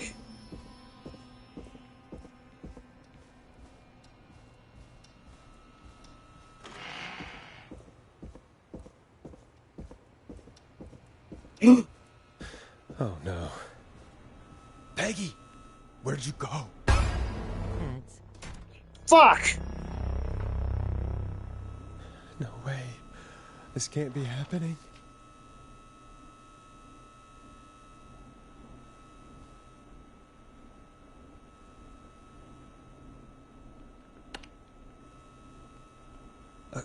A call.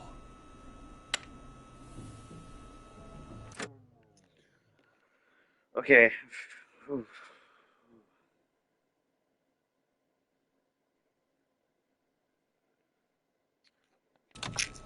Where's Peggy, Don? Have some patience, Forrest. It's almost the end of the night.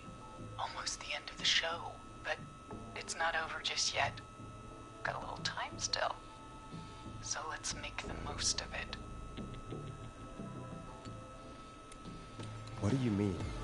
Make the most of it how? Well... Huh? I thought we'd end tonight's Whistling Man special with a special guest. The one who started it all. Oh, let me take that out of your mouth and... You crazy bitch! Let me go! Welcome to the air, Mr. Teddy Gallows Jr. Wait. It's all gonna come out tonight, Teddy. Your daddy and his money saved you 20 years ago. But even if he crawled out of his coffin with all the money in the world... Wait. Where the hell is Teddy? How are you talking to him if you're here with me? Because I'm not there with you, Forrest. I'm here with Teddy. And if he says where that is, well, he knows he'll get it. Wait, then... Who am I looking at? Forrest Nash, let me introduce you and all of Gallows Creek to my boy, Henry Barrow. Hi, Henry. Nice to meet you. Don't mind him. He's just shy. So there were 2 whistling men tonight. Of course. That explains how you were always able to get around town so quickly. And that's how you escaped the secret archives in the newspaper office. Don't think I've forgotten about that, Forrest. Locking my sweet boy away like an animal. And Murphy, he was right, wasn't he? He did fight a man. He did. I taught my boy to never run away from a fight. Hang on. Did you say Barrow?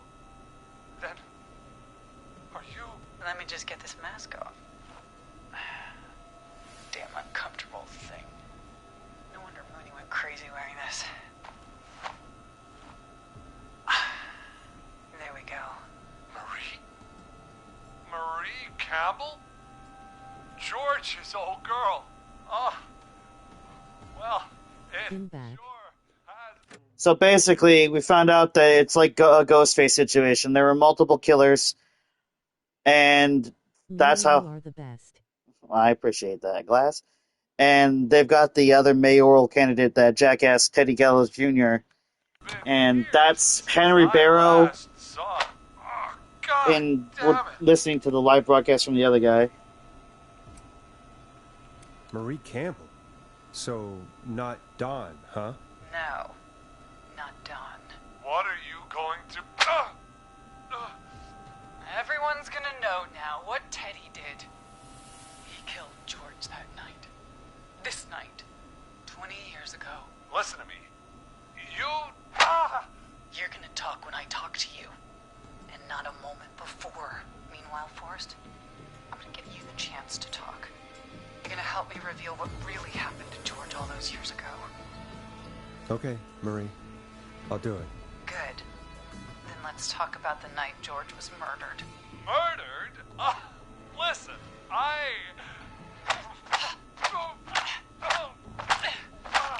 Fuck, man. I said you speak when you're spoken to. Now, I know you've done some good work tonight in piecing together what happened to George 20 years ago, and that's why I want you to interview us. Visit Mewa the Fox's Ko-Fi page at https://ko-fi.com/MEWATHEFOX?ref=Twitch. You might be the only one to leave here alive.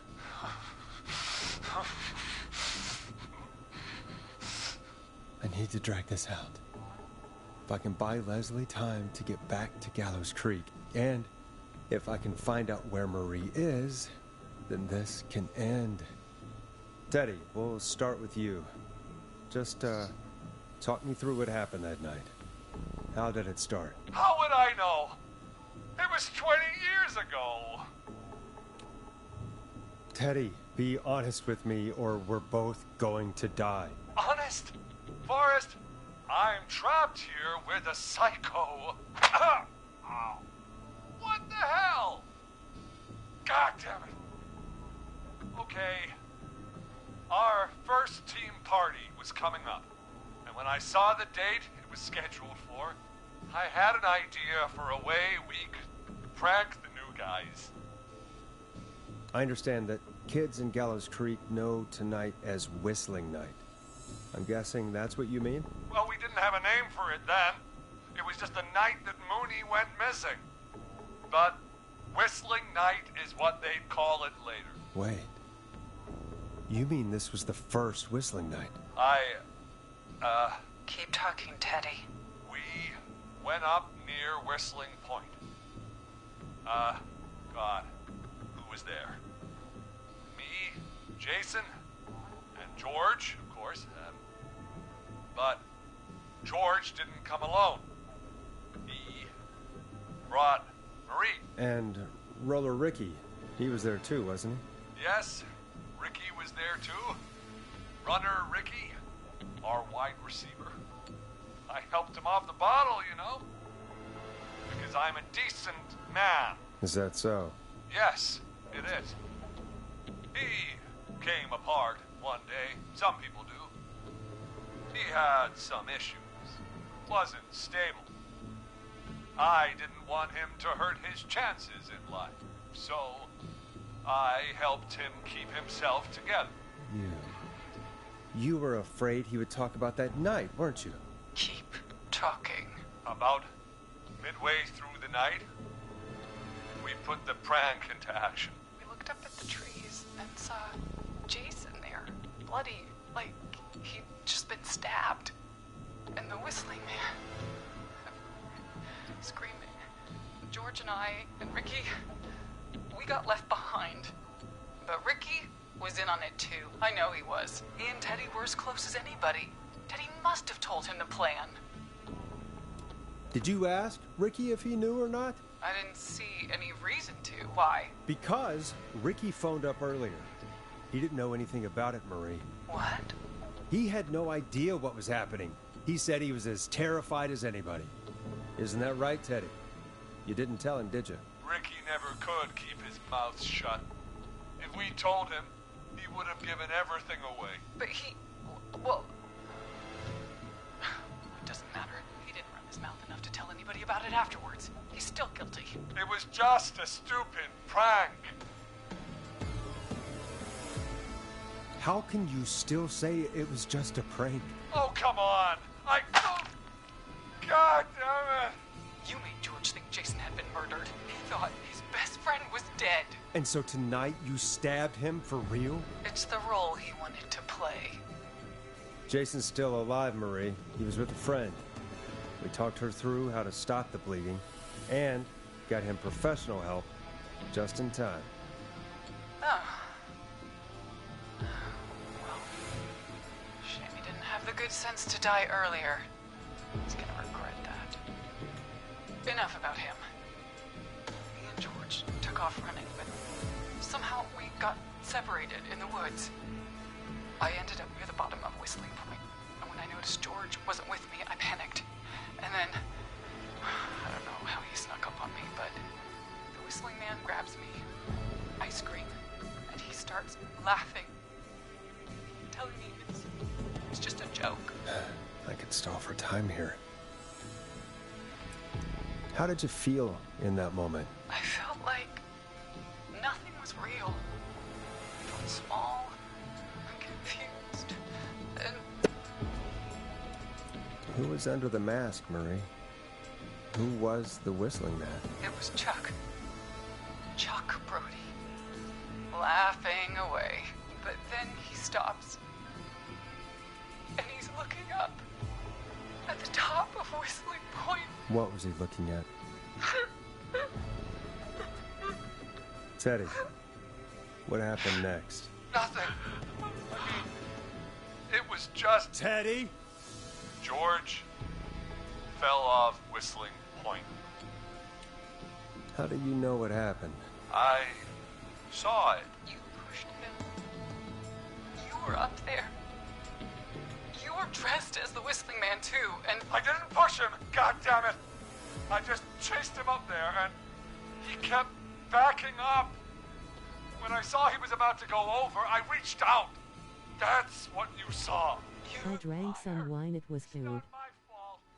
Yeah. Sounds nice. Hello, D. Shepherd. If he had any brains, he would have realized. Ugh, you bitch. No one's going to believe this. After all you did. If she's lying, why the cover-up? My future was at stake, Nash. You know what it's like. People like us are bred for bigger things. I'm going to be the mayor of this town, Morris. And then governor. And then, who knows? What happened that night was tragic. It should never have happened. But it was a mistake. It was just a stupid joke. Mewa Harley is going crazy. That's cute. My father sent Clive out to clean it up. Why should a blip ruin my future? George was a blip? He wasn't a blip, Marie. His father covered it up from there. I searched for George's body all night, but... Sandra found him the next morning while out jazz running. She is. She found him in the river, but she lied about that to protect Teddy. She said something about her rent going up, unless she... She is running around and barking. Did your father own Sandra Sharp's dance studio? I think there is a possum outside. Not Sharp Creek. There's a possum outside? I'd answer the question if I were you, Teddy. Yes, okay. We own most of the town. That's it then. Your father was going to run her out of business unless she lied and said she found him in the reservoir instead of the river. What my father did in his business dealings is nothing to do with me. The false reports. That's why you killed Sheriff Matthews, too. Yes, the possums is laughing and being an asshole. Out of the way, but... Everyone was in on it, Forrest. Even the coroner wrote a fake report. Said George was drinking. That he just got himself into trouble. And... I saw. I'm sorry. For all it's worth, Virginia didn't have much of a choice. She had a sick sister whose treatment she couldn't afford. She played along with the And knew gallows to I save liked her the movie sister's yesterday. Good. And her own. Even still, she should have told the truth. I did my part. I tried everything I could think of. I even went to the newspaper, but no. That coward killed the story. We'll take care of Maurice Russell later. You've been through hell, Marie. I'm sorry. You've got no idea. It never should have started. He shouldn't have pushed my George off the cliff. He should have been punished. He's coming to a stop. At least for now. Here, where George and I first met before he joined your football team. Was right after he shot the winning throw. Wait a sec. You're at Gallows Creek High, in the gymnasium. That's right, Forrest. Not that it matters, but yes, we're here. Anyway, I think that about wraps up the interview with Teddy. So... Marie? Where? Oh my god. Peggy! Teddy? You gotta help me. Quiet. You'll talk more later. Now I have to talk to someone who mattered more than you ever did. Peggy. It's been so long since I've seen your face. That's her sister! Come. Marie! Oh my god. I thought you... And here I was, thinking you'd forgot me. I'd never forget my own sister. Sister? Peggy, what's happening? Why are you even there? Wanna explain, Peggy? Earlier, while you were speaking to Jason, I got a call. You remember? Well, it was from Dawn. She said that my sister Marie was there that night George died, and that I should come to the gym for a reunion. And when you walked in, you found out. That my sister is the Whistling Man. Good to see you too, Peggy. Why didn't you tell me any of this? She said that it was my last chance to see my sister. I knew if I told you, you'd try to stop me or come with me when we need you on the radio. And I just... I'm sorry. This has to be a lot for you. I just... What happened to you, Marie? You just disappeared one day. Disappeared? I was thrown out, Peggy. I begged Mom and Dad to do something about what happened that night, but did they care? No. They told me to stay quiet. They only cared when they learned I'd been with George, and... Guess what? Ads. Marie, I'm so sorry. I never knew. It's not your fault. Really, it's Mom and Dad I should be seeing right now. But since they're dead and gone, well... I'll have to settle for the next best thing.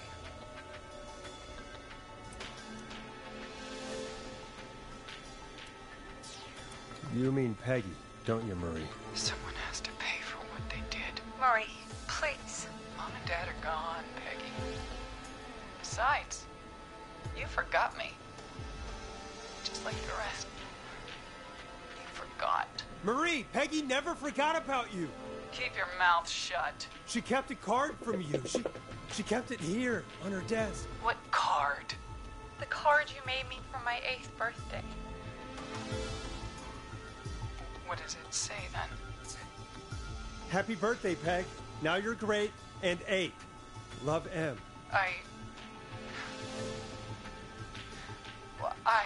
Henderson police! Freeze! No! Henry! Get out of there! Ah! Peggy! We have 2 wounded, and we're in pursuit of the suspect. Henderson police! Freeze! Forrest! Leslie, how's Peggy? She's been cut pretty bad, but we're here now. I'll be okay. Ooh, but I thought that was important. Zara! I need you to look out. Trophy unlocked. A Tale of Two Sisters. Now, we got here just in the nick of time. Where's Marie? She bolted right as we got here. The police are right on her heels. It won't be long now. It's over, Forrest. Woo. Well, folks, it was a long night, but we made it through together. I'm gonna head off to go check on Peggy. This has been Forrest Nash. It's been a scream. And it's been a scream.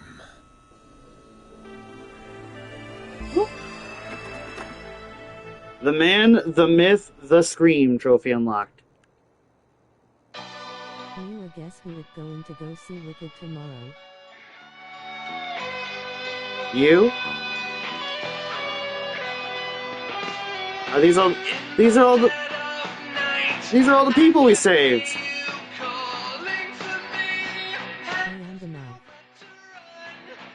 Smith. Come in. One suspect is in custody. Trail the other suspect into the nearby woods.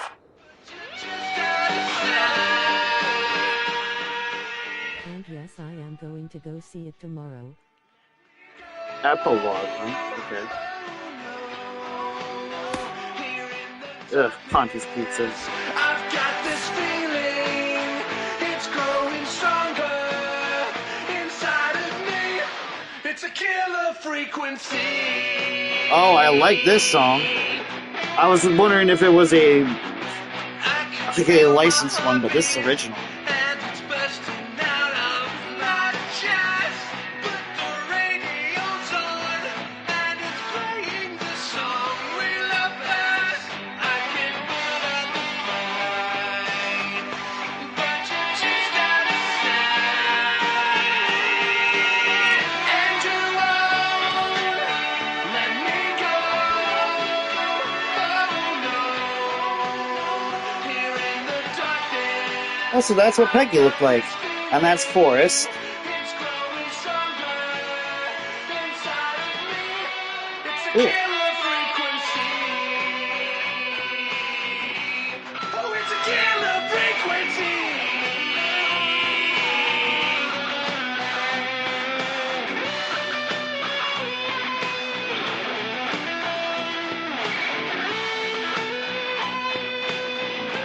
We have the suspect cornered at the top of Whistling Point. Oh, is she gonna jump? Just like George did?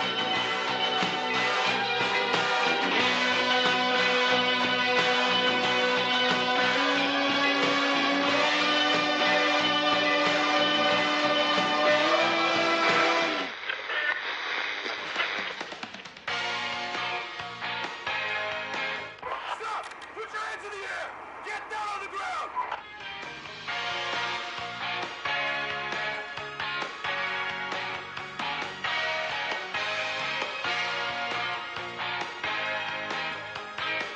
Don't move!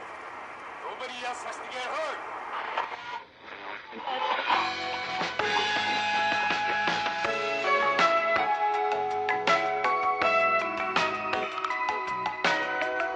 No, stop! Suspect has jumped!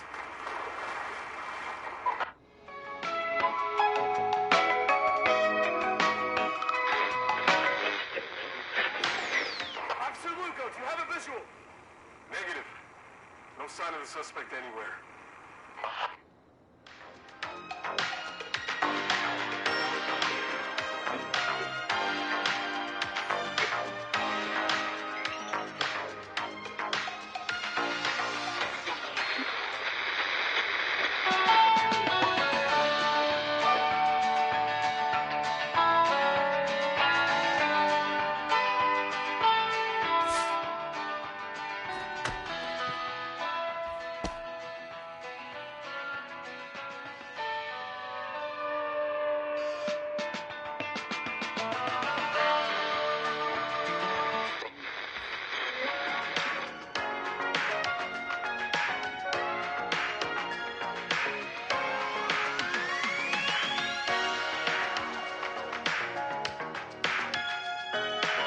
Okay, that's the credits. Oh, so it leaves off on a cliffhanger, literally? Oh, damn! Okay, so it left off on a cliffhanger. Literally, the other suspect jumped and we don't see the body. Oh, goodness. I really hope this gets a sequel, because goodness me, this game is awesome. Okay, let's try and see who we've got, who's live right now that we could possibly raid into.